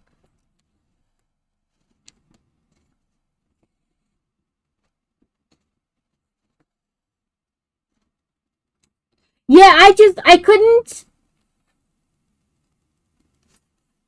Like the act of putting it like in the calendar, in the digital calendar, just wasn't the same. I like the art, or not the art, but like I like the physical, like flipping to the page and writing it down and things like that. I found I would remember things too, just easier than if I put them in a digital calendar. This Halloween has been sweet and night. This is Halloween, everybody make a scene.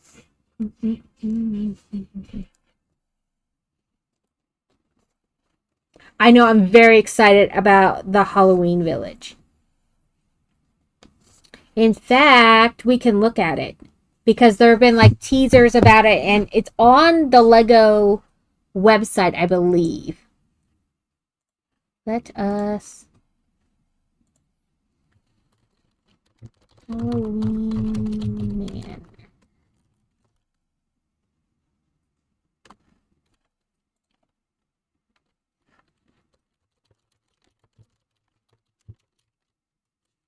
Oh, there it was.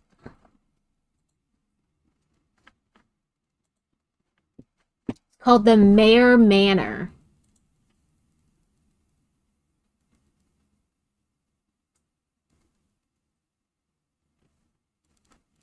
So we will definitely be doing. Yeah, it was a personal thing. I just liked the act of like flipping to the right page and writing it down. And I had little things to like, like I had like a little decorative paper clip type thing that I would clip to the active week so it was easy to flip to. But this is the Mayor Manor. It's going to be their first one in their Halloween village.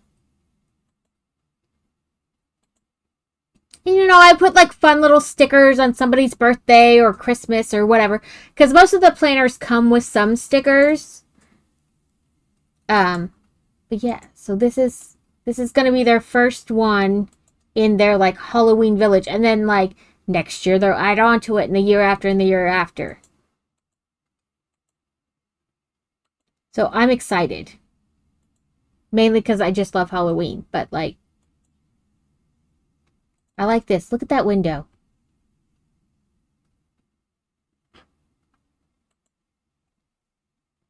So it's less than 1,500 pieces. And honestly, I like it. I like that. I can't wait for the X-Files one. Have you guys seen the X-Files set?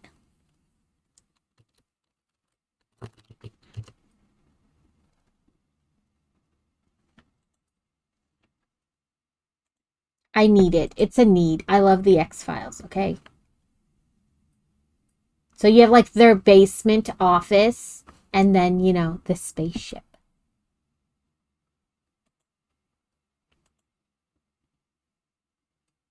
And this separates from that, so you can slide it out.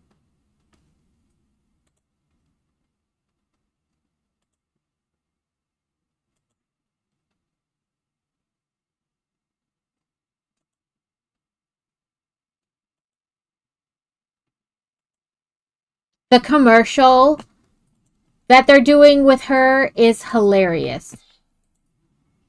I recommend going out and finding the X-Files commercial and watching it. The Lego commercial.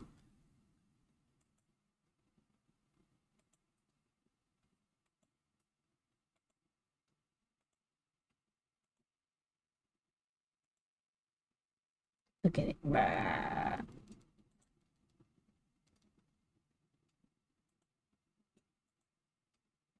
I'm very excited. And it's rumored that there's going to be a gift with purchase.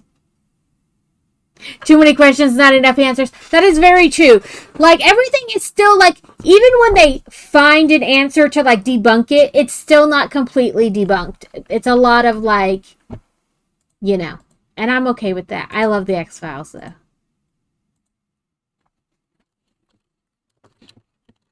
Let's see if I can find it. Lego X-Files.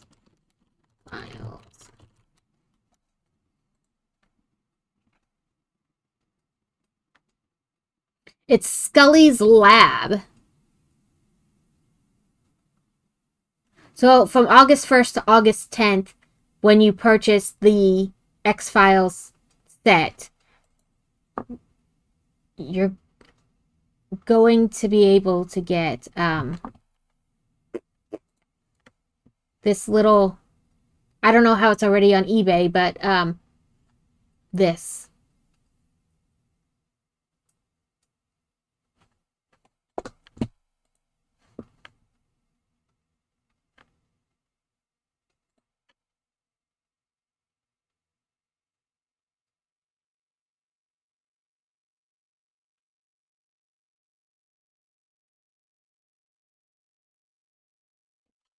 So I will definitely be pre-ordering to get Scully's Lab to go with my X-Files set.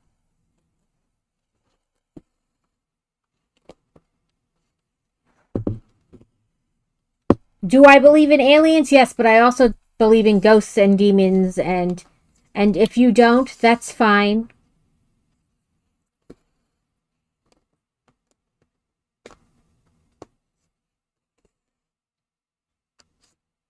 Ooh, sorry guys. I'm very much believe whatever you want. Whatever makes your heart flutter.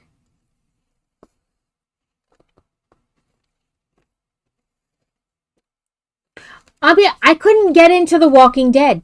People love that show. I could not get into it. Like, I pushed on and watched season after season, and I was still like, I don't get it.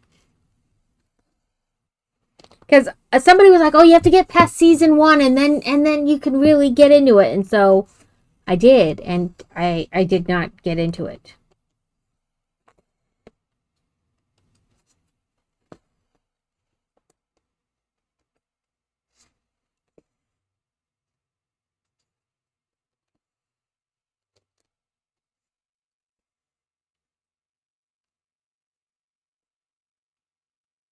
Yeah, I believe ice cream is delicious.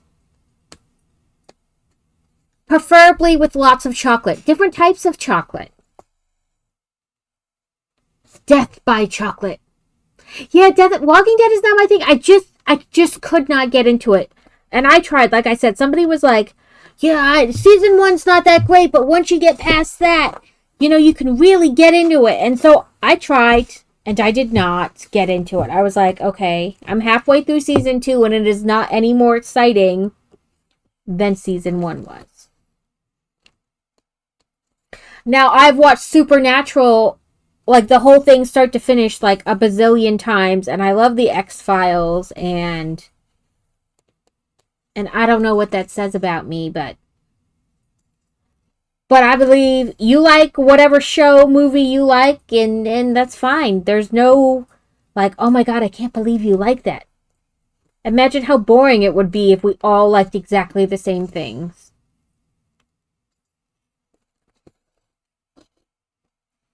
No making a knot. Just slide through the hole.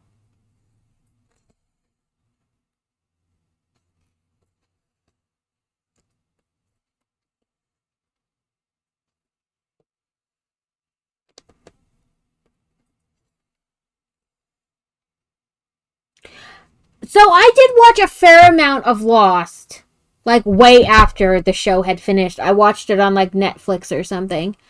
Um, it was not my favorite, but I did get into it more than like The Walking Dead or whatever. I believe my bed has accepted me as one of its own, and if I get up, it might not like me as much when I come back. Therefore, I must stay in bed.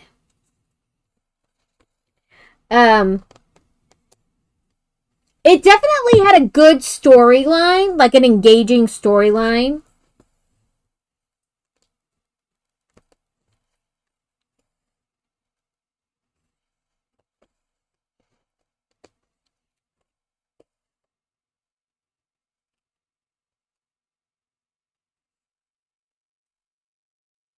I didn't dislike it, but it definitely had like the intrigue and stuff. I wasn't like, oh my god, I gotta watch the next episode, but like, I did like it. Um, Prefer real stories. I don't. Real life sucks. I want other than real life. I guess it's that. Yeah, the bed thing too. Yeah, like the bed has accepted me as one of its own, and I must not refuse the gift of the comfy bed. Can't have the bed thinking I'm rude. Well, I do like I listen, murder documentaries are a whole nother subject. So my favorite podcaster is Katie Charlwood, and she does it's called Who Did What Now? And it's a lot of historical things. Like she did one about Poe, one about Mother Teresa, who turned out was not such a saint after all. And like she provides like sources from where she got her information to prove what she's saying. So I like her. Who Did What Now? But yes, like books and TV shows, I want fake all day long. I do like a good murder documentary though.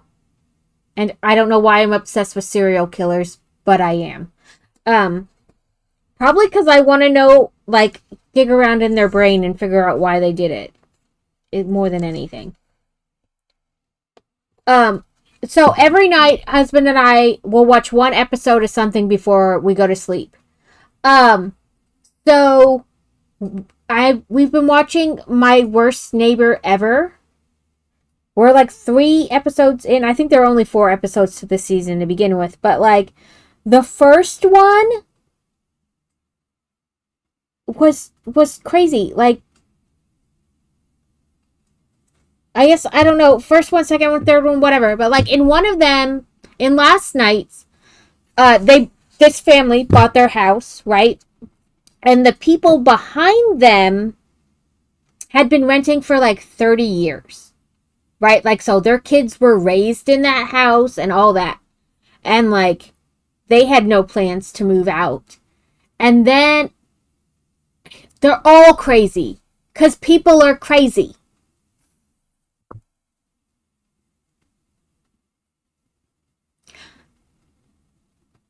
It turns out Mother Teresa funneled a lot of that money away to herself. Um, and she would let some of the poor people just die. Um, oh, no, the first one wasn't my husband. No, the first one, so, the first one was, like, the main character, right? Like, she was, the main lady that the story was about. She was a grown adult when it happened, but when she was little, her family took in this girl, whether it be like a cousin or just somebody from the neighborhood or whatever.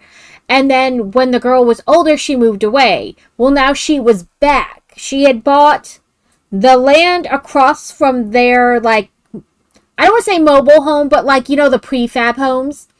Like, she had bought the land across from their prefab home and was going to put her own on it, right? And she said, can I stay with you till my home is ready, you know, till they can deliver it. I was crazy once. At least I thought I was. And she wasn't even staying with them for very long before she was like, you can't vacuum that early, it's too loud. Telling the grandson that he was making too much noise, he needed to shut up. Like, and they were like, okay, you gotta go, because you can't be acting like this. You know, like, it's not your home. We're allowing you to stay here, and we're not doing it at, like, an ungodly hour. Like, we're just, normal times. And she moved out, and 2 months later, her house was delivered, so she moved in across the street. And she was just being all kinds of crazy. And her and the main lady in the story wound up getting into it. And then she called the cops and said that she beat her with some kind of like rake or something. And when the police got there, there were nothing on her. Like no bruises, no even red marks. And they're like, ma'am, without like any proof, we really can't do anything. Like you don't have any marks on you. There's no video proof. Right? So she wouldn't the next day then, because obviously she came out, she had like a neck brace on and all this, and she got this letter from the doctor saying like she was really messed up. And so they got a restraining order, and the lady's like, I fully expected to get arrested. Like, so 2 weeks later, she gets arrested, she gets bailed out, and when she goes home and the lady sees her the lady from across the street sees her, she like freaks out. And then from every day on, then she calls the police 3-4 times a day. Like, they're looking at me through their window. They're putting cameras up now to record me. Like, even though she's the one who started all this, she like wants to go because she's demanding that they put this other lady away for 18 months. Who's like the main lady that the story is like, the main lady telling the story. And then she like, I guess in the state of Alabama, there's a law that says like you can be naked on your own property and they can't do anything about it, which is fine. You want to be naked on your property, that's fine. But the lady who's like telling the story says that, she's in her backyard, kind of like off to the side. They have a pool. She's in there with her grandkids. This lady is mowing her lawn naked as a jaybird, and the kids can see it, and the police still won't do anything about it. To me, that's corrupting a minor. Like, it may not be public indecency because you're on your own property, but you cannot be naked like that in front of children. And the cops wouldn't do anything about it. But the lady across the street, would call the cops on the main lady like over and over and over again. And she's like, I have called the police and you won't do anything about it. I have called the county prosecutor and he won't do anything about it. I've called the state and they won't do anything about it. I'm writing a letter to Donald Trump. Like he's going to do something about it. Lady, he don't care about you. He don't care about anybody. But like, especially not you. And then in the end, they were putting up cameras because she was getting progressively more crazy, And they just wanted to, in case she like came and like did something to their property, they wanted to be able to prove it. She just walked up, opened their front door, shot the lady, went through the back and shot the husband, and then went back to her house like nothing happened. And when they were like, why did you shoot them? They weren't even near you. She was like, because you guys wouldn't do anything about it. Do anything about what? There was nothing to do anything about. She was already arrested awaiting her trial date, not coming near you. There was nothing to do anything about. In the second episode, they blew their house up for an insurance scam, but it took 3 times to get it right. So the third time when they finally did everything they could to make it blow up, they wound up killing like 3 neighbors and destroying several other houses. Then the one last night, the kid shot he shot the male homeowner.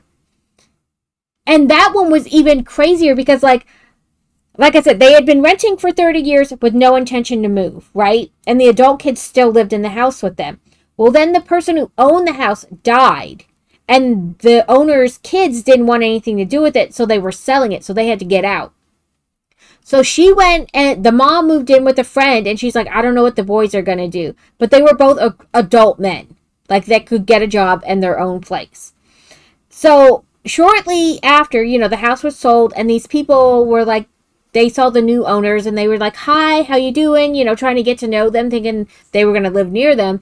And the new owners were like, no, we're just flipping it.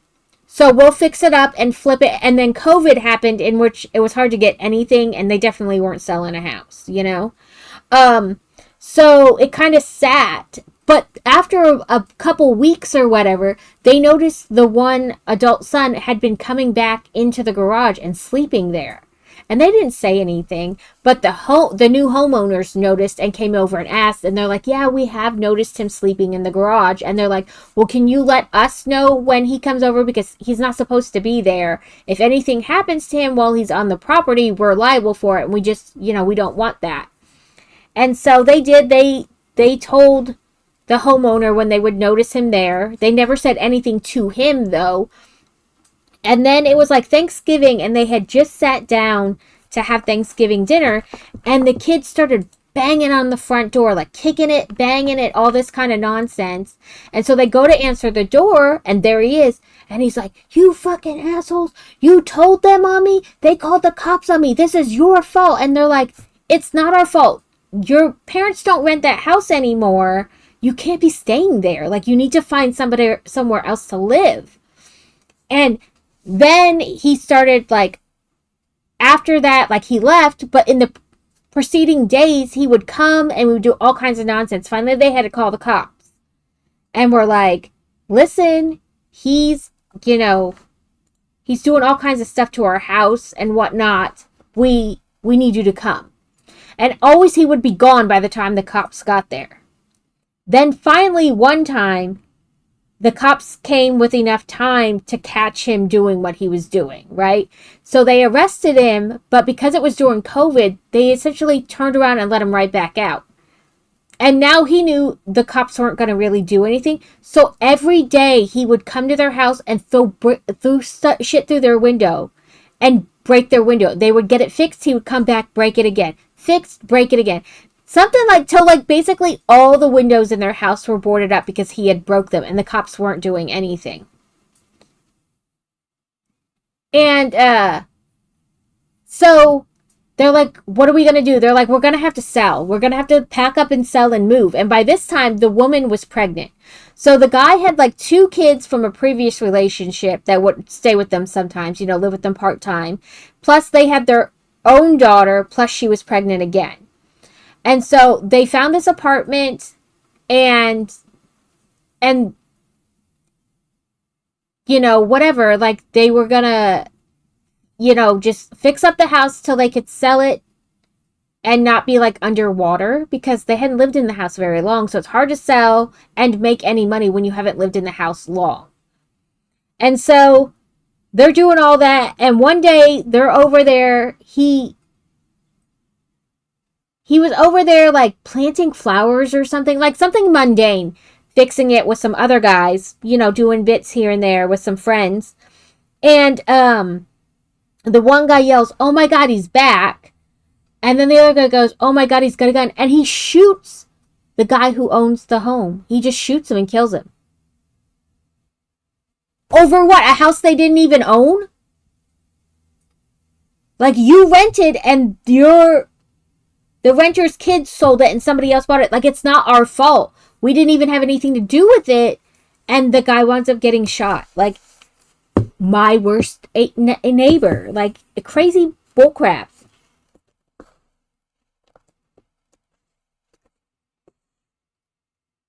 But yeah, I do love a good,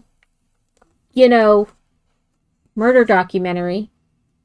And Lord knows I've watched just about every serial killer one Netflix has to offer.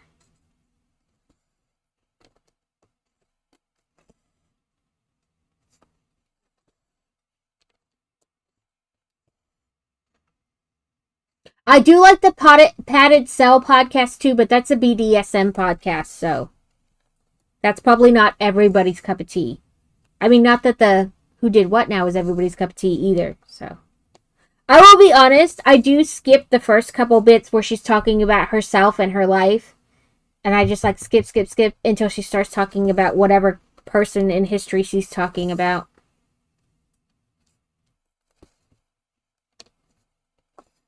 uh, she's she's Irish and she's a cusser.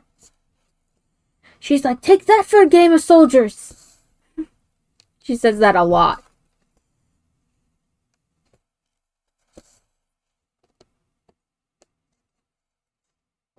But like she did one on like Henry VIII and then like his five wives, and she did one on Poe, Mother Teresa, Churchill. She's talked about World War II and gas chambers and all that kind of stuff. But like I said, she fights actual things that you can like verify what she's saying. I like it. I do listen to it quite often.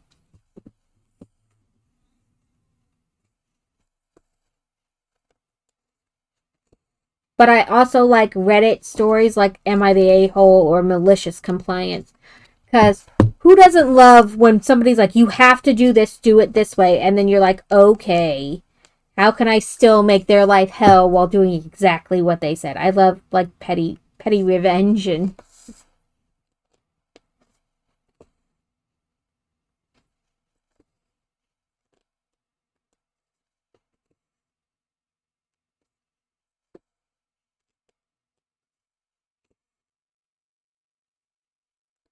I just sit here and craft or play a game and listen to them.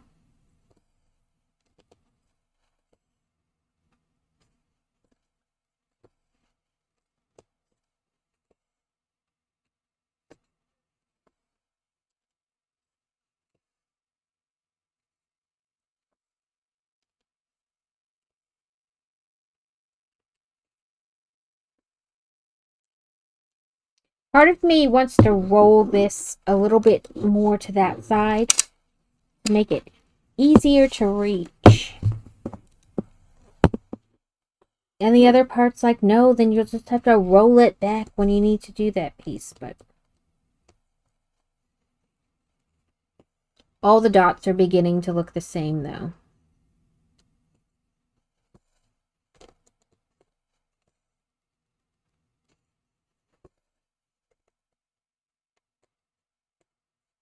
Ooh.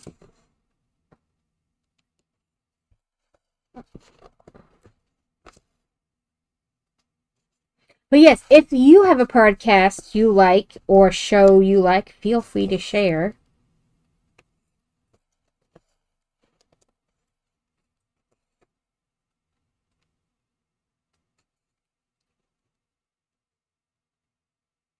Yeah, I know, my eyes are like, okay, we've seen too many dots.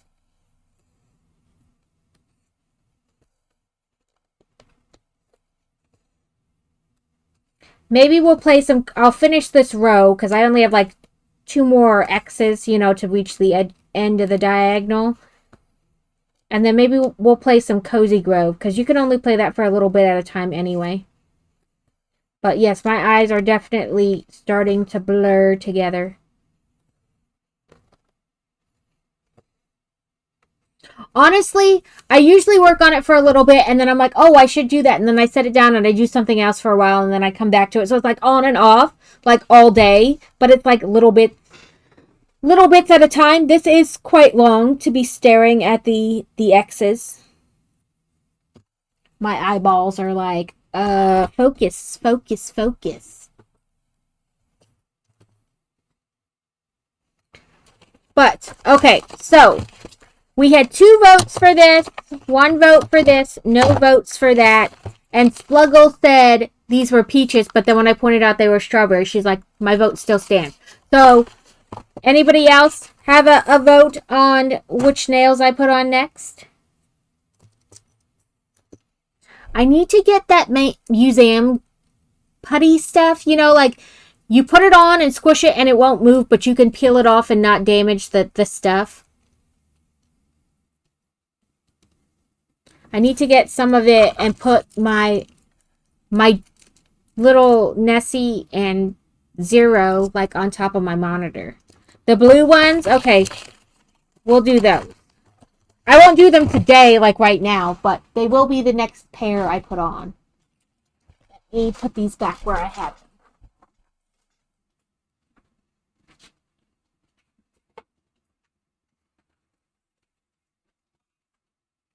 Alex, did you see? I need to make a list of things I need to do is what I need to do. That's round and round that went. So not that list because that's my community thingy event. I need to add Blade Zeus. I need to flyer for milestone.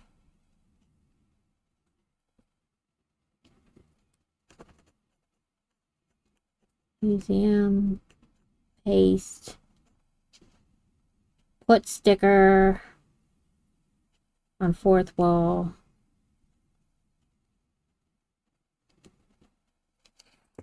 Did you see the kitty stickers?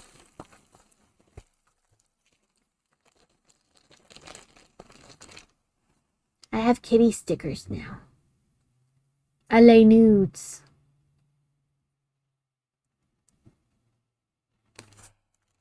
I need to put them on fourth wall though.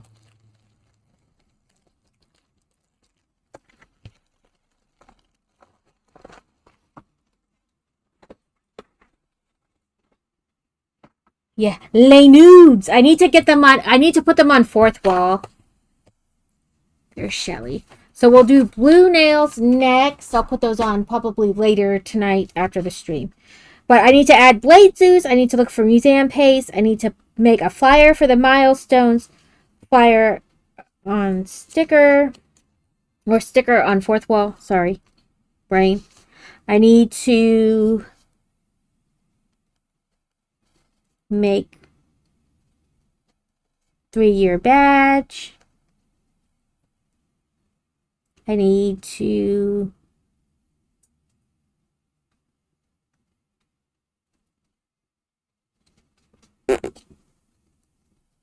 $500 badge.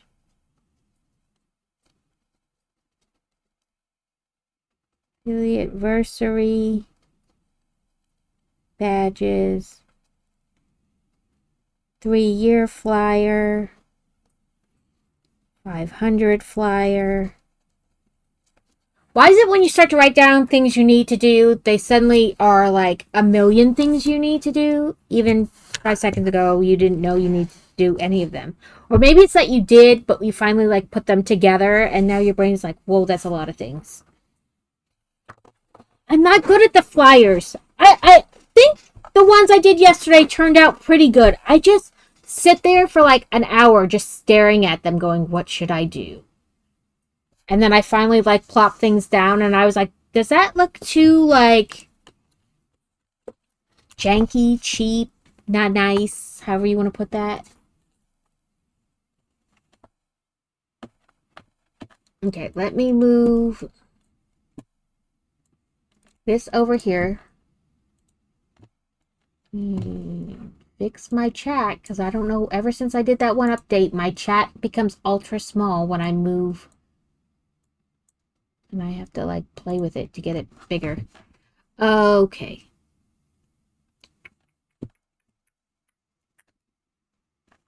That's what I want.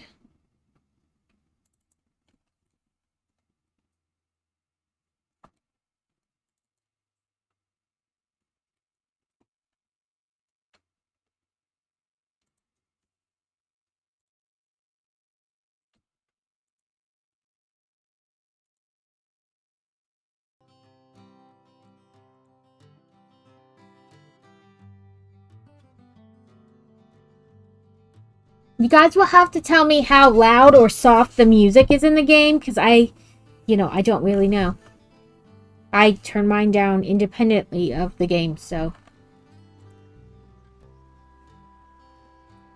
Let's put our bongos in the corner. Oh, really, game?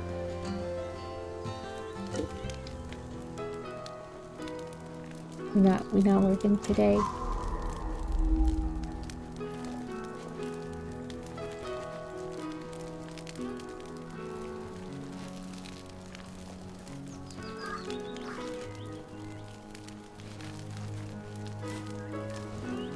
There we go.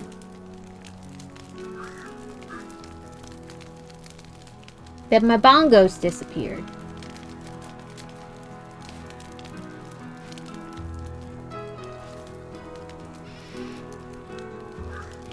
I don't know what it is with the bongo cat. Every once in a while, it doesn't want to appear on street, like on the thing.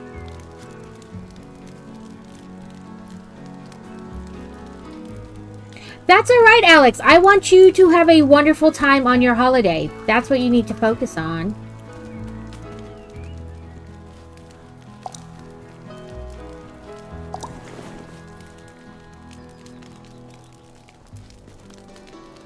Did I deposit all my...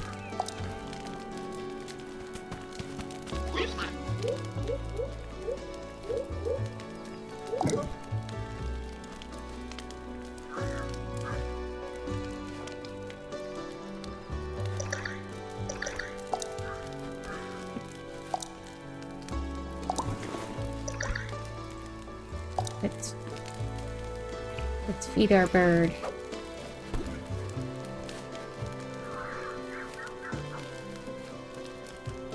Then we need to feed this one.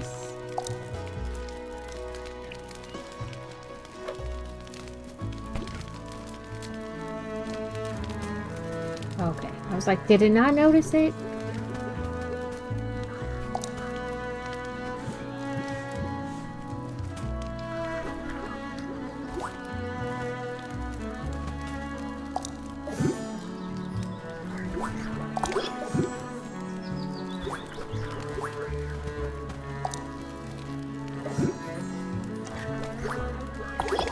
A full backpack?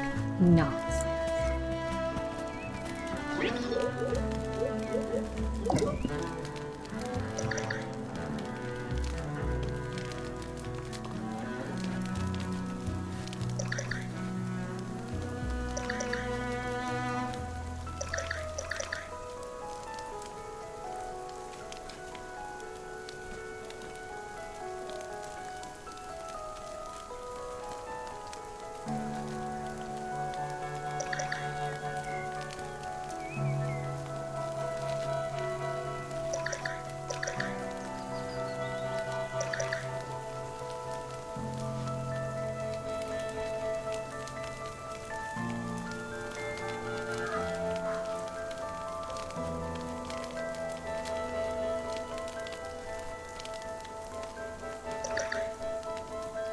There we go.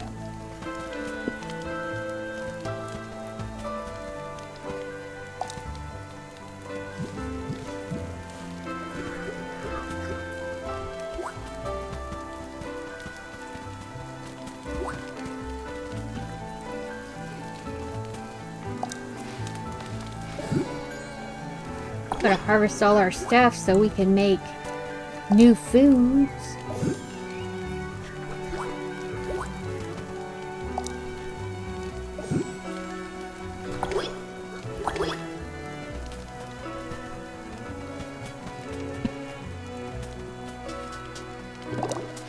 Hope I should change my category.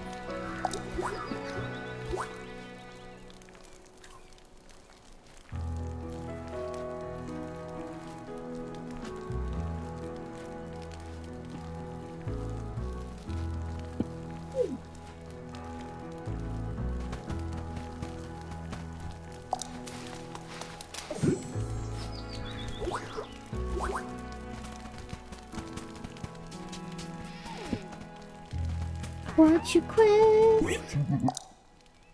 Ingredient thieves.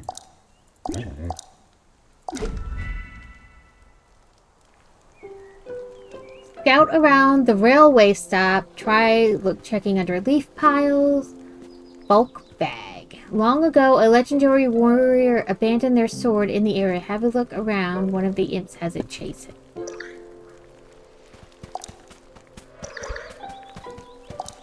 I didn't want to go over there. Thank you very much. I gotta wait till the potato comes back at top of the end. There we go.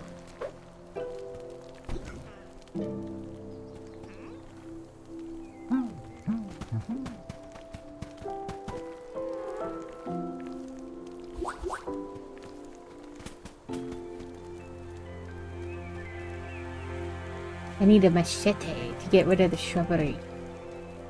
I don't have machetes yet.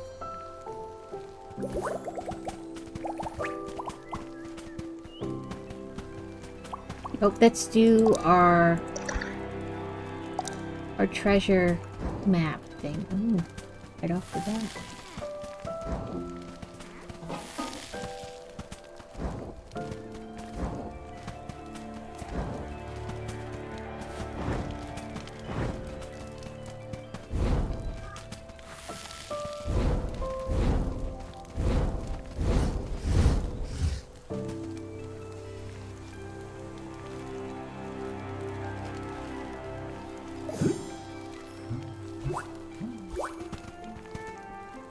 We have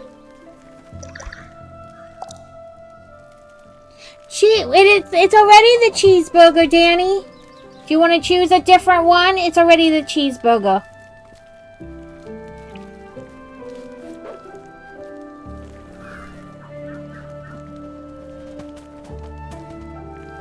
The strawberry? Okay.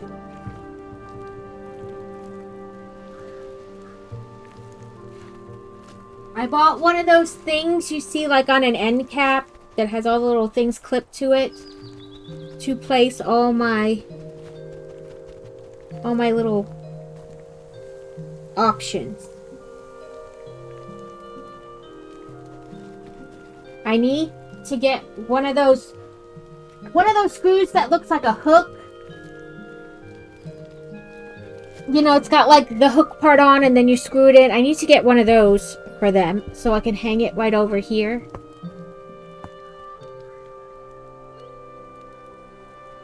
It does kind of work on the side of the calyx by itself, but even the faintest breeze knocks it off.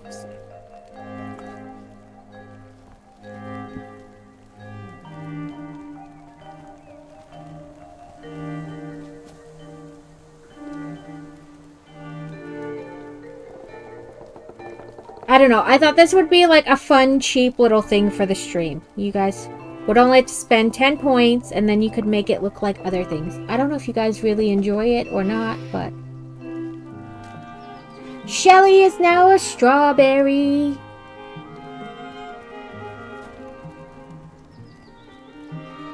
She even has the white little seed marks.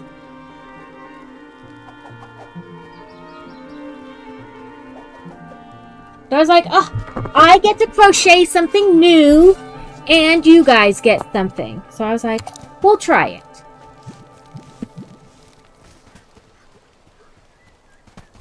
Okay, the pattern on this side is like that. And then... where's my skull? There it is. Decoration mode.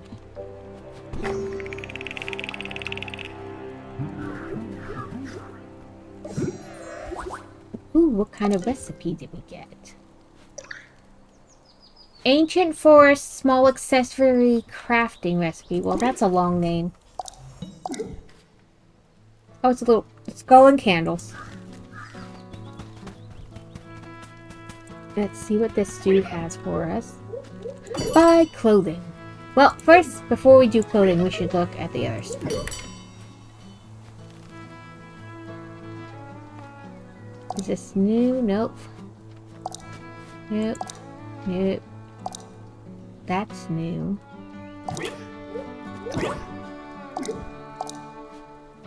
This is new. This is new, but we need 3 happy birds. Oop, we can get this one now. Actually, I should have looked at that. What is this? Not a happy, it's just a spirit. So then we bring our plants back over here.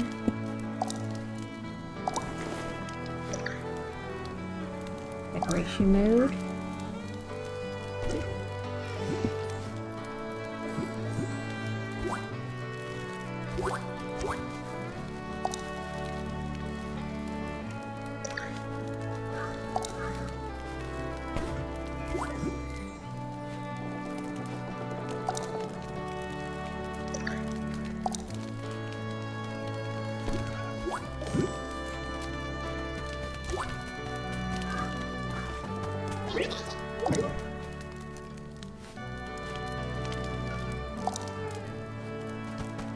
Okay, let's go see if we can turn in any stuff to the museum type thing. Ooh, there's a thing of corn.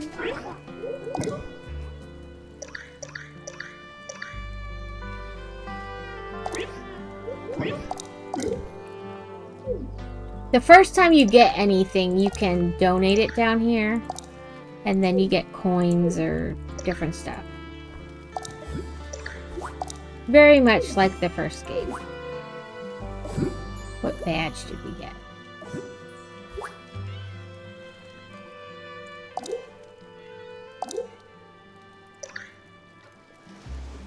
Reach max happiness with one animal.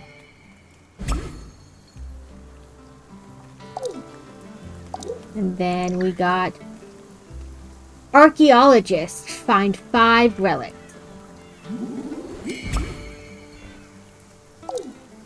Oh, still another one?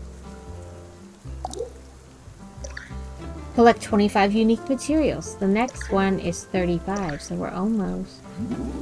We'll be at like max with that one. Ooh, 1,000 coins. Never turn down money, especially in a game. Okay, now let's see if we can.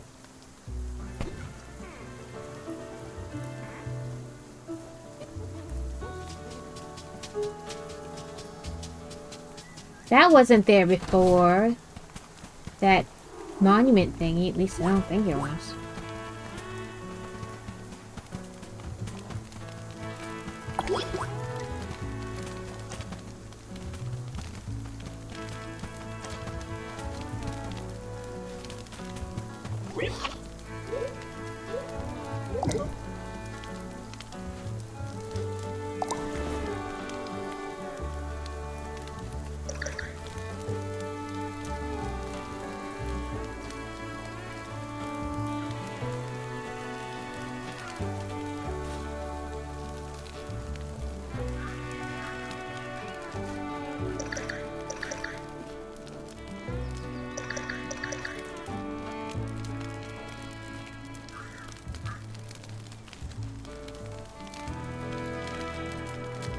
Oop, we're going to be in ads in about 30 seconds. They will go for 3 minutes and then we will be back.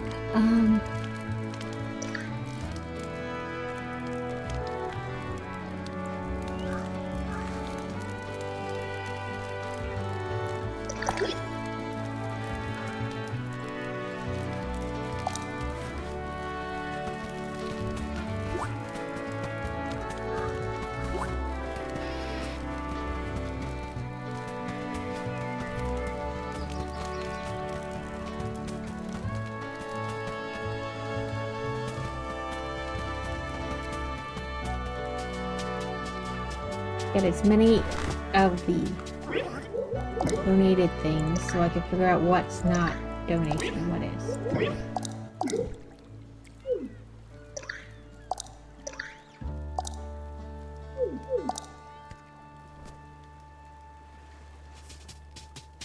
Okay, let's pick up our corn.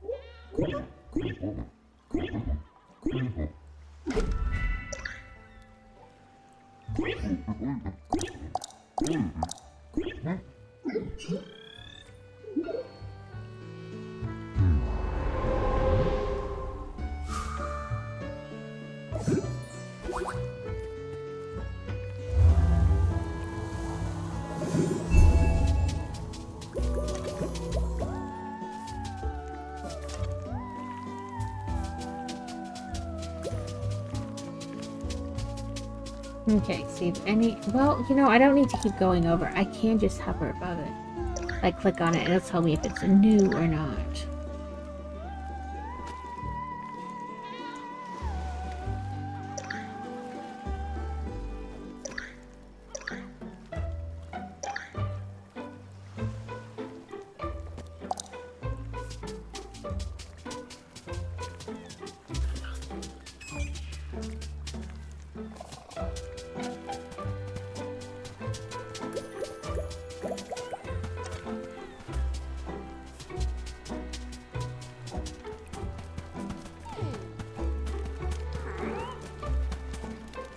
Yeah,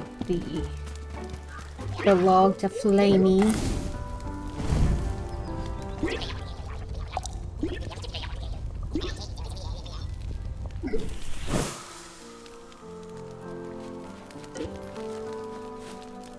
Got rank 9.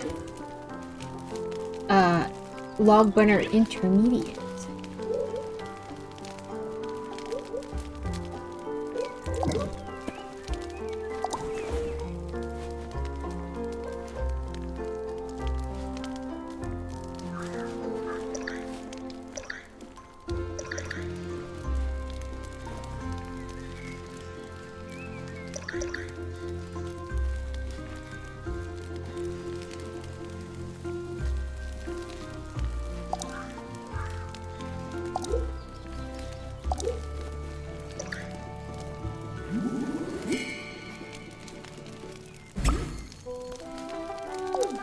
Oh, we got a puppers! What are you?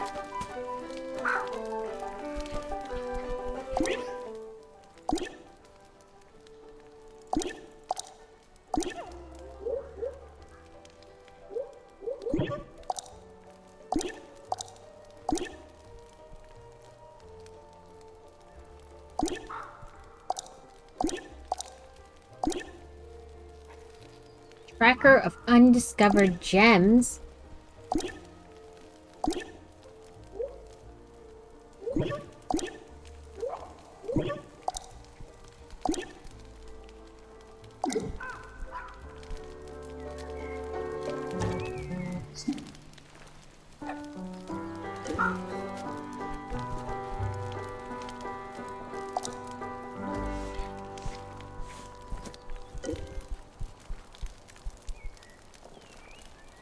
Oh, a new badge.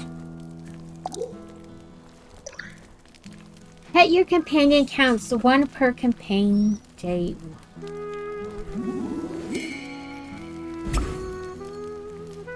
Welcome back, everyone. What's this? Accept Craw as your PAWS Paws companion. And then accept Snuggler as your Paws companion.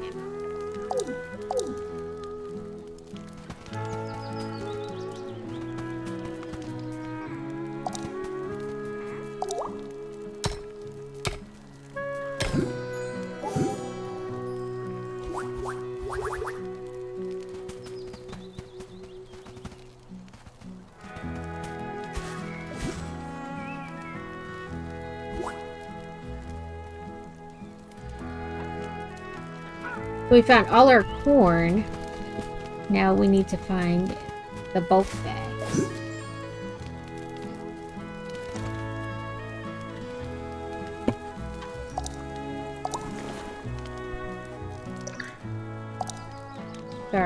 Our outhouse.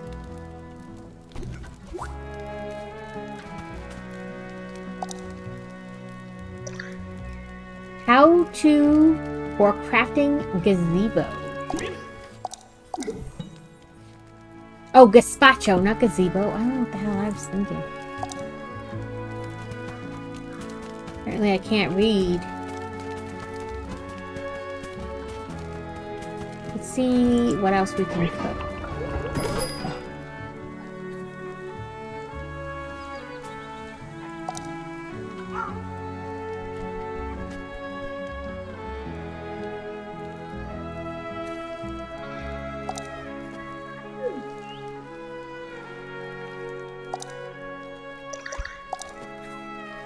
Let's feed the imp. Take the potato.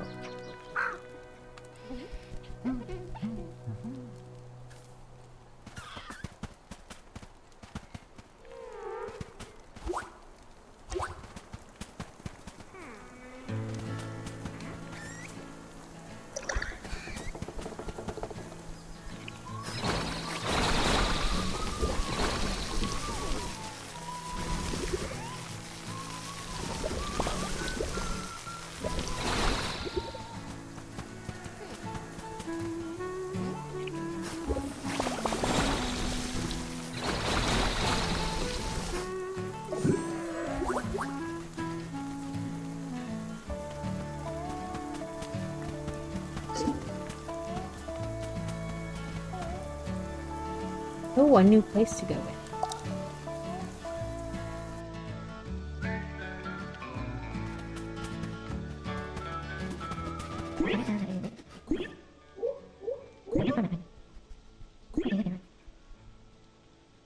Oh, now we can photograph things.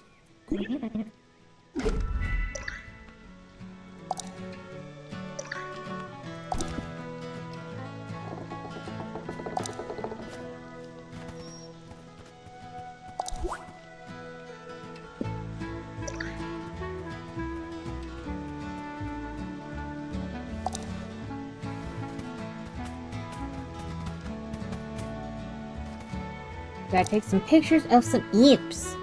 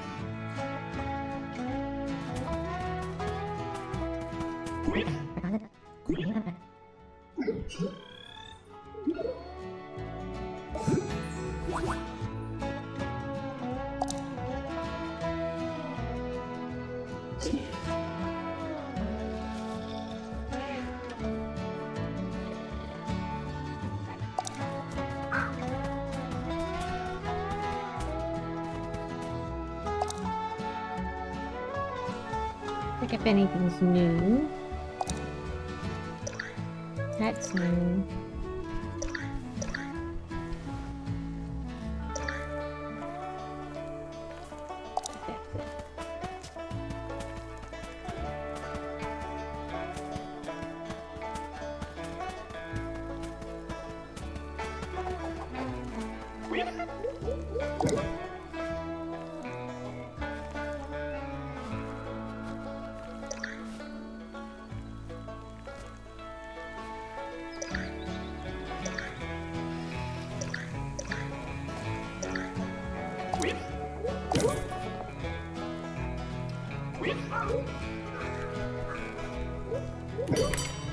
Got some clothes. We got a new hat, a dress, and a mustache, and a new hairdo. Buy it all. Take my money. No. Oh, a corn costume.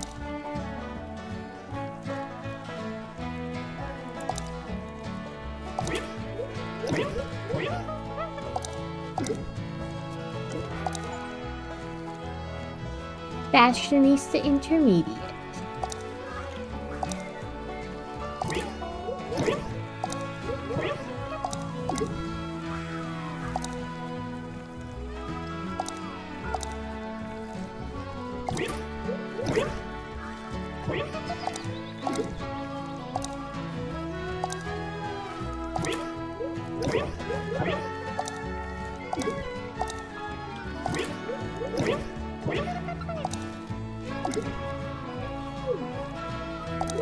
Buy all the clothing.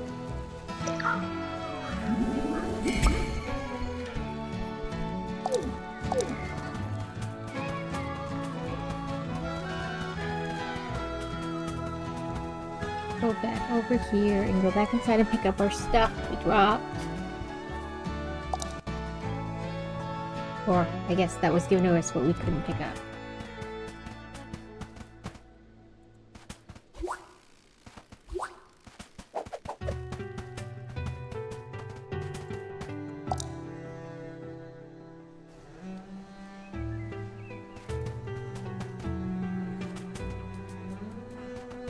Watch this. We have this firework.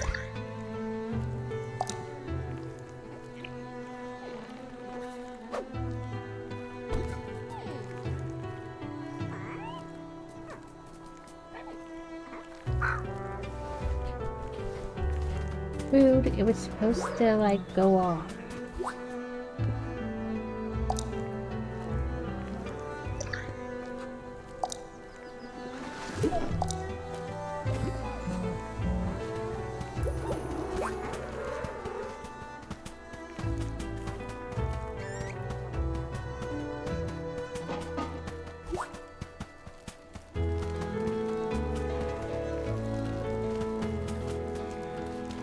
Give Flamey his log. 17 more.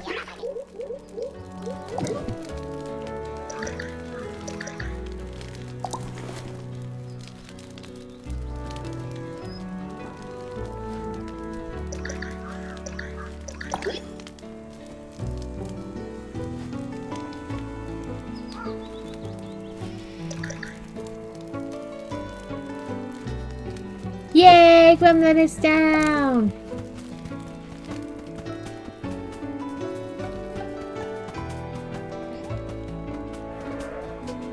What do we got? A Kadabra? Female, I guess that's what the F stands for. And it is an event spawn.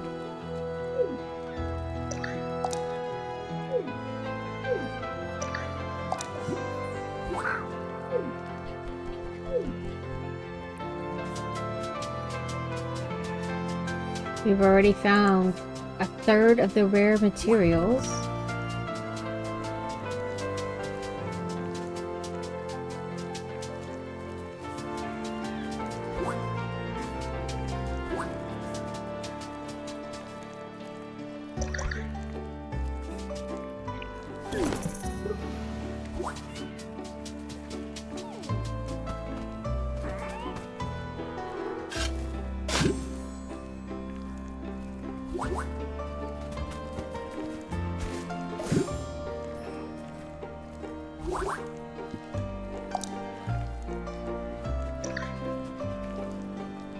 Eyeglass.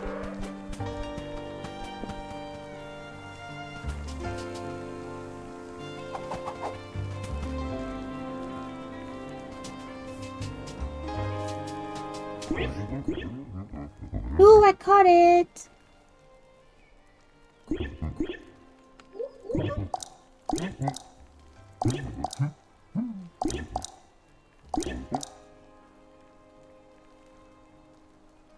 Starless Deluxe Dwellings.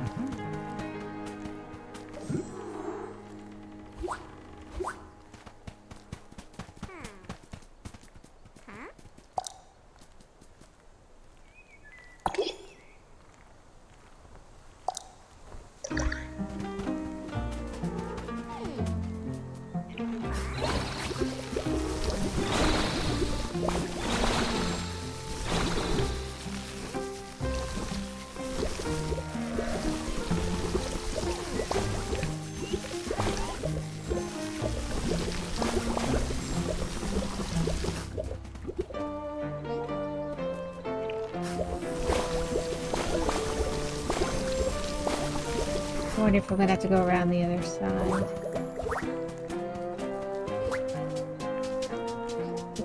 Technically finish. Yep, there we go. Check our mailbox.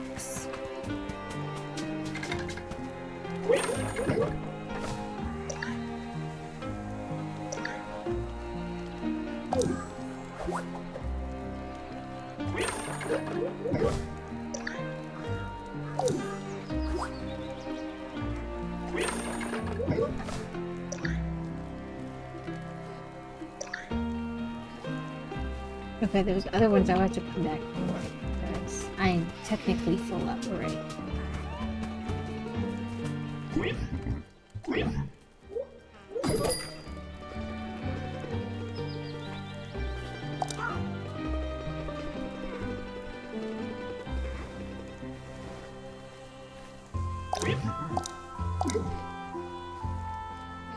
Why? It's not. It's going to the mailbox. Why do I have to make room for it? Okay, I own these all already. I need this.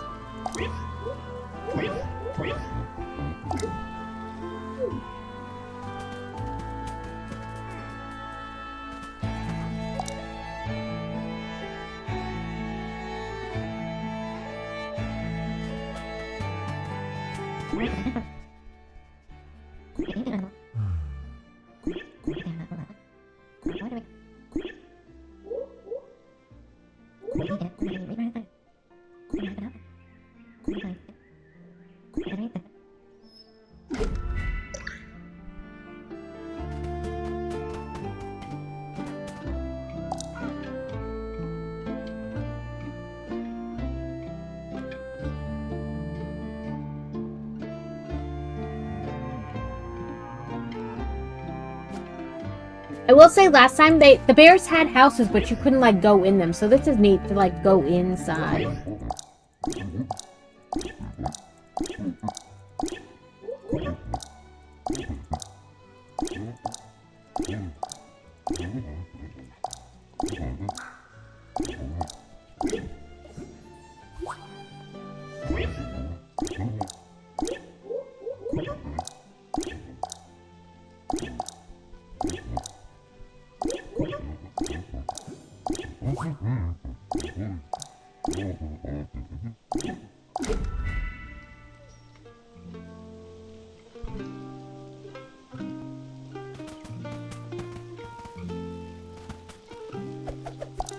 It went out the other way. That's right.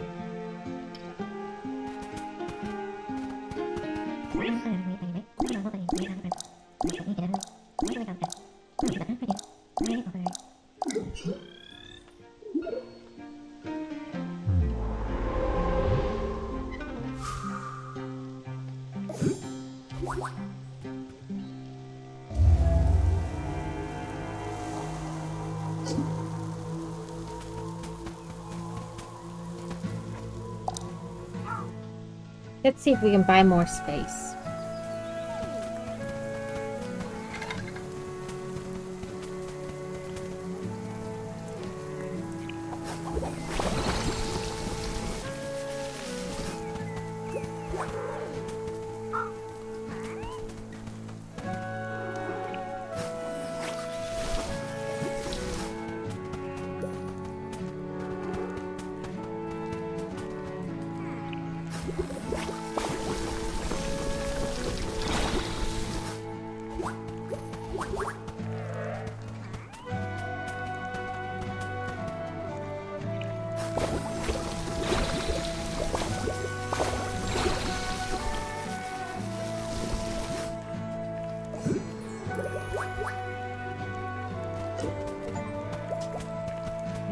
Imp Whisper.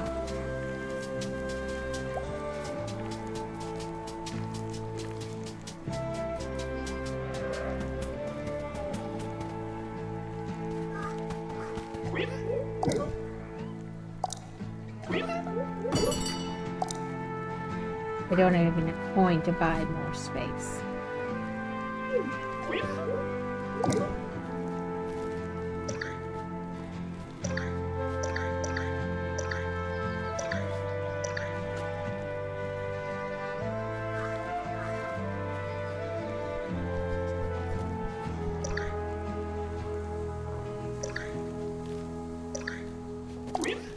I don't know if that other one. I should have looked if stuff was new before I attempted to sell.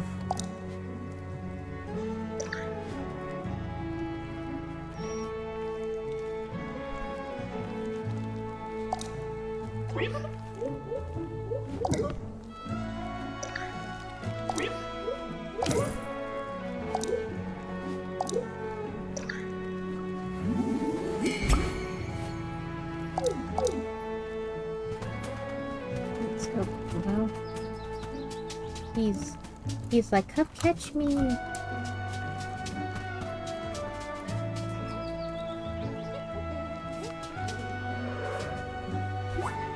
Oh, one ball thing.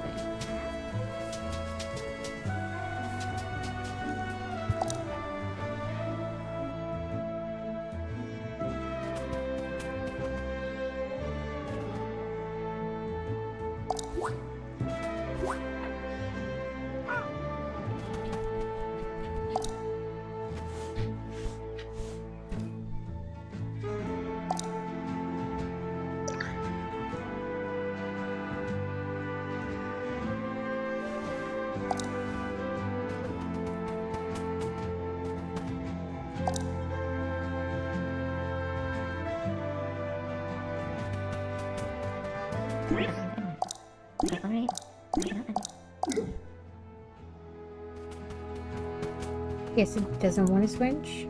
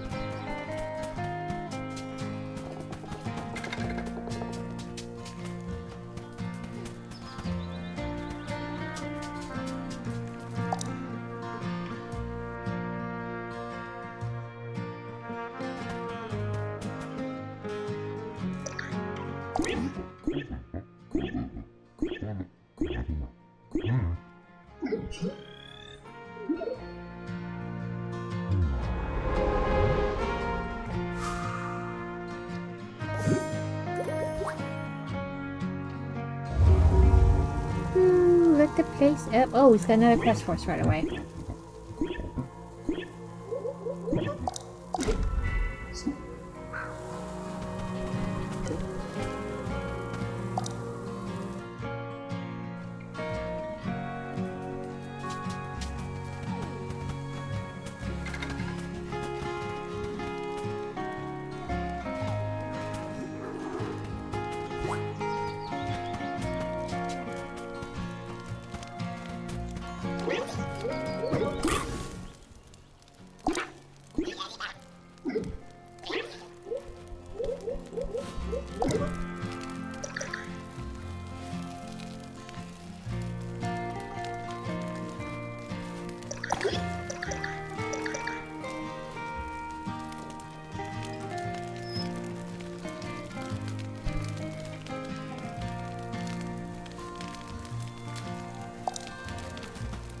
How much to upgrade our... No, that's... Content. 75, okay.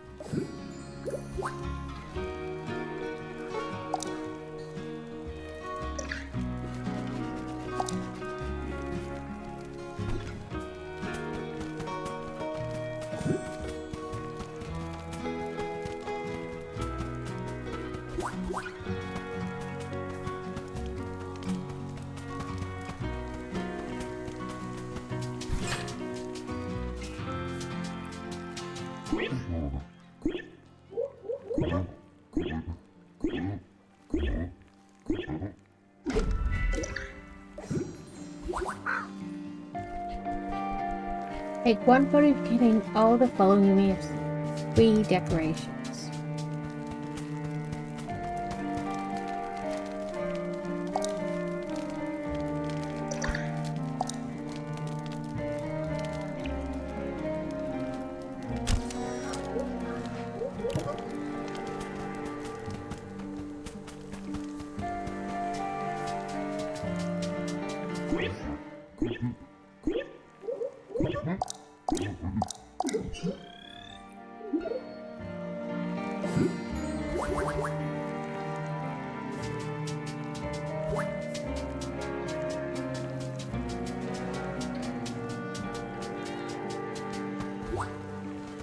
Oh, this was blocked last time.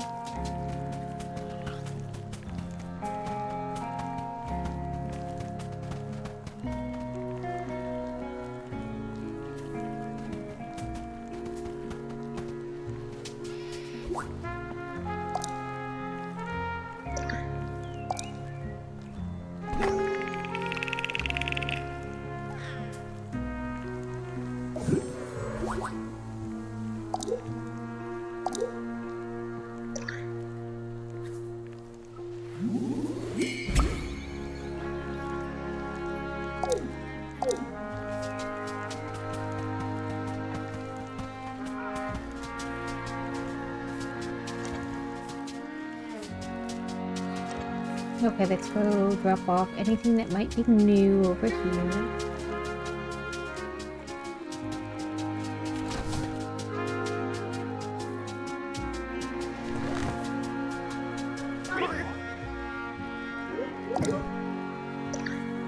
It's just lettuce? That's disappointing.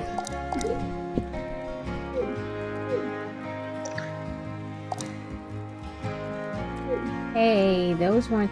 Okay, it disappeared again. I was like, what? Oh no, there it is.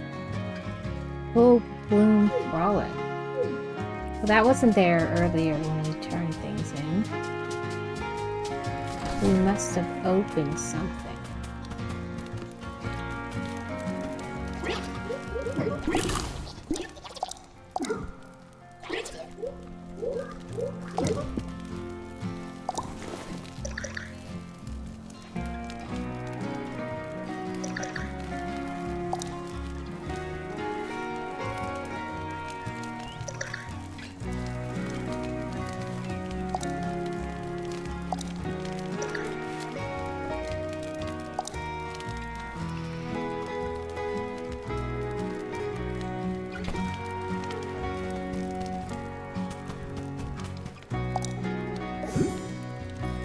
Ooh, those will both be new.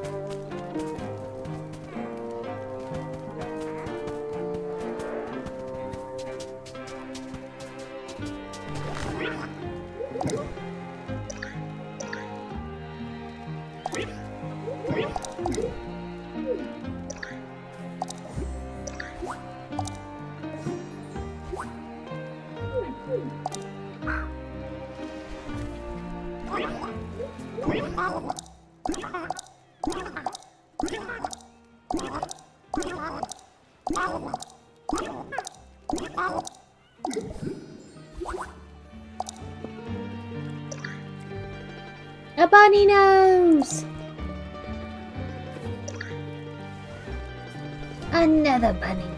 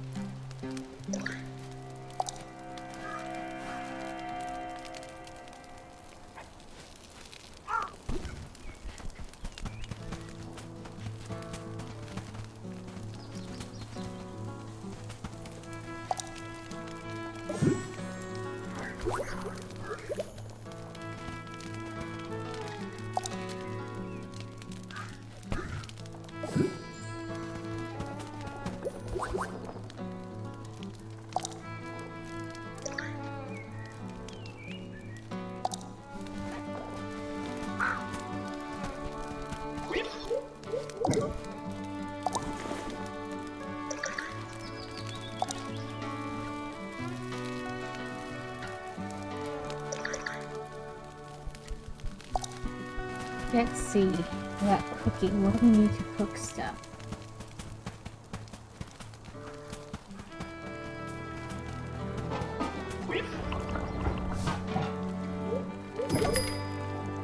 Oh, we can make this. It's crafted tea.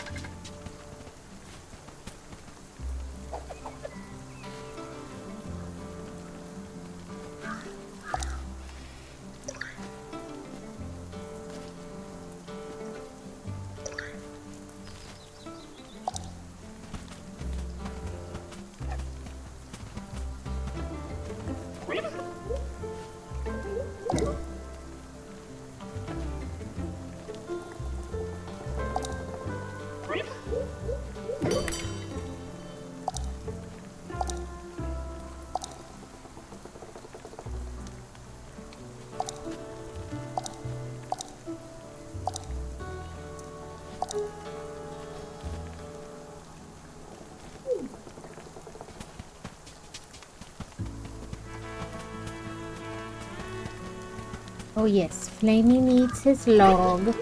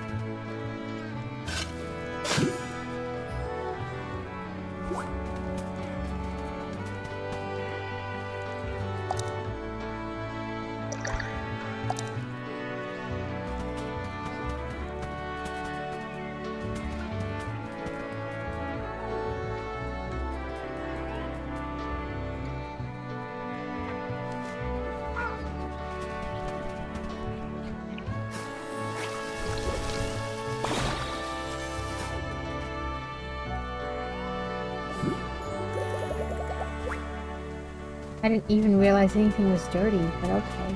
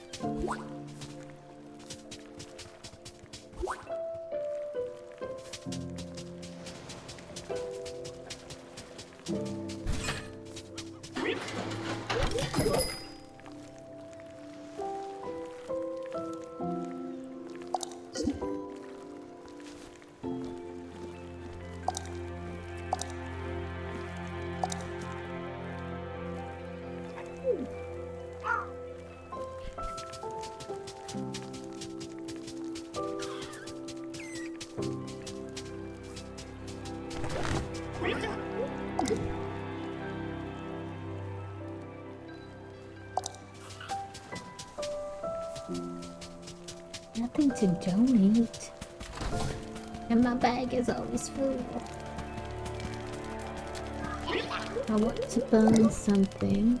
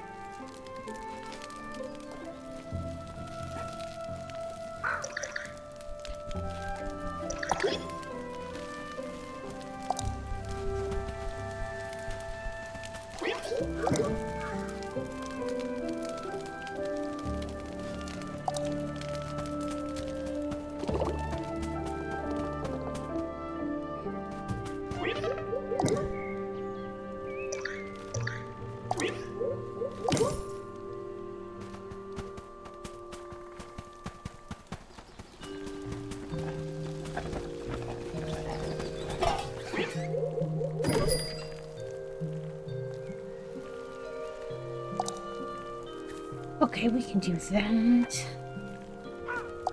Ooh, we can do this already.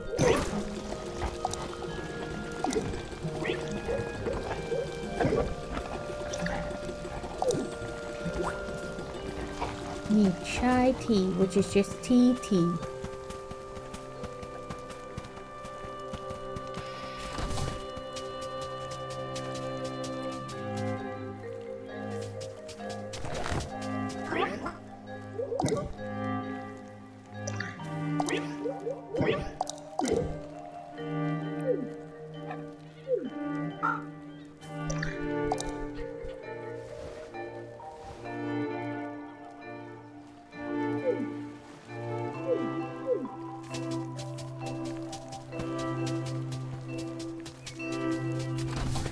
Burn some more fruit so we can make that other one.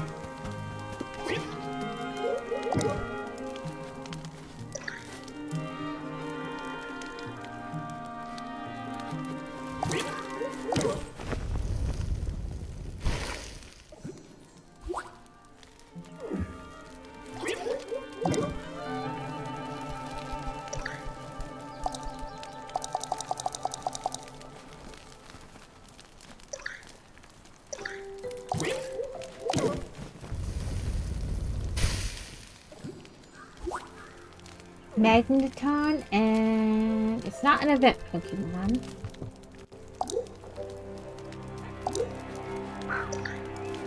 Collect 25 unique food.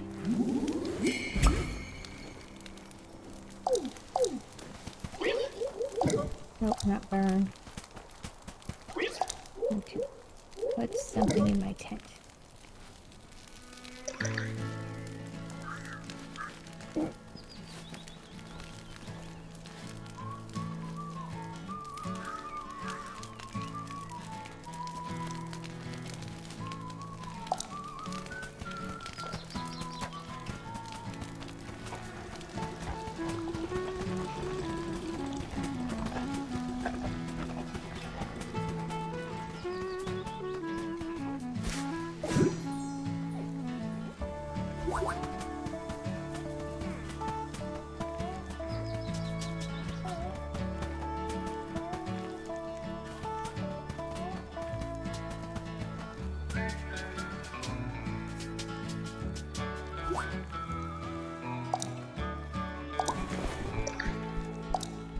Thought that would be new.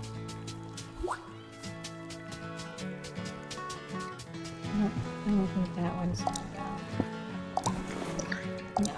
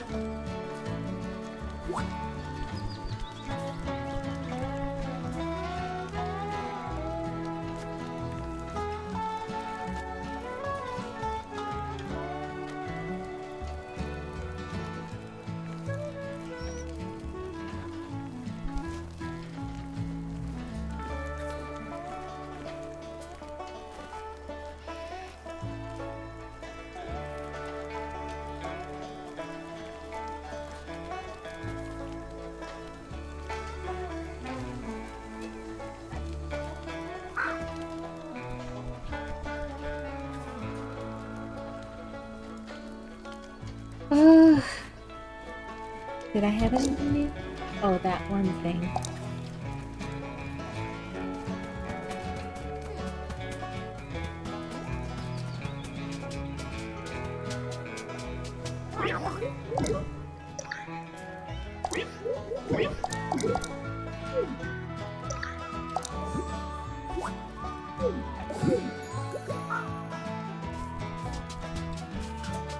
I mean, I will have more, but I have to wait till they're done cooking.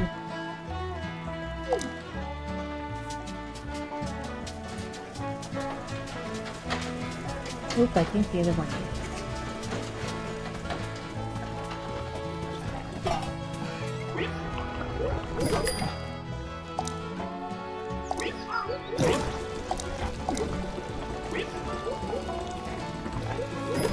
Oh, I can do it.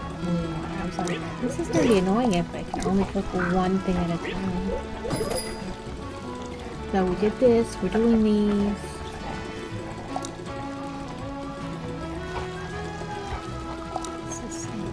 Oh, we do 5 grams shell. Okay, we can make that work.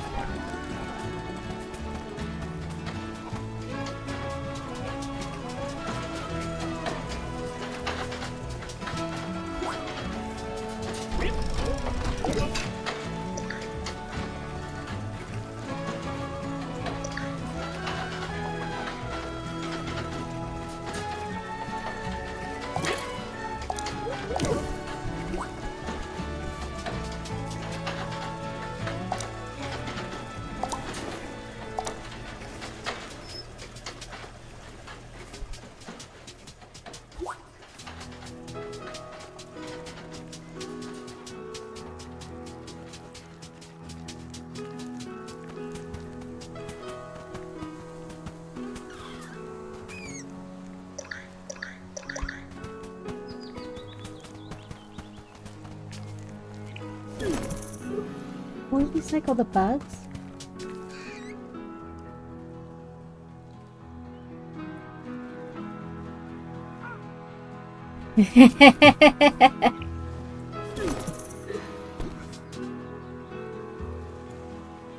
I know, some of them are crazy. You're like, excuse me?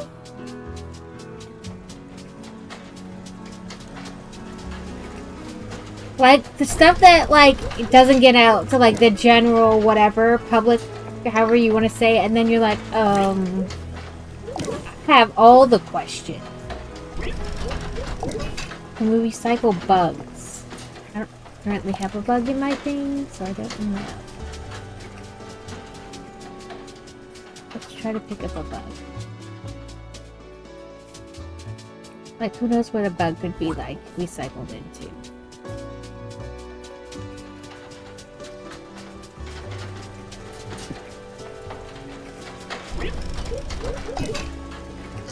Nope, bugs can't be recycled.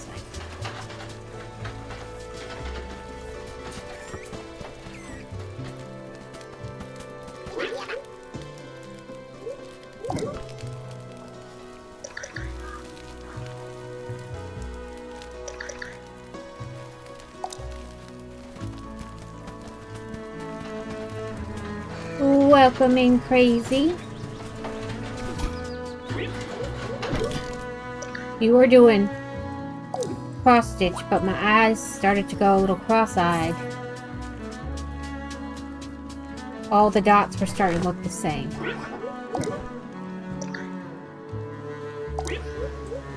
I see your brick tags.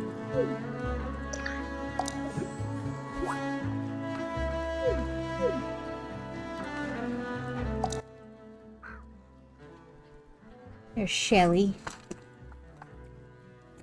Let's see what we do next. We flip this piece over. Oh, one piece is not a step.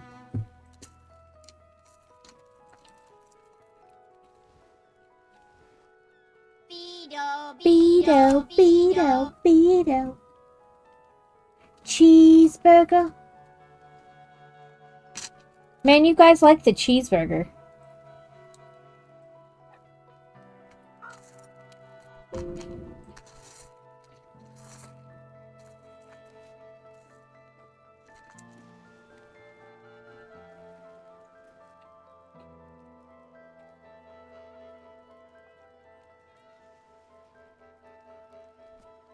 There we go. I did 2 steps because 1 step is not a step. Oh, piece. A hamburglar. Well, Kevin did it and he wanted her to be grapes, but she was already grapes. So then he chose cheeseburger, and then later, Danny did it and he wanted to be the cheeseburger, but she was already the cheeseburger. So he chose strawberry.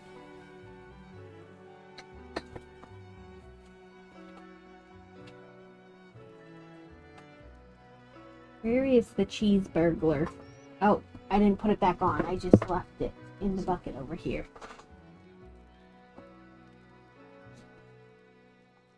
She has been all the things today. Which is okay. That's what makes it fun, right? Like, we all get to see Shelly differently. Shelly's gonna have a friend, a snail friend. We'll need to name it eventually.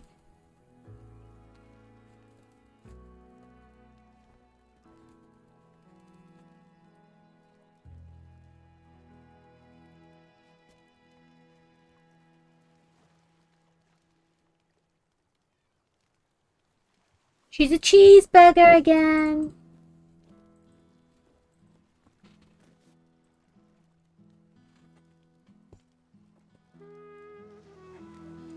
Oh. Well, it is time to find somebody to raid into. So, let me pull this over where I can see it. Go to this. Ending. And today is a new person. So, like, it could be somebody that raided into me and I've not, like, actually watched them. You know what I mean? So, still new, but... So, let's check them out. Let's see who's on. Darth Crow is on 9.5.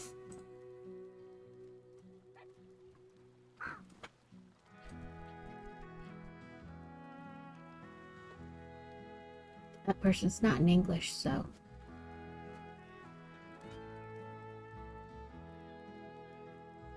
Oh, let's do the uptime. I always forget to switch the uptime so that we're not, like, raiding into somebody who's already been on for, like, 7 hours, you know? And then, you know, getting ready to raid out, essentially.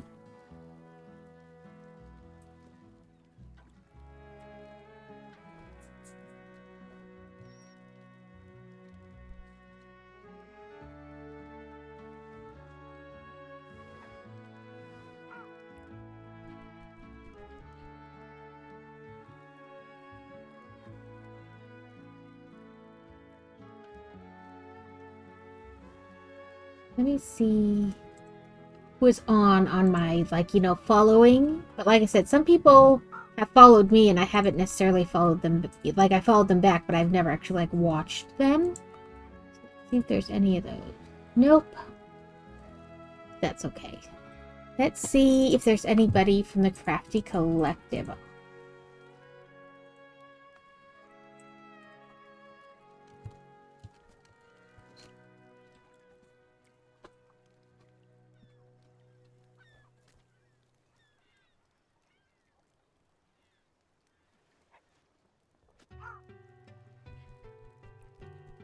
Well, that have a tag, they're all ones that I've seen.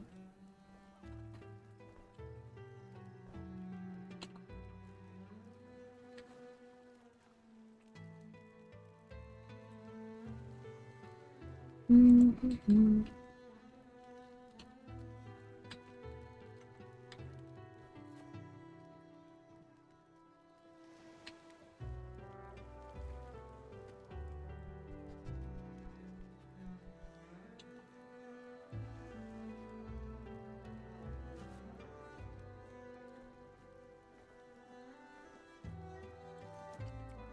I don't know today. That's we'll just go to somebody we know. We'll go to Darth Crow. My brain is like, okay, we can't focus anymore. I've been trying to go to like new somebody I know, but you know, that doesn't always happen. So, but we're still trying to meet new people. Branch out, right? Okay, thank you all so much for hanging out today.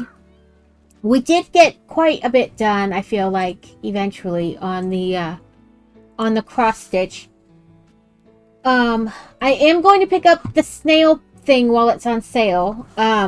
But it will probably be in Discord. But I will be adding stuff to the Discord about the Stand Up for Cancer, because I do have a couple, like, flyer things, and then I have my list of things I need to make.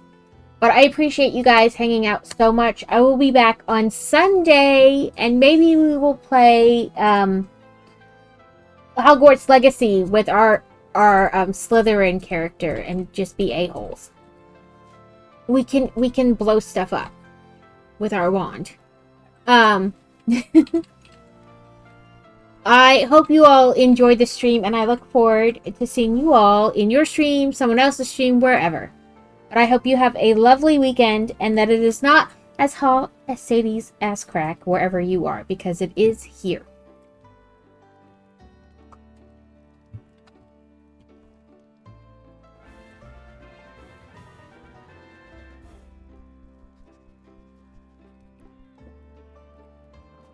Copy my raid message, because half the time I don't even copy my own raid message, and then I get there and I'm like, oh,